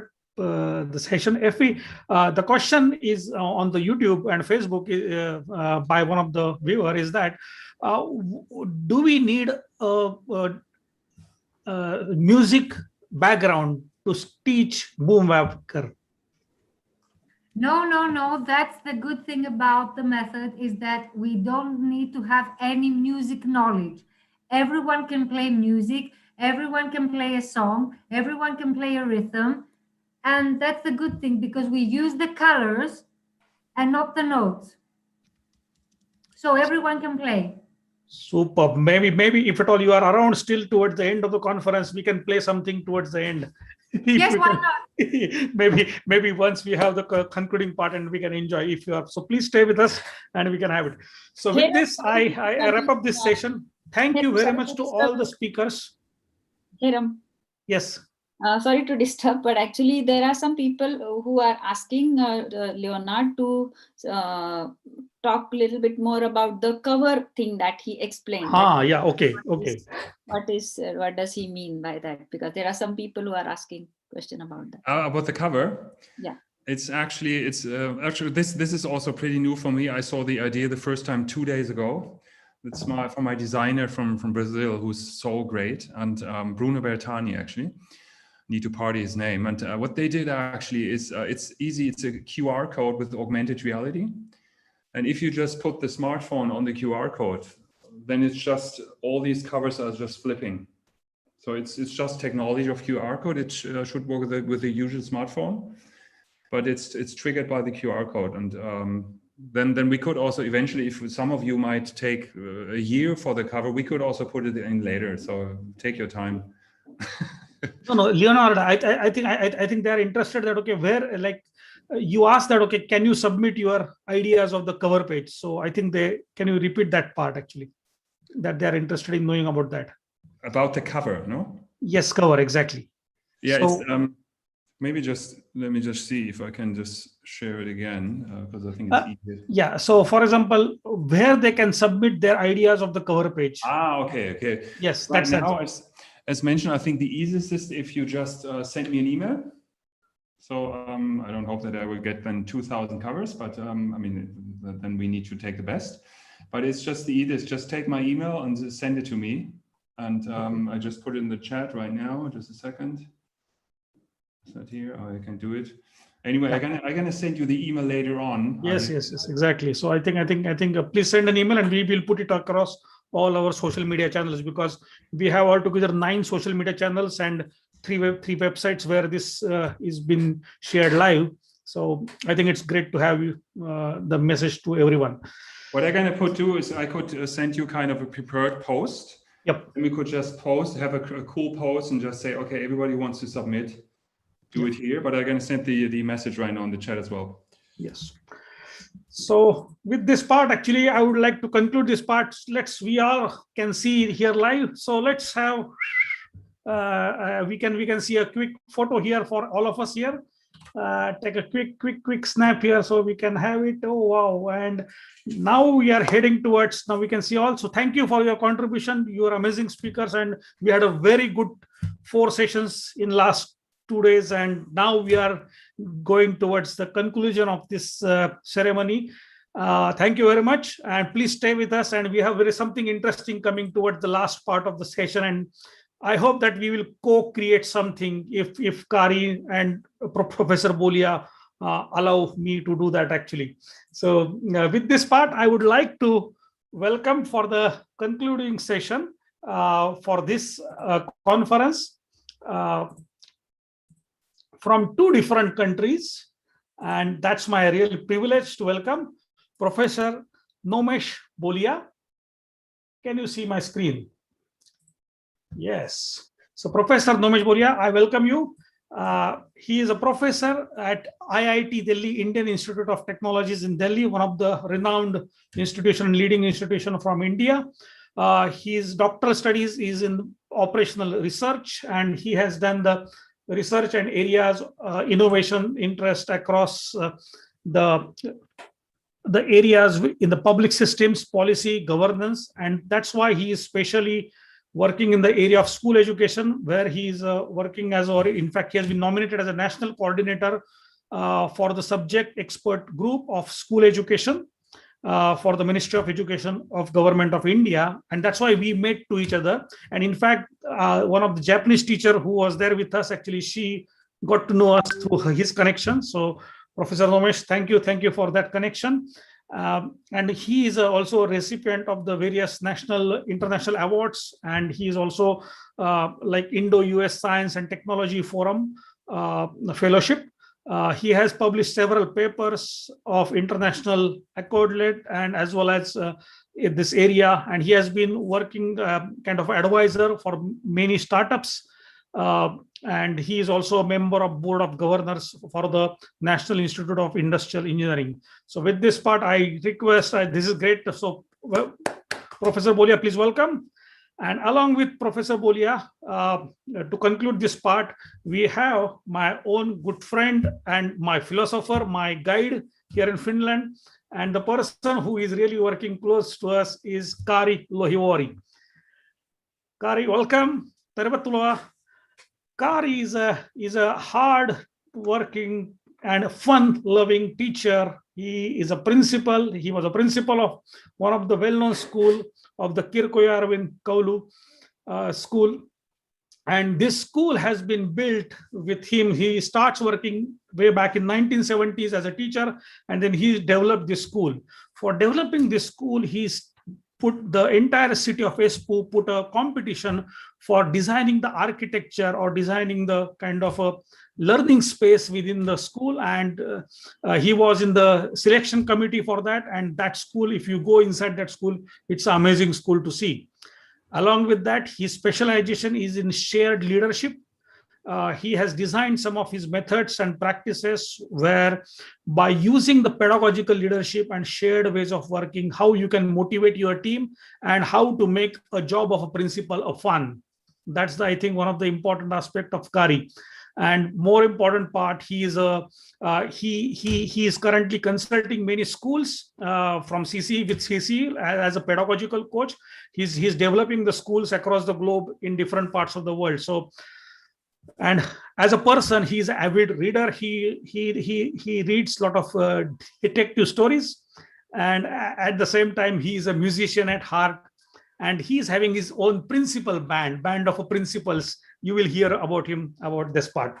So with this part, with this both the dignitaries, I welcome first Professor Nomesh Bolia to say a few words.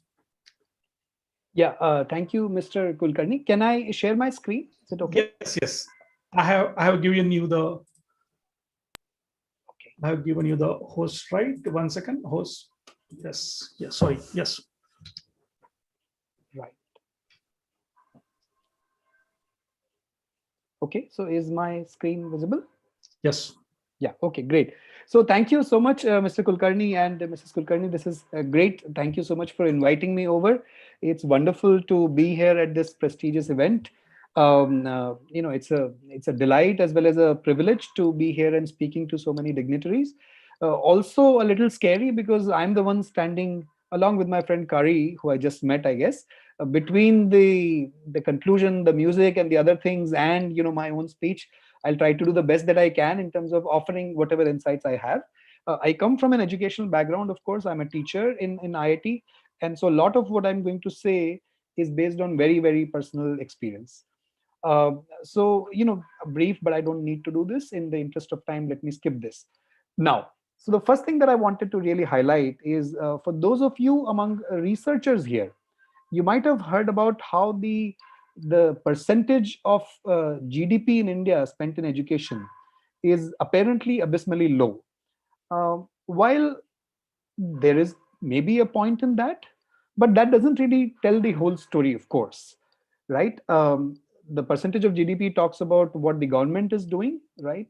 And plus, of course, what everybody else is doing. But in India, we often say that money doesn't capture everything.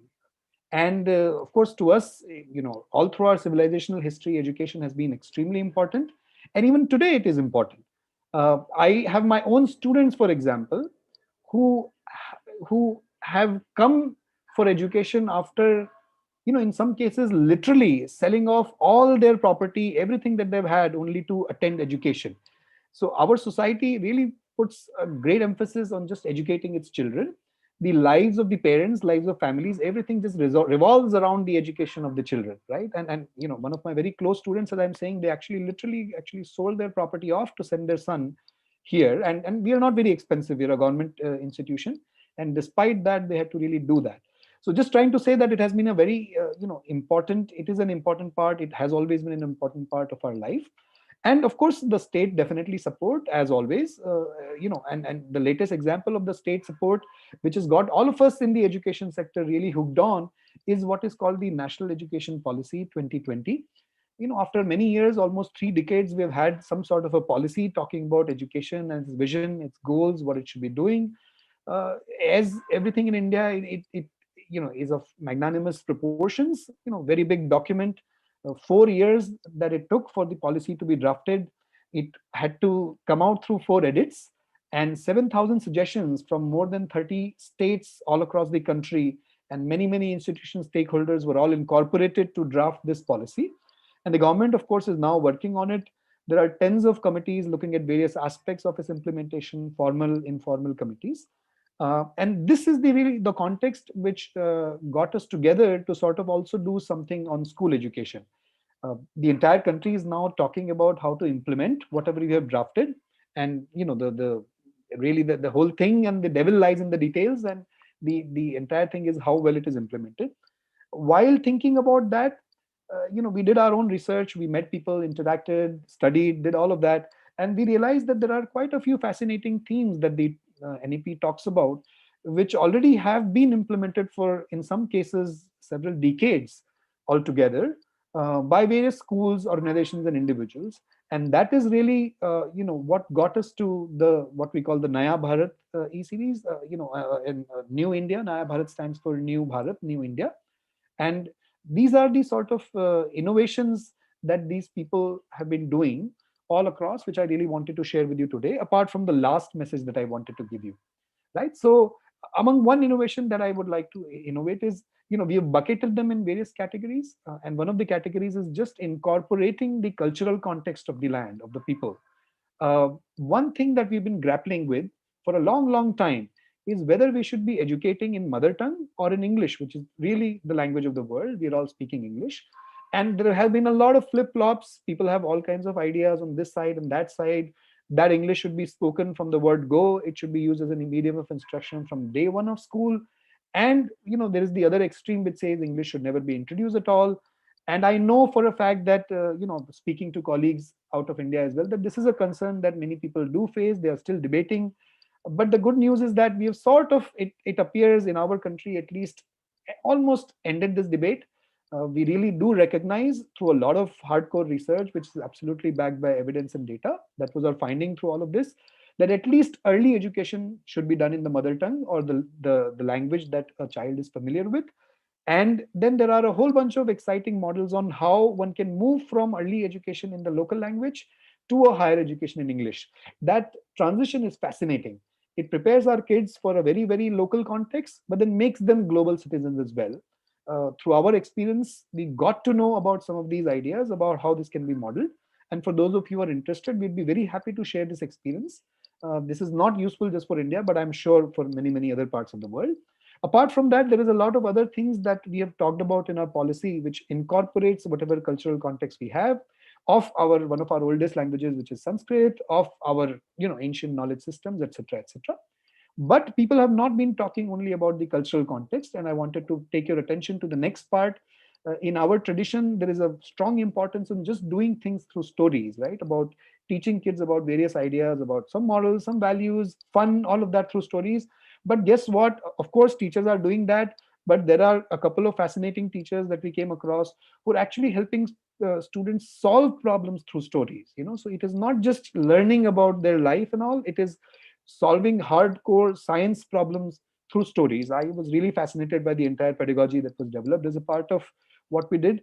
The other thing that I would like to highlight is this peer learning methodology that a wonderful group based in some part of India has developed.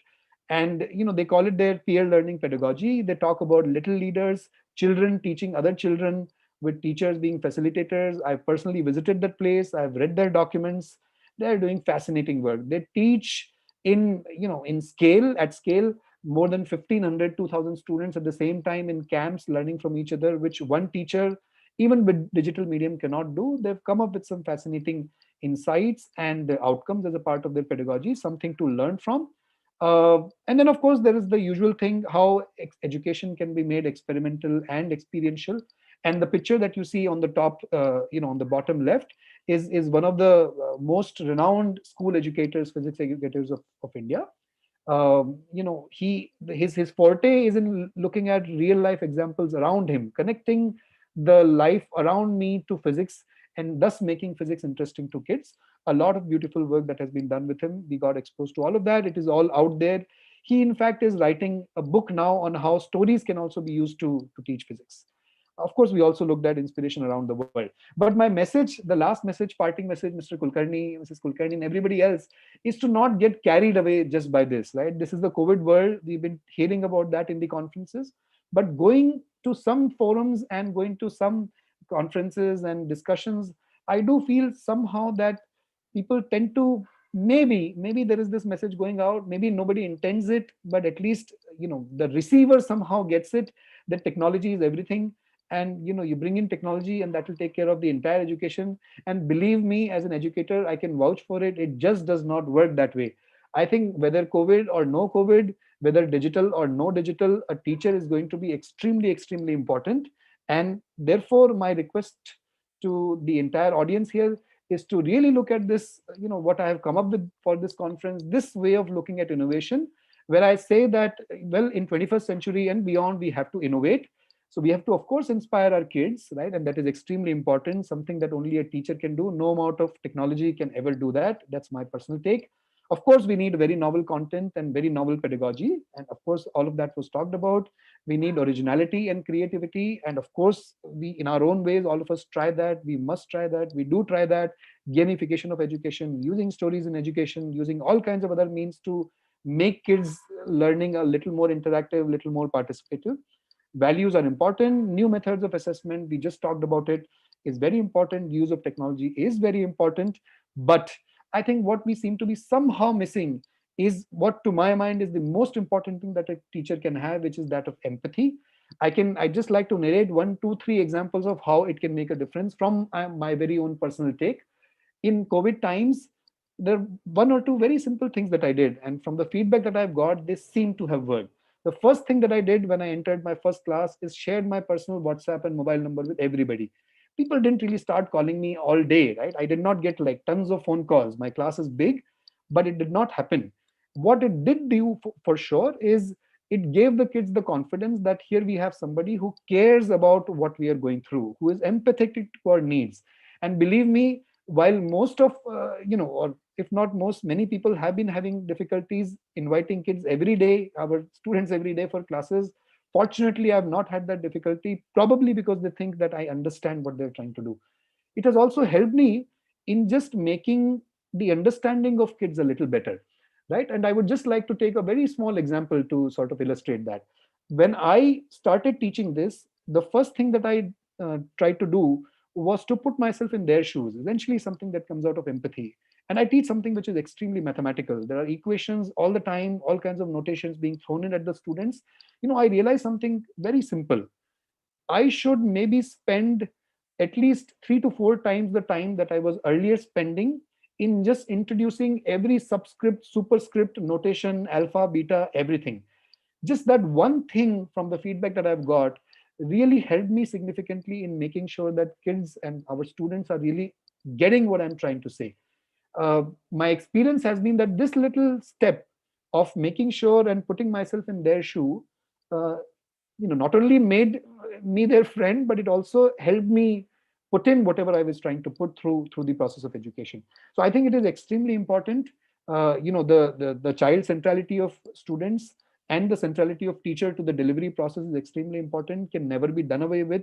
And I do hope that in our urge to come up with novel content, we do not miss out on this meaning of innovation the way I've tried to put it out here.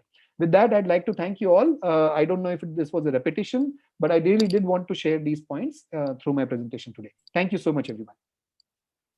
No, thank you. Thank you. Actually, it was not a repetition. In fact, it's a reinforcement actually, which is required as well, even though it can. But I think the point which you mentioned, and it is good that it came from you, who is like IITs are considered as kind of a technological hubs. And I think you're talking about empathy, and which is the kind of the requirement.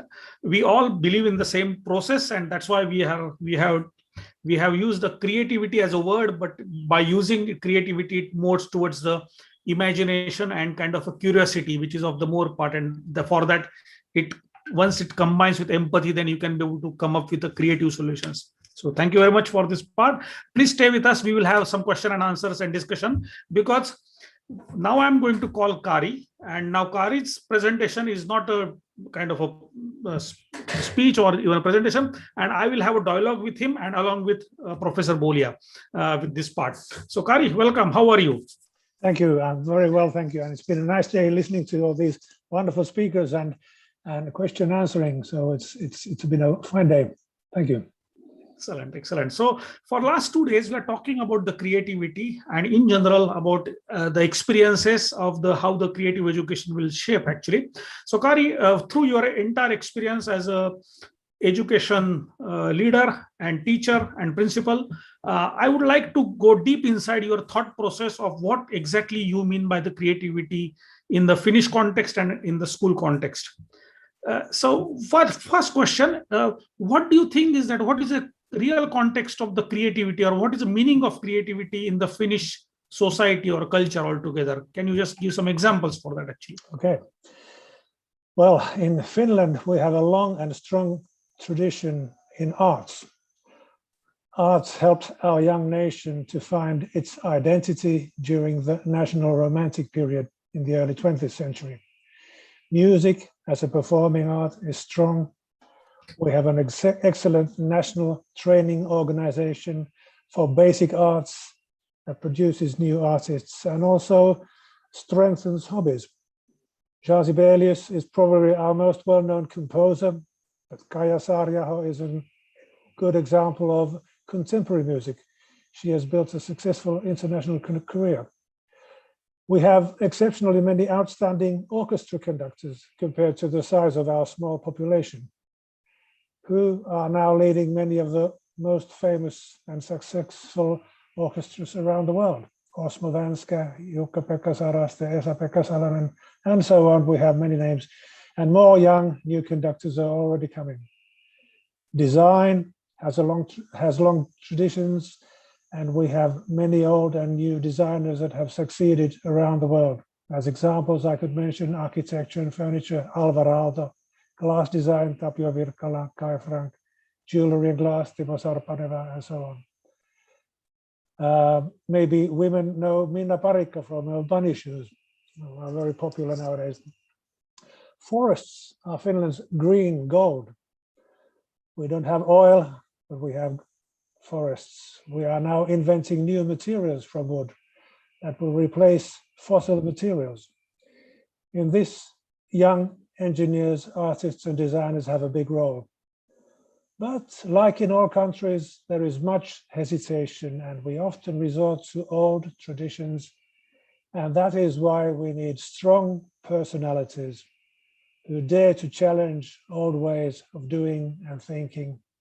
And this is where schools are playing a big role in raising new generations of brave and creative citizens. Yeah, I think you gave the overall picture of what is the importance of creativity, and actually my experience also here in Finland. Actually, when I started my professional career way back in India and then USA and Finland as well, then in 2005, I could really sense the importance of design thinking in the overall process. Design thinking is a very strong requirement here. Design is a very important part. So for example, if you want to construct a building in Finland, it takes around 2 years to design a plan and make everything ready, and then you can build the building within 6 months, which is maybe 20 stories.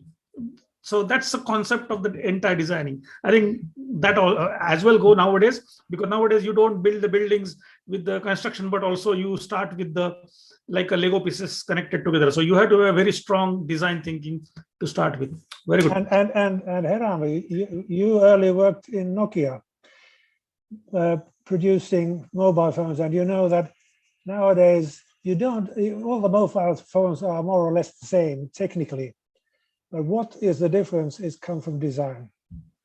And that's where, for example, I'll be talking later on about the position of arts and handicraft in the Finnish school system. Arts and design are the things that sell and make a product different from compared to another one. And that's why we need creativity where we create different from design, from using arts and using imagination. That's what makes a difference from a product compared to another one. True. I think with this part, actually, we understood about the Finland as a country as a part of the creativity or design. Now let's come to the school education. What do you think? What is your opinion about the creativity in the Finnish schools? Well, schools are basically very traditional. They have been with us for a long time and are a big part of society and everyday life. Schools have been a possibility for many people to learn and open their minds to new ideas. Finland's general compulsory education is celebrating its 100 years anniversary this year, actually. The common folks schools opened educational doors to all our citizens and made it possible for people to rise in society regardless of wealth or origin.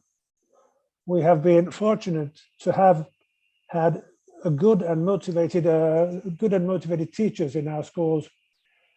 Earlier, teachers' training focused much on manual and practical skills, which were very understandable because Finland was still strongly an agricultural society. Teachers have been called folks' candles. It's a nice way to describe the role of the teachers. Teachers brought light to people through education. Later, when teachers' training moved to universities, the focus moved to modern skills and teachers were trained to be researchers. Fortunately, we have saved the teaching of arts and handicrafts in our schools. This is something special and unique compared to many other countries. In these subjects, creativity is presented in its most natural way. Students meet new materials and techniques and have the possibility to explore their own ideas. But creativity is seen also in other subjects. For example, the teaching of mathematics has developed a lot. Many people have been in the wrong understanding that they cannot learn mathematics. I'm not a mathematics person, and have given up trying. But through new modern ways of learning, they have found the wonderful world of mathematics. You can say the same about all subjects. Schools are developing new ways of functioning and teachers are eager in learning together with their students to find new ways of working. Yeah, exactly. So I think the teachers needs to come up with the new ways of thinking towards the subject, and actually I think that Finland gives that kind of autonomy and freedom for the teachers. And I think for that, with this freedom and autonomy, and with a good professional background, you have been leading the schools for quite a long time.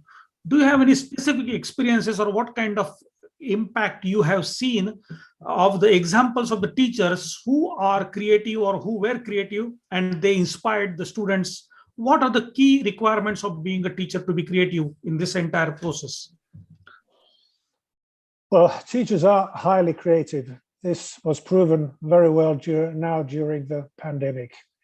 Teachers created virtual learning spaces very quickly, started to produce material, and found new ways to teach.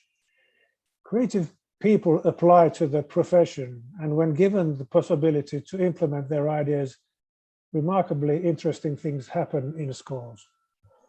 But there are times when teachers get trapped in routines. Sometimes you just start to repeat the same ways to do. And this is where schools need personalities who wake and shake others.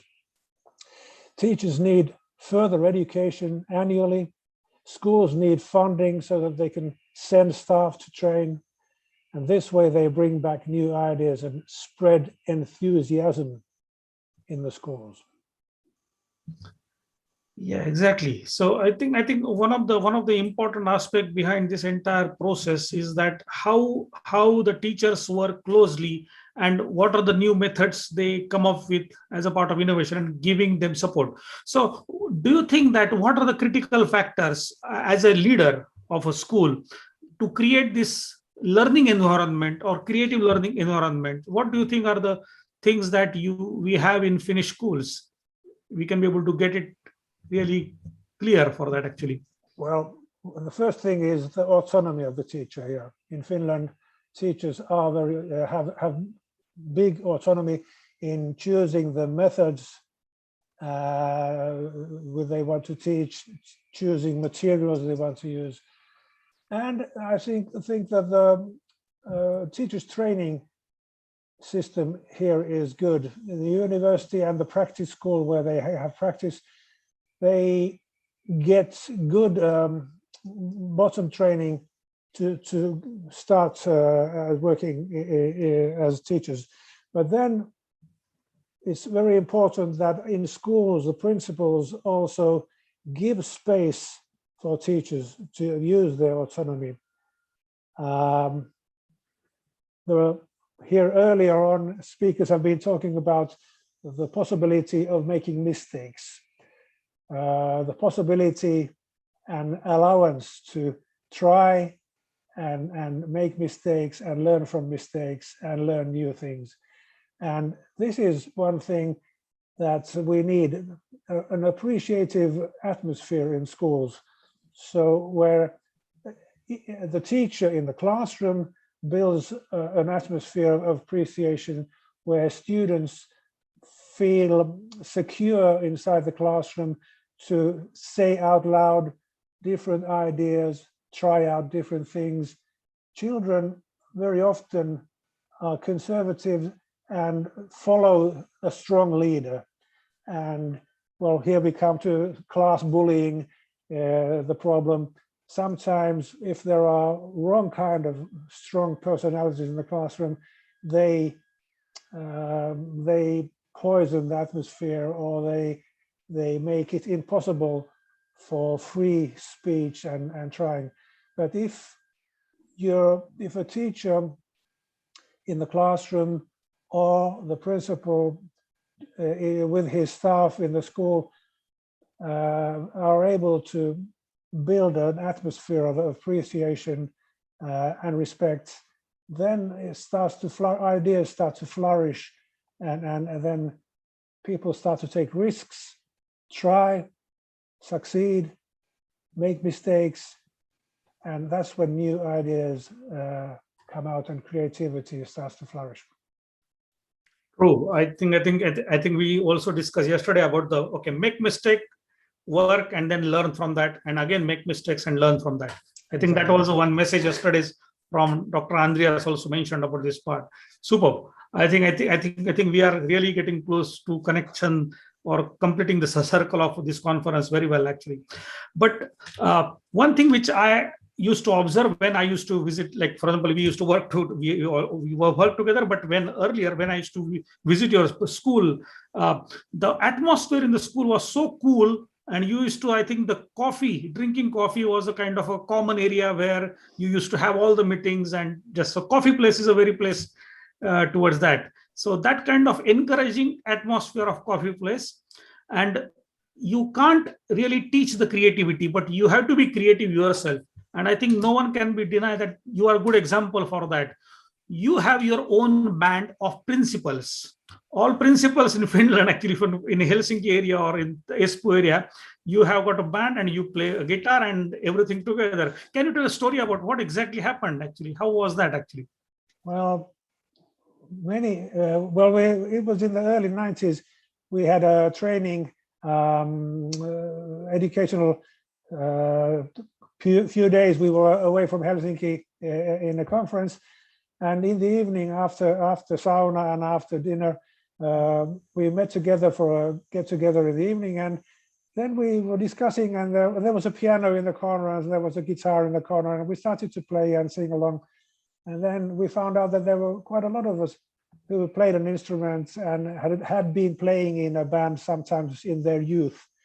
And then we decided, oh, it'd be nice to get together and start to practice something, and we formed a band, and we met at one school's music class. In Finland, the school's music classes are quite good. There were instruments.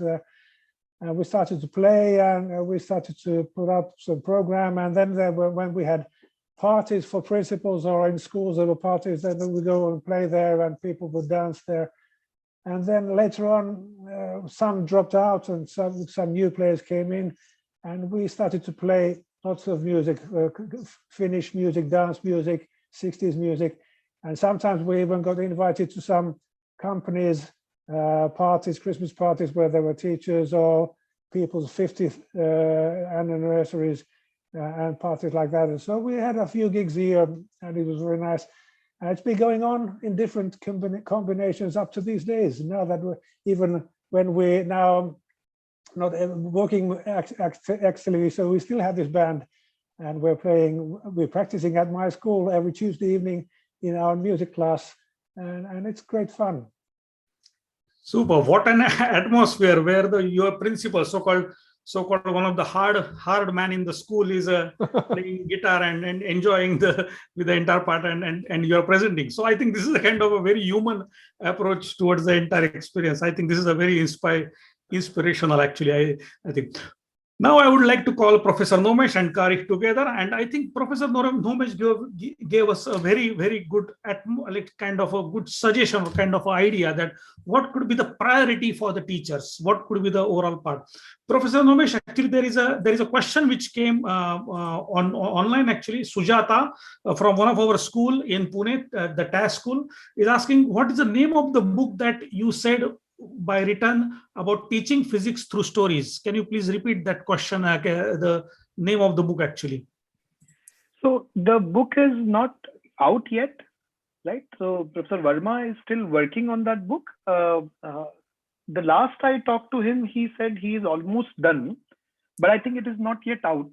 The moment it is out, he said he promised that he will let us know. So I don't really know the exact title.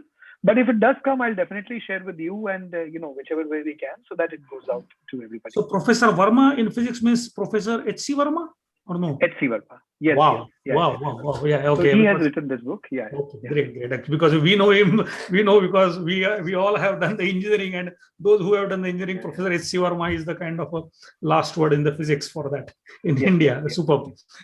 Excellent. So I think one of the important part, which is this discussion will lead to that part, that we are coming through this entire process of learning and creating a learning experience through creativity.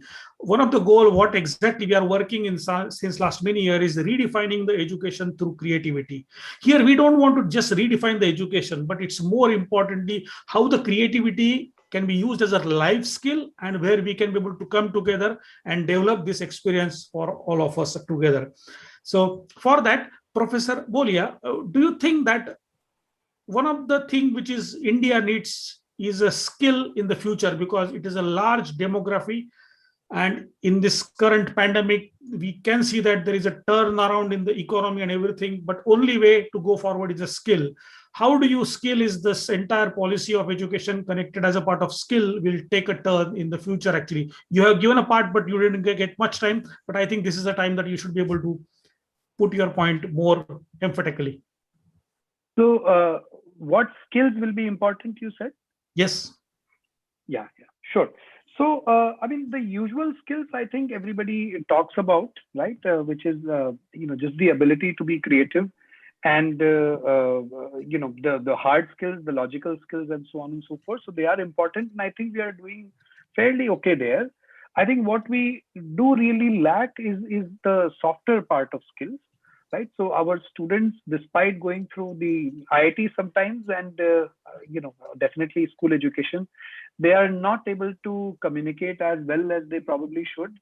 And they're also not able to survive in new kinds of environments, right? Just being able to, although, I mean, when students go out, they do well, but I think they are among the more exposed lot, right? And so I think some of these softer skills is something that we definitely should focus on.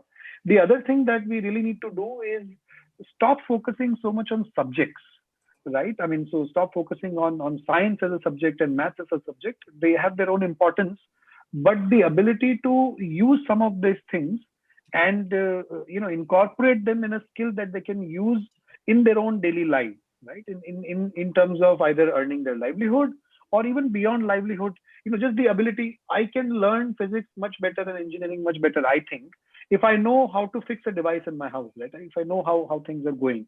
So that ability, that skill, I think is lacking. And I think we need to incorporate our concepts and subjects with some of these skills to look at objects in front of me and do something about it. So two things: soft skills and.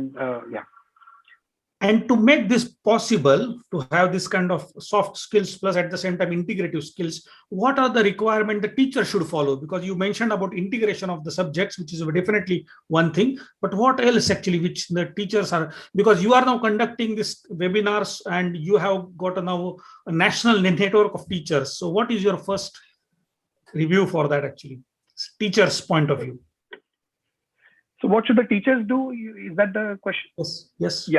Yeah, sure. So, I mean, so the first thing that I would like to start off is just be empathetic, understand the needs of the kids, right? That will help them become contextual, right? So I think that if you are teaching in a place, let's say a rural area, which is where some of our work is, I think they need to just be able to connect the education to the context surrounding them, right? So talk a little bit about, I don't know, farming. One can teach physics also through farming, right? You can teach all kinds of things through some examples that are taken from things that they see around them. Now, I'm not saying that kids in villages should not learn about technology or should learn only about farming, right? But just being able to connect some of the things that the kid sees around them will only help them to move on to things which they don't see around them. Right. So I think that is, so through empathy, I think they should really connect to the context that is there in front of them. The other thing that they should be doing is, I think right now, at least in some systems, they are, I think, cowed down to some extent. They really need to open up, right? They need to be more confident and they need to stop believing that they are, employees of an organization or the government or whatever. They should start thinking that they're creators. It's the highest form of creativity to be able to create a child's personality. And I think that is the sort of inherent motivation that should come out of them and should get them out of this mindset of being an employee and therefore always taking orders or, just following somebody. So I think these two things in terms of softer aspects, harder, of course, they should research and develop more and more skills and attend trainings and all of that. So I think the teachers should take control of the education. I think that's what actually they must take, because I guess it's enough time to blame government or something. Now they have to be control of themselves. And I always say that teachers are their own advocate. They have to plead their case. If they are doing something right, they have to stay with the parents and tell them, okay, we are professionals, we are doing right thing. I think the same thing happens in Finland, which very cleverly, and Finnish teachers are very autonomous, and they need to be. They are very. They take the things in their control with a very humility, and at the same time with a kind of a specific, because of the qualification and because of the confidence what they have.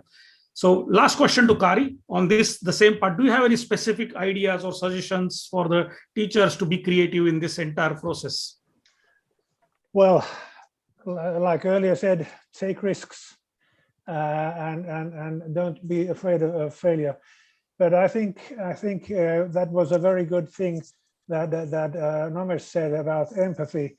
You have to be very human and empathetic with your students, and I think in many countries the problem is that when it's full of these national testing systems, teachers become prisoners of this system, and they don't get enough room to creatively build the day of the school or the teaching or the lesson, because they're afraid that time is spent on wrong things because we have to achieve these tests. And that's where we are lucky, because in Finland we don't have this testing system, and that gives us teachers very much more room to plan and change plans if they get ideas during the week, what to do in the classroom, what to do with the students, because you're not all the time aiming to this national tests and its results, and there's not all the time this evaluation system where you're evaluated. You're free from this. So my hope was that more countries would stop these heavy testing systems, and that would free teachers and schools very much more. But this is the situation at this moment, so that's why I think teachers just have to be courageous and use even the small freedom they have to do different things in many different ways, take risks, try different ways. Wow. I think this is a take risk and try different ways. I think that was even the point Professor Nomesh and Kari, both you are saying. Let's go ahead with this message. To conclude this entire conference for 2 days, me, Kari and Nomesh, we are coming together. And to conclude this part, actually, I want to tell a story which I started in the previous year's conference in 2020, when we started lockdown and we had our conference to be planned in the physical part. We immediately converted the conference in a month time to online, and we had tremendous response. And this tremendous response was possible only because of the amazing educators, teachers, and connections of CCE's team actually working together with the help of the people like Kari and Simran and Shirin and everyone who is coming together with my colleague Maria, Surla, and everyone. So they're really a backbone for this entire process. So when we started, I started that conference with something like this. You will feel that, okay, what I'm showing you right now. This is the picture of a toilet paper, which you know, but this is not a common toilet paper. This is a cake. This is a cake, actually. Last year, when lockdown started on 23rd of March, one of the Helsinki baker got rejections in all, like her orders were cancelled everywhere of the cake. No birthdays, no parties, so all planned cakes were cancelled. So, and one of the important part during that lockdown, the first thing which got over in the supermarket was toilet papers. That was the kind of thing everybody was new. Their toilet papers are over. She thought that what we will do. So she put something out of box thinking, and she created a cake of the toilet paper. She designed it cake, and all of a sudden there was amazing demand only for the toilet paper cake. And she started with that. And within 15-20 days, she could be able to sell a record number of toilet paper cakes here in Helsinki. And we are real. So you can go and check Helsinki toilet cake, and then you will find a lot of news about it. That was my story at that time, to think out of box, to take risk, design something and implement it. I think that was the story to start with. But this time I'm going to give one more story for this. Anyone knows what is this? And this is I don't want to, even though this is a conference, I want to think a bit out of box actually, and try to think here actually. This is mainly for the mains mainly. So I don't want to be very politically correct here, but this is a very amazing idea.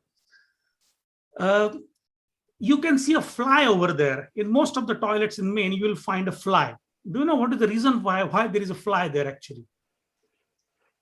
The reason was that way back in 1999, in Amsterdam Schiphol Airport, there was a kind of because of the economic recession and kind of the flights which are been organizing, the entire the staff of the team of the Schiphol Airport at Amsterdam in Holland came together and tried to find what is the way we should be able to find the solution for this cost effectiveness, how instead of laying off the people, how we can reduce the cost.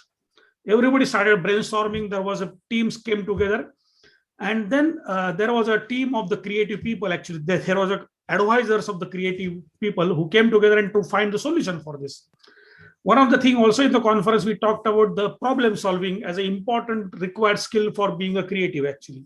So this team was gathered from different background, diverse background. There was one was scientist, one was teacher, one was carpenter, and one was hunter. Everybody was having their own parts, and this team came together to solve the problem, how to reduce the cost of the airport cost. Everybody started and they tried to find out what are the different expenses. They found that cleanliness costs are the highest. They are the highest cleanliness cost. And one of the cost is a toilet cleaning is very expensive. So what they should do, everybody was thinking together that what we should be able to do. And then this entire team sat together. Everybody was telling that, okay, what will make the toilet clean? So everybody was thinking on the other side that, okay, use this kind of brush, this kind of thing. And all of a sudden, there was a hunter in that part. What is the characteristic of a man? So he said that characteristic of a man as a hunter is a aim. A man would like to take an aim always. So all of a sudden people thought, okay, wow, how about put a spot or a fly over there and you will see the man will hit the target always. This reduces the cost of the cleaning by 60% in the toilets. And this was an idea. So you have to think out of box, you have to take the risk. And this is what now the many industries are talking about this. Now education should take this responsibility. You will find this case study onto the BBC World as well as everything about this part, how they reduce the cost, fly in my bowl, and you will find a lot of amazing, interesting stories about it. It's a very good research study of the management science to think creatively. Please go ahead and check it. It's a very interesting story for this. So now it's a time for the schools to think out of box, give the opportunities for the students and teachers to explore themselves. In this pandemic, anyway, we have gone away from the so-called examination. Now take this opportunity, make the things more practical, more fun-oriented, experience-oriented for the students so that they can really find their interest. So this was the idea with this part. I would like to thank you, all the people who have contributed to this conference. Kari and Nomesh, please join me to say thank you to everyone. And thank you to you first, actually. And let's go ahead with this. Yes, I'd like to thank also everybody for this very interesting 2 days and wonderful speakers, and also want to thank you, Heram, Shirin, and Simran, and Christoph, if he's still here, for leading these panels and discussions. One idea that came out from here is that much of creative information comes from students, from children, and that's why involving students in the planning of studies, in assessment of studies, comes very often from the students themselves. Listening to them, involving them in the everyday work, that brings much creativity into the school day. And like Vilmos said, that self-assessment compared or versus these national tests, it's much more useful, the self-assessment to the children, than just hearing dull results from a national test. Norma talked about empathy. That's a very important thing, that teachers show empathy in the classroom. That brings them near to the students and breaks barriers. Many of you know that in Finland, students call the teachers by their first name. I'm Kari to my students. Heram would be Heram to his students. And that doesn't, you still have authority in the classroom, because authority doesn't come from these outer marks. Authority comes from professionalism, from enthusiasm, from empathy. And that's one very good thing in the Finnish system also, that we are near to our students, even in this informal way. One thing that I could notice from these both days was all the speakers were very enthusiastic of what they were doing, very enthusiastic. And this is one special thing that the teacher has to have: childish enthusiasm to the work that you are doing, and that spreads and shows the children that this is important, the thing that we are doing, and also the parents notice it. And that's one answer to the critical parents, that they see that your teacher is enthusiastic and finds that the work he's doing is important. Okay, but with these words, I'd like to thank you all for taking part in this 2 days very interesting conference, and thank you all who helped make this possible. Thank you, Kari. I think this you have summarized it really well. Thank you very much, Professor Bolia. Yeah, so thanks, thank you everybody. Thank you, Hiramji. Thank you everybody who's organized this for inviting me. I think it's a lovely idea to not just have researchers, but also all kinds of people in a conference to share their thoughts and ideas. Finland is the place to conduct such a session and such a conference. Of course, everybody knows now about the kind of exciting things that are happening in Finnish education. I think most of the things that people talk about in terms of innovation and creativity and how education needs to break barriers, they are sort of visible in some way or the other in the Finnish education. So it's really great. I'm very happy to be associated with this. To conclude, there's this one message from my side, and I speak of this as a technologist, right, who is teaching in IIT Delhi. I think technology will come and it will keep coming. It is the bread and butter for people like me, right? And there's no way it will ever stop, and it should stop. But I think what we should remember is in education, the children are the center of the receiving end, and the teacher is the center of the delivering end. I think that big picture can't be taken away at all. If we, there are people who talk about how the future education will eliminate teachers and will, do this or that. And I think, honestly, because, you talked about not being politically correct, Mr. Kulkarni, I think that is all bunkum. That is not how the world works at all. The receiving end and the delivering end are always going to be very, very important to this. And so that is really the key message that I'd like to add before leaving off. And thank you everybody for listening to the entire conference, to me specifically, and all the best as we go along for some difficult times in these pandemic days. Thank you, Professor Bolia. It's really great. We have Leonard. Please go and say something. Yeah, no, I like what you just said, that it's interesting to bring together also researchers with educators and other folks. What I would propose, and is, if that's interesting for you, is eventually at the next conference to have a panel with creative leaders included. So really having people who are brought these ideas on. I could organize this for you and just bring some of these guys on stage who are enthusiastic about that. And if that brings you any value, this could be organized. I think that would be fantastic. I think that's a great. I think a conference which concludes with something what we are going to next is a correct conference. Actually, that's a good aim to enlarge it to creative professions and just to be inspired by each other, because we need in the creative industry, we need the talents for tomorrow. Otherwise, we are nothing. Exactly. So I think I think this is a very sweet summary for the entire part. Okay, we have planned for the next year, or not even next year, next conference. Year we will decide when is that, but definitely we always celebrate 21st April as a World Innovation and Creativity Day, and for that we always are there. So with these words, I want my entire team to come here, be in the video. I think I will share everything as a gallery view so we all can see. Let's start video by everyone. Manavi Ajit Singh, please also start the Manaviji, also start the video. Saroj is there. Samir, okay, you are there, and Leonardo, everything.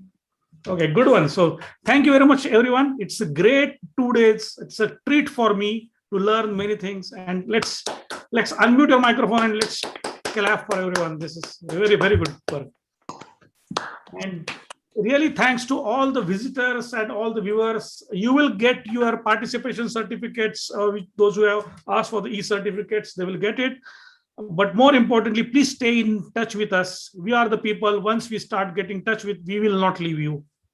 We are contagious because creativity is contagious. Thank you very much. Thank you. Thanks, Hiram. Thanks, everybody. Thanks. Goodbye. Thanks. Bye-bye. See you soon. Thank you. Thank you. Thanks, everyone. Bye-bye. Bye-bye. Thank you.